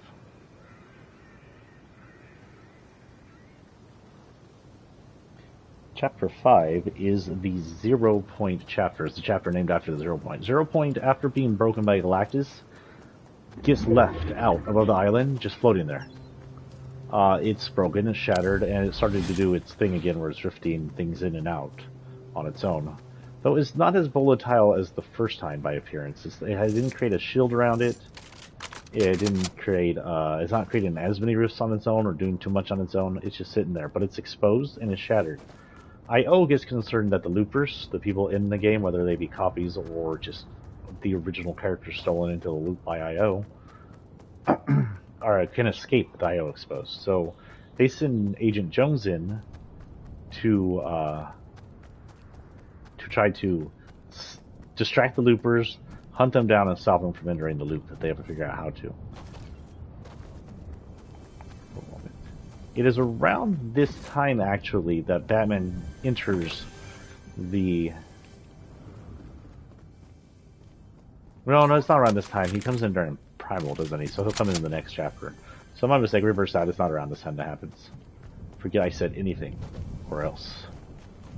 But anyway, we go on, and Jones starts going in and out of different realities. He's not just going through time. In fact, I don't think he's going through time at all. He starts going in and out of realities, mostly stealing people from other realities. Some of these are original. There's the Gladiator. We don't know if he's from out of time or out of space, out of dimension, or what happened, but he's a Gladiator.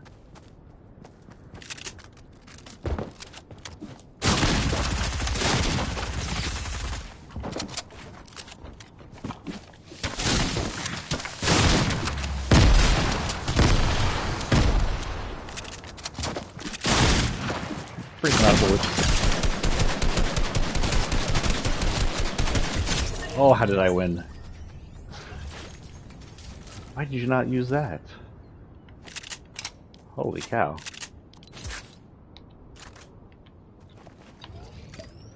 He didn't stick around to watch, but that was definitely not an NPC. Oh god. I'm dead anyway. Let's move.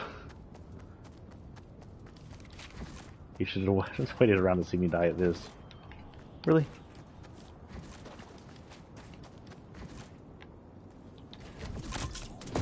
Okay, I'm moving. Ooh, it's getting foggy again. I'll miss this fog. I like the fog.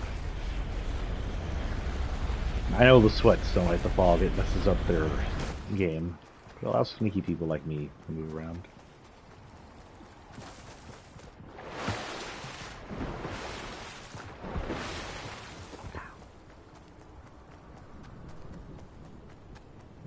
Oh, hold on. I'll be right back.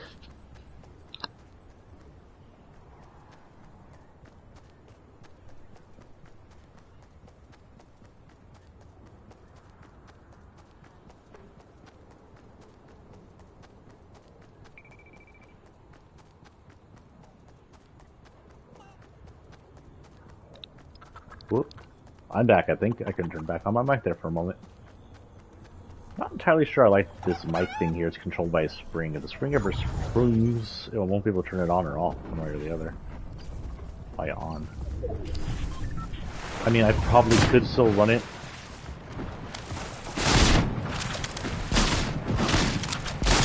Sir, I created the water fighting shotgun game. You can't win here. That's my thing.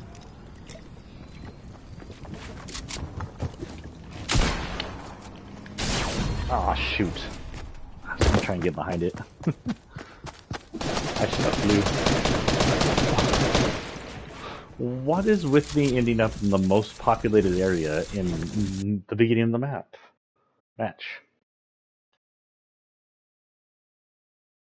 I should have stayed in the water. I would have won. Oh, I'm sure other people are good at that. Next up is not a blend yet. They're not together. Weird. Unpeely. Unpeely was a summer skin, Summer Legends, and probably my favorite Summer Legends skin just because I love the Peely skins. It is Peely without his pill on. That's why it's called Unpeely. He's got swim trunks on. They have banana pills on them. That's what they are. He comes with little tiny edit things. You can take his glasses on and off. I don't know. You take his glasses off and make them look at the computer. And you can take his hat on and off, but I like the hat too.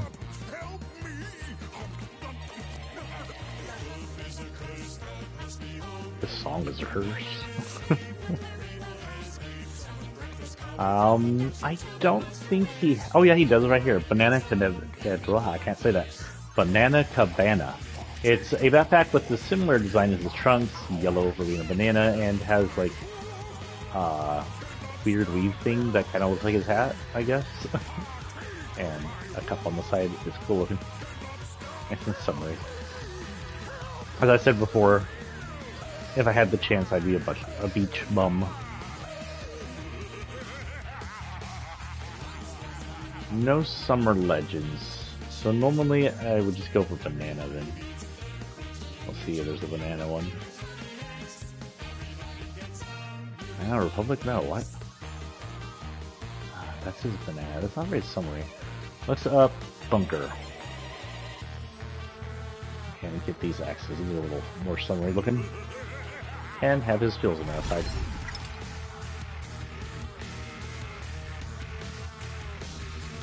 Nothing there.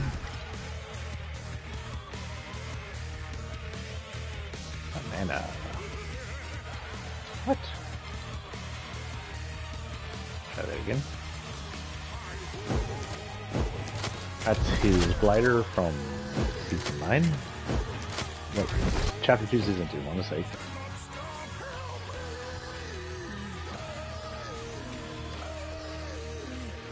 You know what? There's a summer fall. We'd be okay with the summer fall. Beach balls. And lastly, there's not going to be one here, but there is a banana one. Oh wait, no, it's Bunker. It's called Bunker.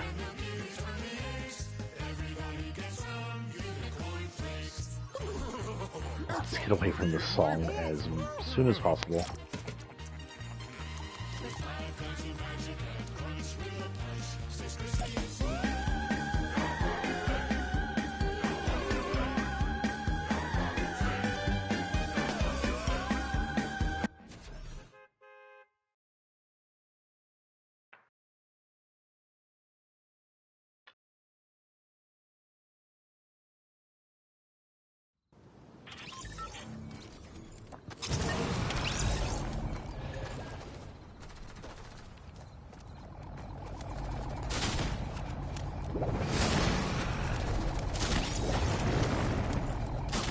This is a basketball goal.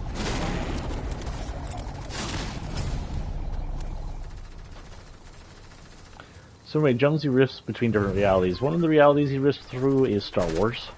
We're not sure entirely if Star Wars is a different reality or just in space, because prior to this we did have a small Star Wars event that semi-canon to the actual Star Wars movie, where the Emperor and his fleet flew in and talked to us. So Star Wars may be of the same reality as this world, who knows? Let's go over to the club. That's for Beach Feely. Or no, we should go over to... Where are they? They're all the way over there. We should go to the beach. But he rifts over to Mandalorian and pulls him out of space and time, but there isn't a sideways rift created for that, so he may have just traveled somewhere to get him. Or... Oh no, you know what? That's right, I forgot. Mandalorian crashed. Mandalorian crashed his ship. Do you remember his ship's name? Mandalorian? Yeah, I forgot the ship's name.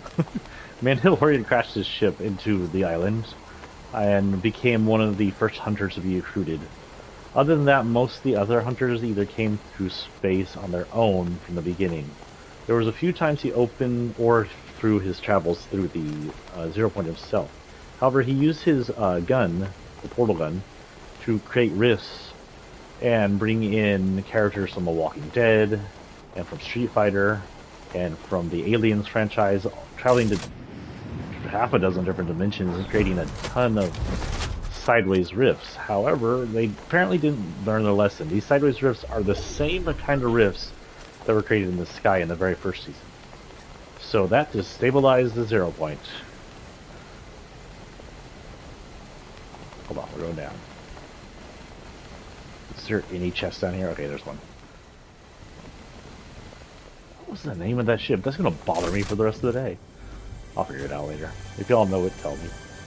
Oh, wait, I don't have it on. I do have it on, but not open.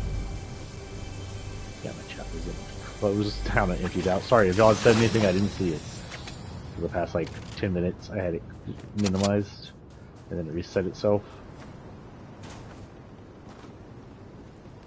Let's go.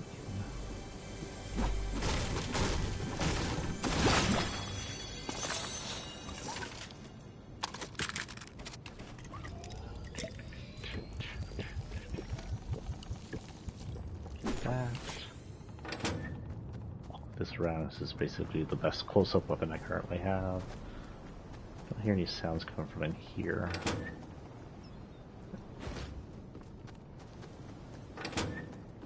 In here. Okay. One behind the truck. Y'all remember before the trucks were drivable, this was always in the back of the truck over here? And apparently I can't say remember. Remember who you are.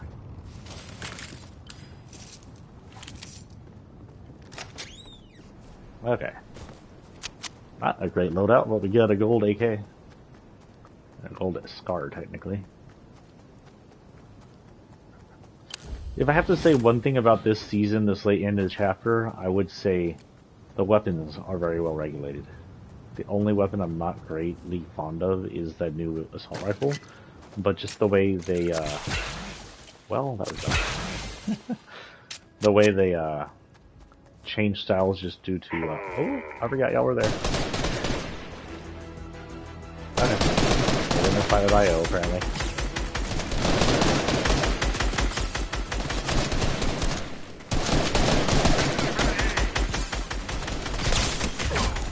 I'm down.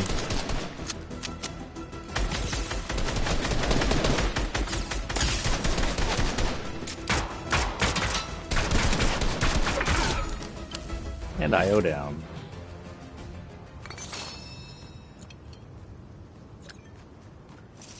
Pick up all the stuff. Didn't really hurt me too much.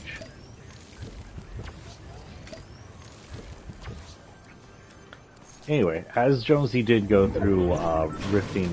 Oh, we gotta move now. Darn. Rifting a bunch of people in and out of this reality, or mostly in. Just to create a team of hunters. Is that a monster? Jesus. 5 seconds for him. 5 seconds. And then run. Oh, we don't even need to run. We can drive. Should be with you. Close enough.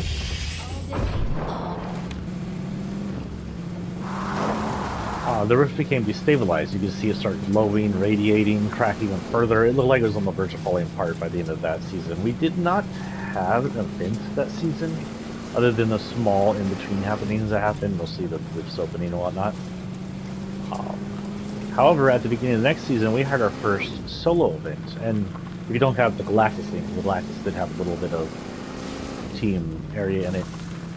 At the beginning of the next season, Jonesy came in on a battle bus during a loop, and he's being told by his boss, the IO lady that now runs IO in here, that he needs to get out. That the 0 points of lost cause. But I mean, realistically, if the 0 points of lost cause and explodes, what would getting out do? Is to destroy all realities, unless their separate reality somehow exists outside it, like a secondary island, and they can live out there as the last reality. Ironic, considering the name of the creatures we're fighting. Oh, we're inside the circle. I don't need to be driving anymore, it's noisy. Are we in the center? We're not in the center. Okay, good. We're over by Boney. I don't think I like being this close to Boney. Boney is what's left of Tilted after I got tilted in here. I think it's called Tilted Springs or Tilted Towers or something. I hear somebody. Let's see if we can find them before we head out. So Jonesy comes in and he's dodging all these people. Half of them are the people he brought in to stop others from getting to the 0 point. They're not trying to stop him just as he's getting to 0 point. It's not entirely clear if they're just working off the job they're created, because I think they're stuck inside the loop with all their memories and stuff erased, or if they don't have the memories and erased and they're somehow... Hold on, I hear someone.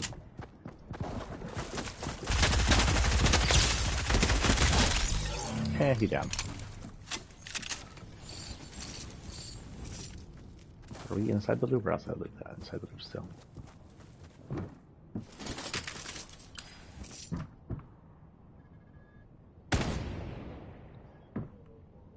Huh? Ah, I got killed. Oh well. I'm gonna pick that up then as long as it's not heavy. I'll be right back, guys. I got a package of brewer.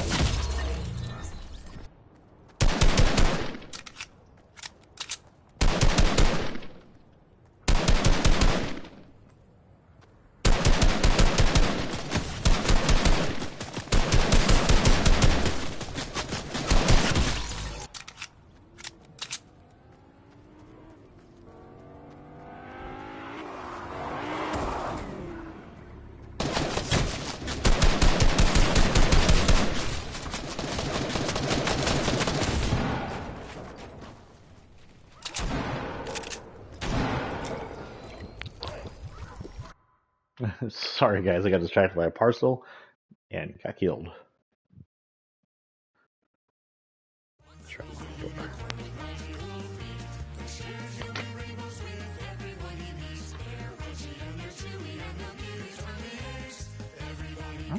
Oh, foot cramp. Why is my foot cramping today? It's a party in my hoof. Okay, next up in locker. Bye, Peely. Well, speaking of the hunter season, here's one of the hunters. This, oh no, I'm sorry, this is season 9 Bounty Hunter. Oh, interesting, she didn't have to play in the new hunter season. So this is a Neo season Bounty Hunter, based off weird, different sci-fi bounty hunter looking things. She looks like a space cowboy. Space bounty hunters usually look like space cowboys. The Fett and Mandalorian all have like some leather and metal armor. The bounty hunters in Cowboy Bebop are literally called the Cowboys, so it's always had something weird space western thing going on for bounty hunters, and it fits. They're always really cool.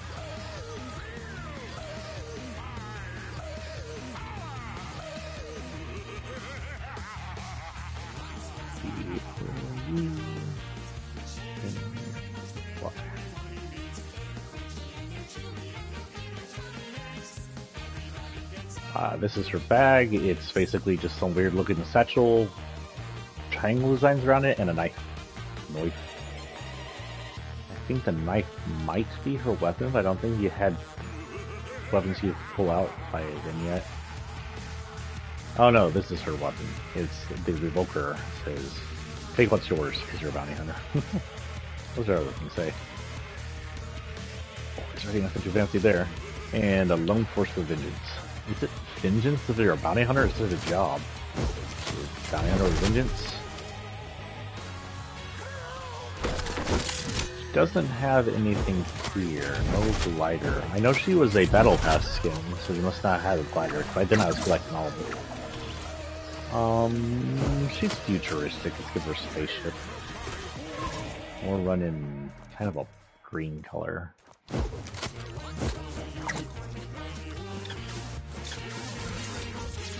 Yeah, we'll leave it like that.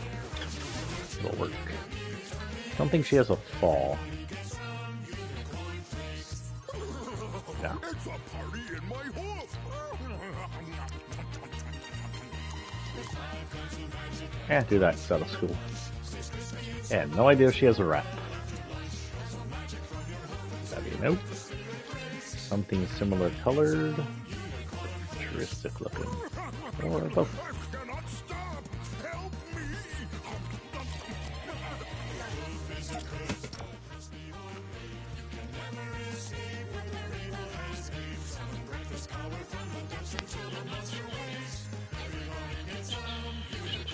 We'll start back up the story as soon as we're out of this song. The song's way too loud. Hi, Teacher Bones, what you doing? I say hi, Teacher Bones, and he freaking nods at me like he understands what I'm saying. Like he knows human English. Do you know human English, kitty cat? Say, I watch TV, I learn. But I can't hear the TV and you have to strange things on your ears. Agent Jones eating pizza, that's actually pretty realistic. Really good emote for him. I got popcorn.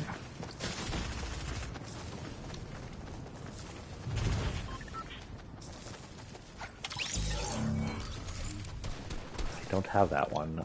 I have this one.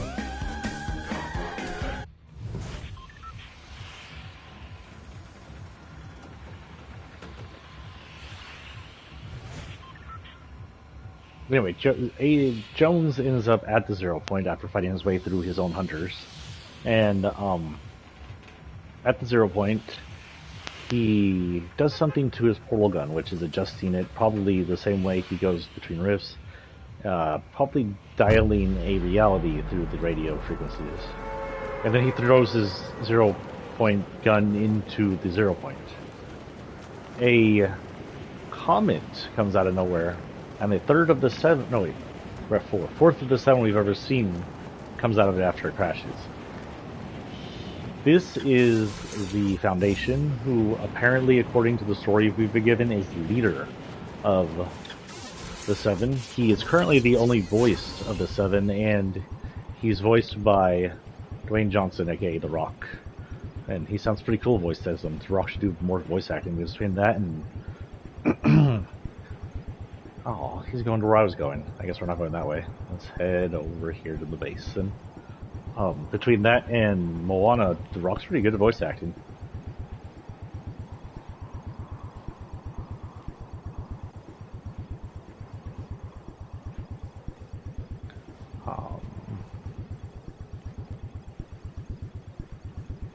Sorry, I'm landing. I'm paying attention to landing and making sure no one's here with me. There's someone in the house next to us.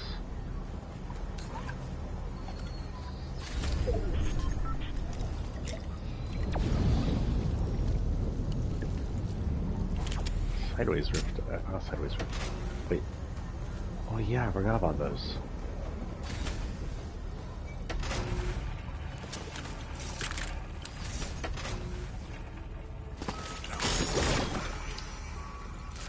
Hold on. Got that. Nice.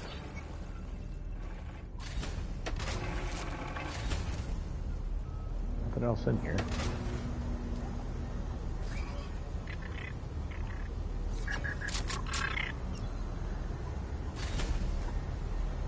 Oh wait, much better rifle, shotgun.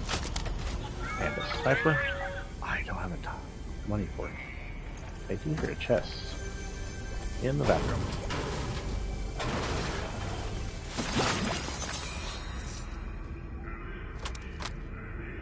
Do I still not have money? Don't. I need 300 for that. I only have 123.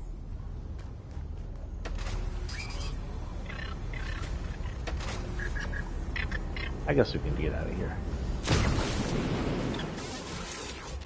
And visit this location.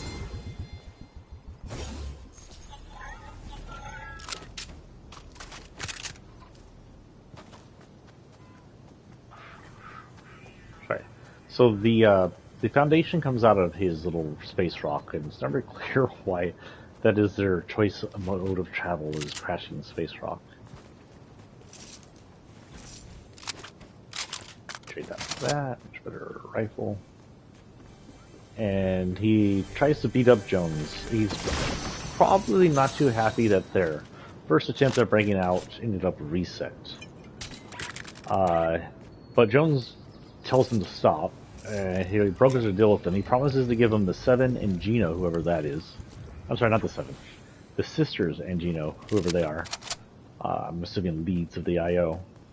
If he will help Jones stabilize and save the 0 point, and thus reality. All realities. So the Seven agrees, and he goes up to the 0 point in an attempt to stabilize it. While he's stabilizing it, there's rifts of time that wash over the entire island, if not over the entire world. Oh, that's up here. And it sends us through time travel areas. It sends the part of the island through the time. And it seems to be reversing a lot of the time. What's that noise? Oh.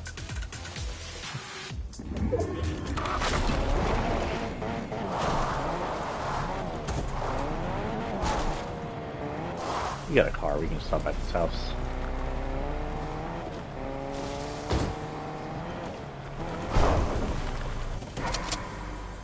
Oh, there's one right here. I hear chests going through Raven's Roll.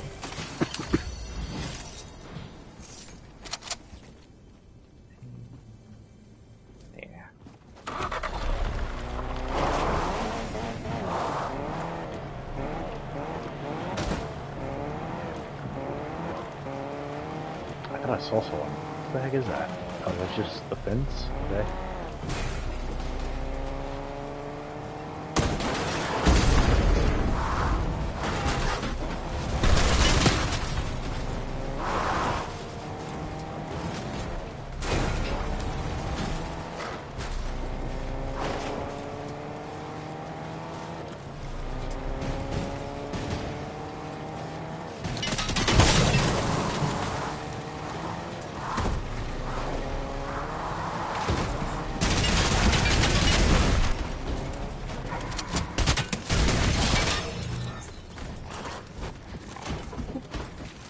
Good doggy.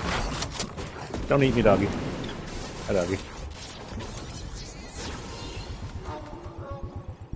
Oh, get bent. I don't need a launcher here. I can actually get this slipstream. Sorry, I got distracted. Anyway, the Foundation goes up to 0 point and starts physically trying to put it back together. Apparently his suit allows him to do that. It's never entirely clear what his whole point was there, but he was trying to get the 0 point to bloom. It isn't fully described what blooming of the 0 point does, but apparently it fixes it or resets it without resetting the entire loop or whatever. But it helps repair the 0 point in some ways, so he's trying to get it. And it looks like a lotus flower was doing that.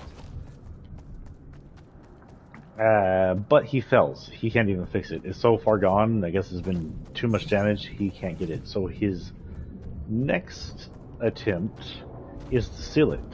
And that apparently works. He pulls it together. He gets inside the 0 point, and it's so broken that it's just him sitting inside the broken pieces that it's not sitting them anywhere. And he pulls it together, and he creates this spire out of what appears to be dark crystals.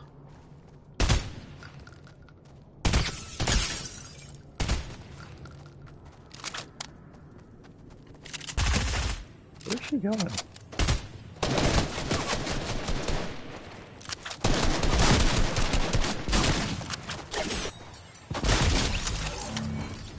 Okay. That was weird. Oh!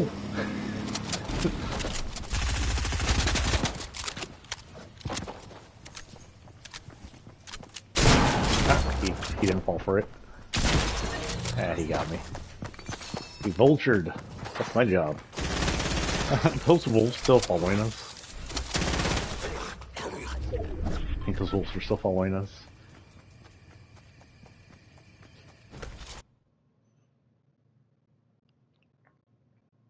Naruto. Okay, back to the lobby. We'll be back in. We should still be good on time. We'll be streaming until about 2. It is on. Oh, it's about time to go. Okay, guys, we got one more drop. We'll have to continue this on Saturday before the event, and then if we have time after the story run through, we'll run through our favorites and least favorites. We're near the end of the storyline. Seriously, we're like at the end. Didn't realize it would take the entire stream to talk about it. I'm gonna plug in my phone before I go, so it's semi-charged.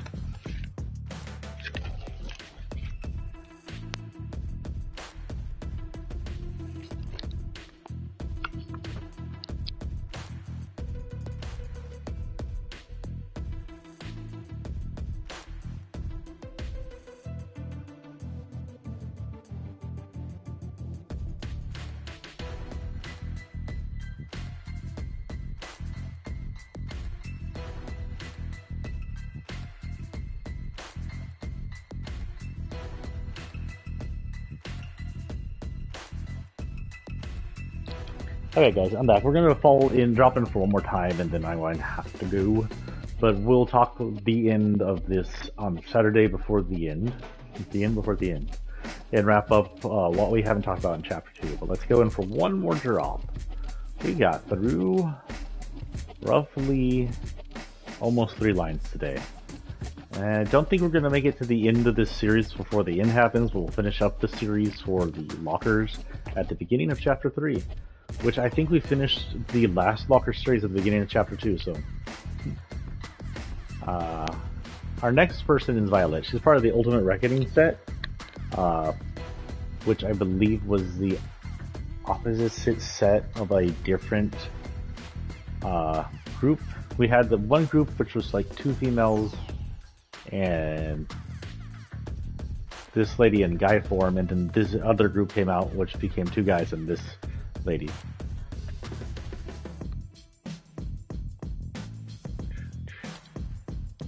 Ultimate.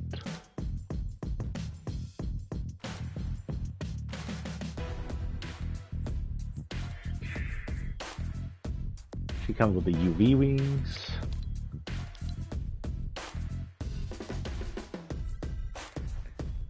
These kind of scythe-looking axes, they call grim axes. Don't think she has a glider. Almost positive it's no.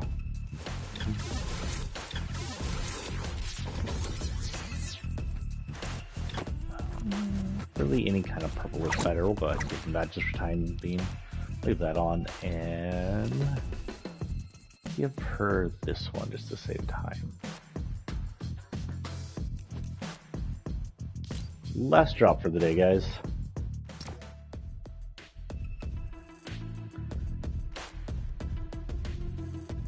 It's not yet Friday, and I won't have a stream after today until the end, most likely. But by the end, I should have my schedule for next week. So at the end of the end, or while we're waiting for it to happen, we'll discuss what goes on next week.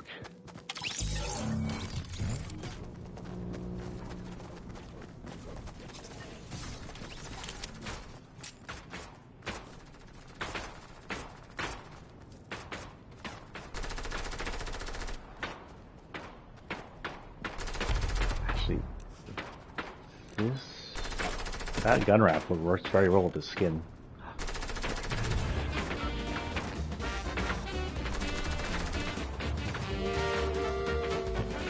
Captor's mask was so angry. The mask reminds me a lot of Slade, or Deathstroke.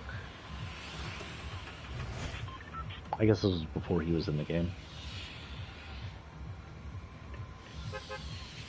Anyway, where were we? Oh, he's pulling up the tower. So he used shards of dark energy to seal in the 0 point, and Jones had to give up his gun to complete the seal, trapping Jones here in the loop. He's still trapped in here somewhere. And for an entire season, the Foundation was trapped inside 0 point, inside the seal.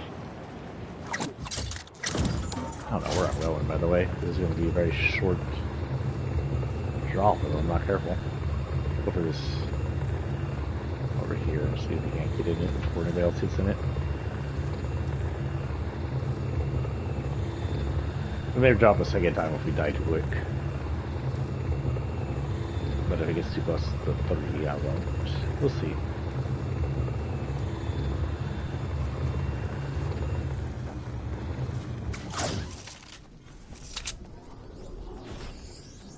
That up, that crap over here, so let's go down here and see what's down here.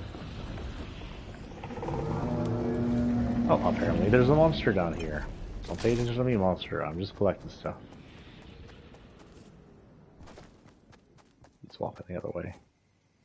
Maybe distracted by someone else, which is good.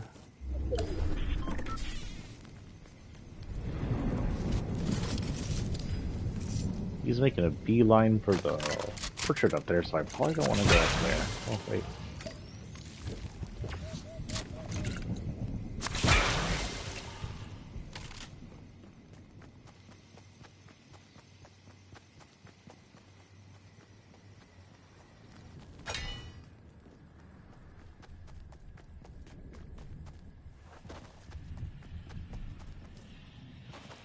Yeah, we're going to walk away from him. We've got enough buttons to survive at least a little. Not if we get in a fight with them. So that begins this primal season. The primal season was launched back, made some of the island launch back into like prehistoric era, but now with humans, because humans are still around on the island, thanks to the time issues that the bloom caused. That's where that one raptor lady we just got past came from.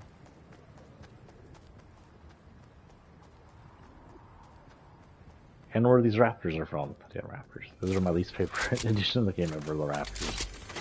I like the animals, but not so much the raptors. If they can do predators, I can take the wolves. And I'll keep that. That up there. That up here. Quiet like.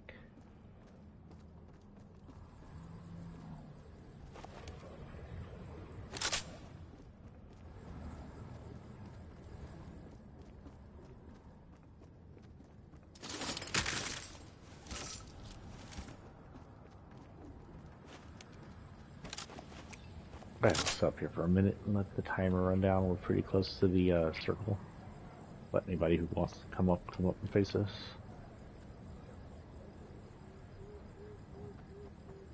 Speaking of,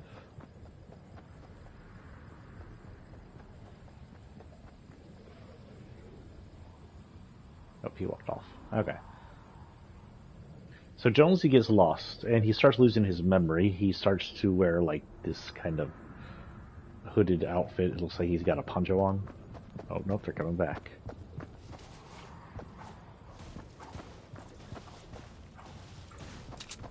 Let's see if they come upstairs.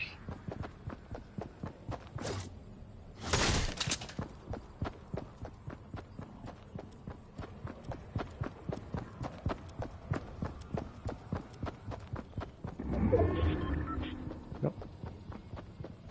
Let's go outside. Looks like he's gone. Cool. And during the primal season, there's nothing super important going on. Some of the places get changed. Tilted got partially destroyed. And 10 years... Well, Tilted gets partially destroyed in the 10 years that passed between the ceiling and the actual gameplay. There's apparently like a decade in between, depending on things that have been built up. And the age of one of the characters. The biggest thing that happens, the biggest like in-game thing that happens, is one of the characters who was like a kid when the Spire was created, and is now an adult, a young adult, becomes obsessed with the Spire. He wants to study about it. He sends you...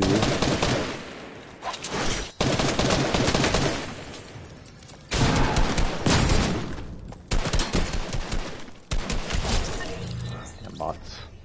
Scared me. Wait, I'll take that. This.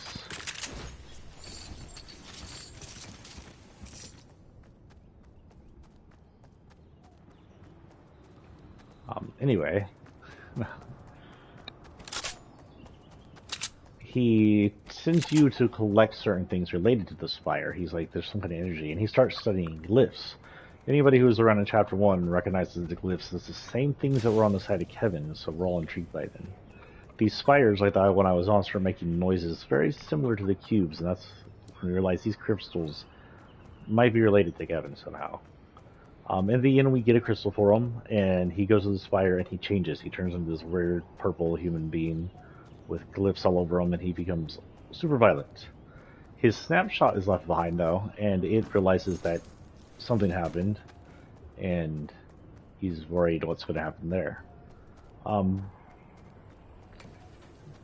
This allows him to do something that releases a signal that reaches up into space.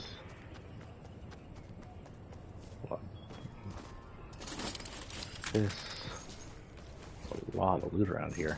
I'm going to fight. I don't think they're still here. Let's sit here for a minute until the storm comes in.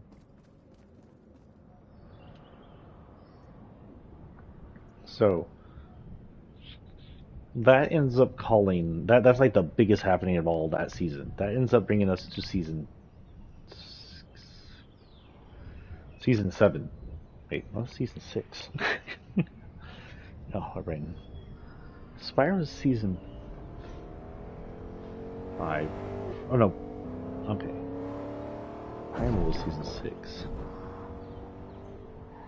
Yeah, season 5 is 0.6 was that, so 7, yeah. That brings us to season 7. I'm in the right order. Season 7 is the last season. We're getting to the end anyway. Season 7 ends up being invasion, a complete alien invasion. Before this time, just a little intervention here, during the Primal season, unknown to us, Batman had actually come in the storyline. He came in... Oh shoot. This is where I die.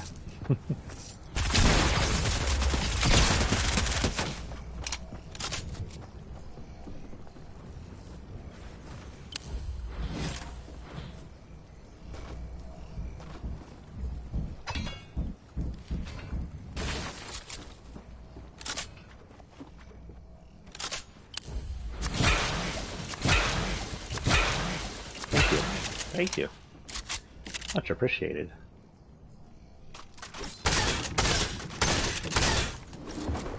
He's running. Hi there. Bye then.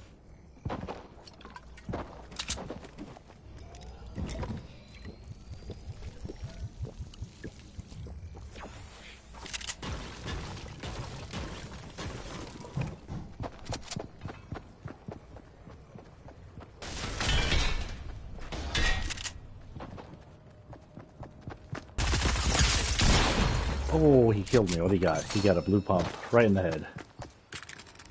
But we'll finish up this storyline real quick with the Batman. So Batman comes in. He find there's a rift that opens up in Gotham. We find out later that it was opened up by Io, Dr. Sloan, one of Io's leads and Jonesy's old boss. And the rift, someone pushes them into the rift. Batman comes over to this island, loses his memory, starts to fight. He finds out that Harley's been here, a few other characters he know's been here, and he ends up teaming up with Catwoman. Catwoman and him, if you aren't familiar with the Batman series, partially in love. One of Batman's two big love interests between her and Rachel Al Ghul. He ends up having a kid with, not Rachel. Rachel Al Ghul's the dad. Al Ghul's daughter. I don't remember her name, but he ends up having a kid with her. That's how unimportant her character is. I don't remember her name. I know I've read that one. Damien's her daughter. Damien, one of the future Robins, is her son. Anyway, he ends up in our island, and his feelings for Selina Kyle, aka Catwoman, still exist, so they end up teaming together and they fight as a good pair. And then he ends up, just because he's intelligent, he's been leaving himself notes, and he figures out that notes can be left behind and things like physical items can be carried through the loop, as well as buildings and stuff like that. He ends up fighting with her and figuring a way out of the loop. He finds out, for the very first time ever, we find out that the way out of the loop... Let's get a monster right behind him. The way out of the loop is by making sure you're the last one alive at the center of the storm. If you're the last one alive and you're there when the storm comes down on you, you're out of the loop. He gets Selina out of the loop first, and then he himself gets out of the loop second. Once he's out of the loop with her, all the memories of the Zero reality flood back to him, but he doesn't remember anything from outside the Zero reality.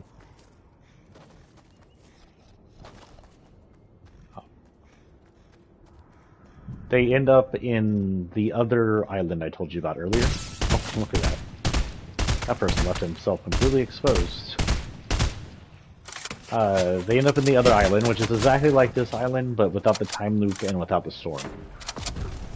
Oops, someone's going over to get him. Found a builder to play with. I don't believe the guy who killed me is a sweat. He doesn't build like he is. He builds in the defensive mode like I do.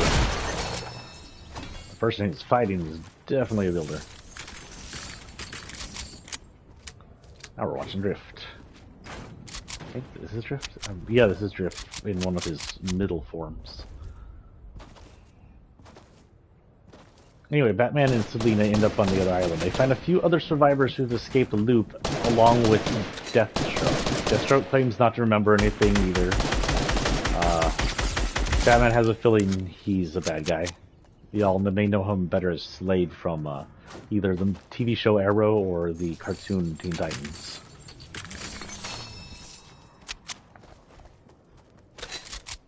They find their way into one of the bunkers. Now, for all of Fortnite, there have been these mysterious bunkers that are still on the island. They were on both islands.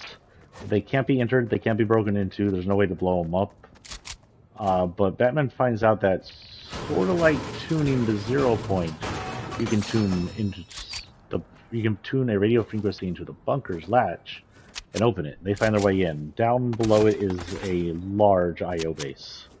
And then he finds his way into, eventually, where the Spire is in this world, and where the 0 point is. Now, at this point, we see that the IO base has been abandoned. Apparently, it was abandoned as the 0 point was going critical. Maybe they hoped if they got far enough away from it or got to a different reality, they wouldn't go down with it. But I don't see that as logical, because if it's the center of all realities, it destroys everything. But it's probably their hope. Batman figures out how to tune the 0 point, and he gets everybody home except for one guy who foolishly headed into it all on his own and got torn apart, like we spoke about earlier. Eventually, he gets back home. And then there's a second comic series, which happens a little later, but we'll talk about that in a minute. The only other part of this that's important is sometime between this and the Alien season, we'll start talking about at the beginning of next stream. Superman actually gets taken into this area, because by the time the aliens were invaded, Superman's already on the island. So we're going to assume that the next comic book series we're going to talk about, we'll probably start out with first, because I think it's the next thing on the list, happens before the invasion. And we don't know exactly how much time takes place between the end of the primal season and the invasion. Anyway, I'm out of time. We will see y'all for the end. The end is happening on Saturday again, and it's my only next stream I'm aware of. We will not be streaming until the end. The end stream for us will start around noon. We're going to get up, we're going to come in around noon. We're going to play for 3 hours before the actual event. If y'all want to join me again, feel free to join me. Just give me a heads up or join me in-game, either way.